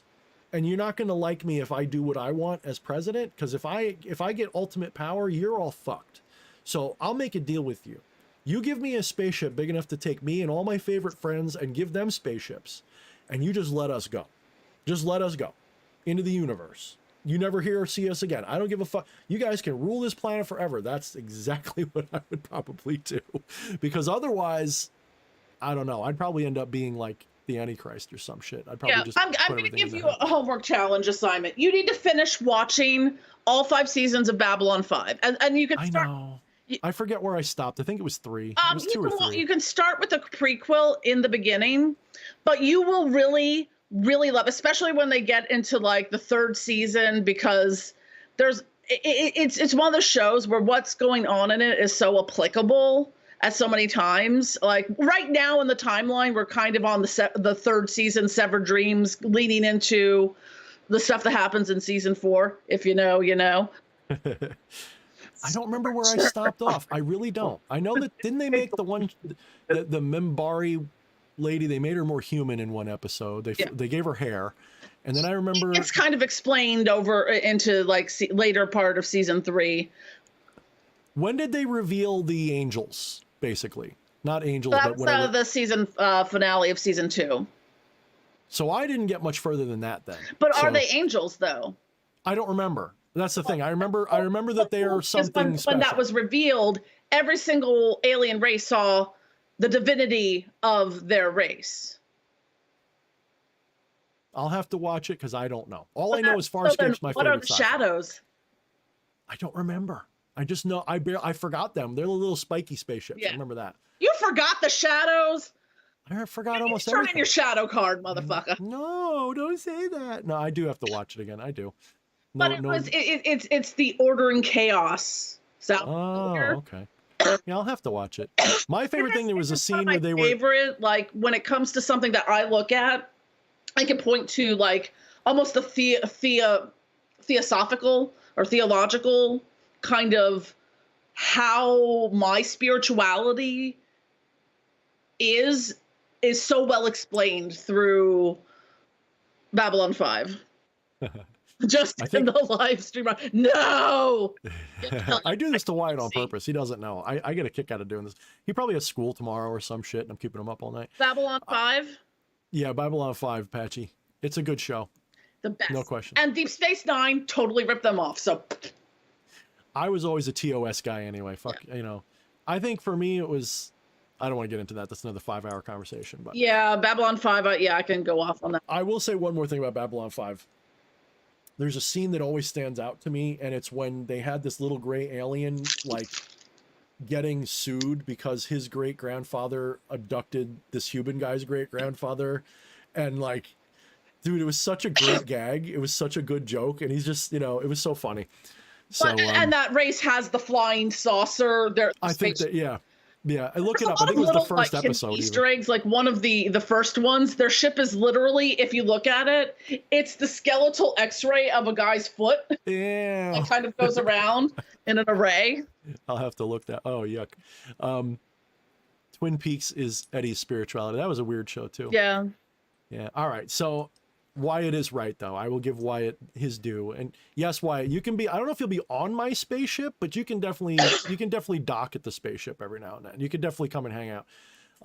Cause I expect to be like, for me, like picture, if you like Farscape, picture Talon, but not crazy. That's what I want. Yeah. Eddie and I are going to be on Lex. You guys can be on Lex. Lex is cool. I probably won't go near that because you're going to eat my whole planet. But you guys can be on. I'm going to be on the sexy spaceship that eats Holland. I'm going to be on Talon, so that I can hook my brain up to it and fly around. And but it won't be crazy like Talon was. And if you haven't watched Farscape, you owe it. Unless you hate Muppets, you owe it to yourself. So, yeah, Farscape is like, as far as like my space canon oeuvre. Yeah, Babylon 5, Farscape are probably like my top two. Mm-hmm. I could totally say Babylon 5. I'll have to rewatch it to decide, but yes. I'd put it high on the list. It's not like it's like, I'd put it higher than the Stargate shows, and that's probably going to get me kicked off of somewhere. But I never liked Stargate. Never did. I like the original movie. I never liked the shows. I don't know what it was. The shows seem too. I agree, Veer. I love my favorite thing is to do that wave, and you know what particular wave I'm doing when he gets the answer and to. You know, well, we should do like a watch party for like Babylon 5 and Blake 7. If you haven't watched Blake 7, that's a or Cleopatra 2525. I never watched that. I know what you're talking. I never watched that. I have to remember what it's about. It's like strippers in space. Literally. Yeah, it sounds like Cherry 2000 to me. It's strippers in space. Okay, that's always good. Ice Pirates, Ice Pirates is a good 80s bad sci-fi. But all right, guys, I want to thank you all. You guys have been all very generous. You guys have been really cool putting up with this weird ass meeting of the asshole minds that, only can be farted out of the Gen-X soul. But I appreciate all of you. That's a beautifully eloquent way of putting it. It really, look, I told you Bender was like my role model growing up. I knew I was screwed when I liked Bender best out of everybody from that movie. I want to thank all you guys for being really cool, and I know you guys hate politics, but I hate politics too, to be honest. I do too. But I do like talking about it. Isn't that the fucky part? Well, I think it's more of what we are doing is showing that like two people that have differing opinions can have intelligent conversation without canceling each other and hating each other and being total douche canoes about it. Yeah, and I think that if people could return to that, we could actually get through this current crisis in like a year. If we could all just do that. I'm not saying we're better than everybody. We don't know what to do, but we do know that the solution is not what we're doing. Okay. The solution is we've got to find a way to cross these lines. I've got my lines in the sand. If you fucking defend pedos, you suck. I'm sure most people would agree. If you want to hurt people because of their race, you're not my friend. Who has this thing though? Who's actually saying that? Who? I haven't met them. I'm sure they're out there. I'm just saying it's not you. It's not me. It's not hardly anybody. Those people have no chance in this world. The only reason that they're succeeding at all is because we're all dumb and letting them tell us what to think. And we got to stop doing that. And you gotta look, turn off your sticks, hacks, and hammers, turn off your vouchers, turn off these people for a little while. Unplug from these bubbles and these. You can go back to agreeing with them later. Here's my homework for all of you. Spend the next month not doom scrolling through everything going on. Stay informed, but don't sit there and let somebody tell you what to think. This is the hardest thing because I had to do it and I don't even know how I did it. I just managed to disconnect from the shit show itself, which is the community part. I just looked at what was happening. I just said, okay, I'm not going to just read headlines, but I'm not going to consume analysis. I'm just going to consume the facts. When I did that, the toxic part got purged and I started going, why am I hating everybody? Why? This isn't right. I'm not going to win through hate. You know how you win? Through love. Love always wins. Hate never wins. Even if it gets a victory, it still loses. Don't give in to that shit. You can hate communism. You can hate all this stuff. Jenn's a fucking human being. She's a good person. She's one of the people who stood by me. She's one of the few people who's come to my fucking live events. She's not... She'll always be welcome in my house. Okay? And if we can disagree and have that, you can too. But you got to find people who aren't crazy. I don't know where you look for them. They're out there, though. I don't know. Jen, do you have any advice? I'm going to shut up. On people that aren't crazy and where to find them? Maybe we're the worst people in the world to talk about that. Yeah. All right. Well, I'll let you have the last word, Jen. Take it away, whatever you want to say. Yeah, I mean, this has been great. I mean, I think, you know, we need to keep having these conversations and, you know, striving to do better and be better. And it's, pardon the coughs, but, you know, be your own leader, you know, build your own empire. It's great to form alliances and to be part of something bigger than you, but, you know, don't follow blindly anything, whether that's politics, whether that's cult of personality, whether it's, you know, other people in the LHP or whatnot. You know, learn all you can, keep an open mind. And, you know, if someone says, hey, that thing that you're doing is a bit, you know, problematic for XYZ reason, you know, and explains to you why, just at most listen. Yeah. It doesn't. You gotta listen, even if you don't agree. Just listen. Yeah, it really doesn't take a lot of effort to listen and acknowledge and with the caveat, if they're being a dick, you don't have to listen to them. If they're calling you a shithead, if they're being mean, you don't have to let toxicity in. Right. I'm saying that I agree on that fully. What was I gonna say? Sorry, my cough is starting to come back because I'm a little thirsty. Yeah, but we're getting done anyway. Keep going. Yeah, keep so making you talk. Just learn all you can, do the work, and always strive to become a better version of yourself. Never accept that, you know,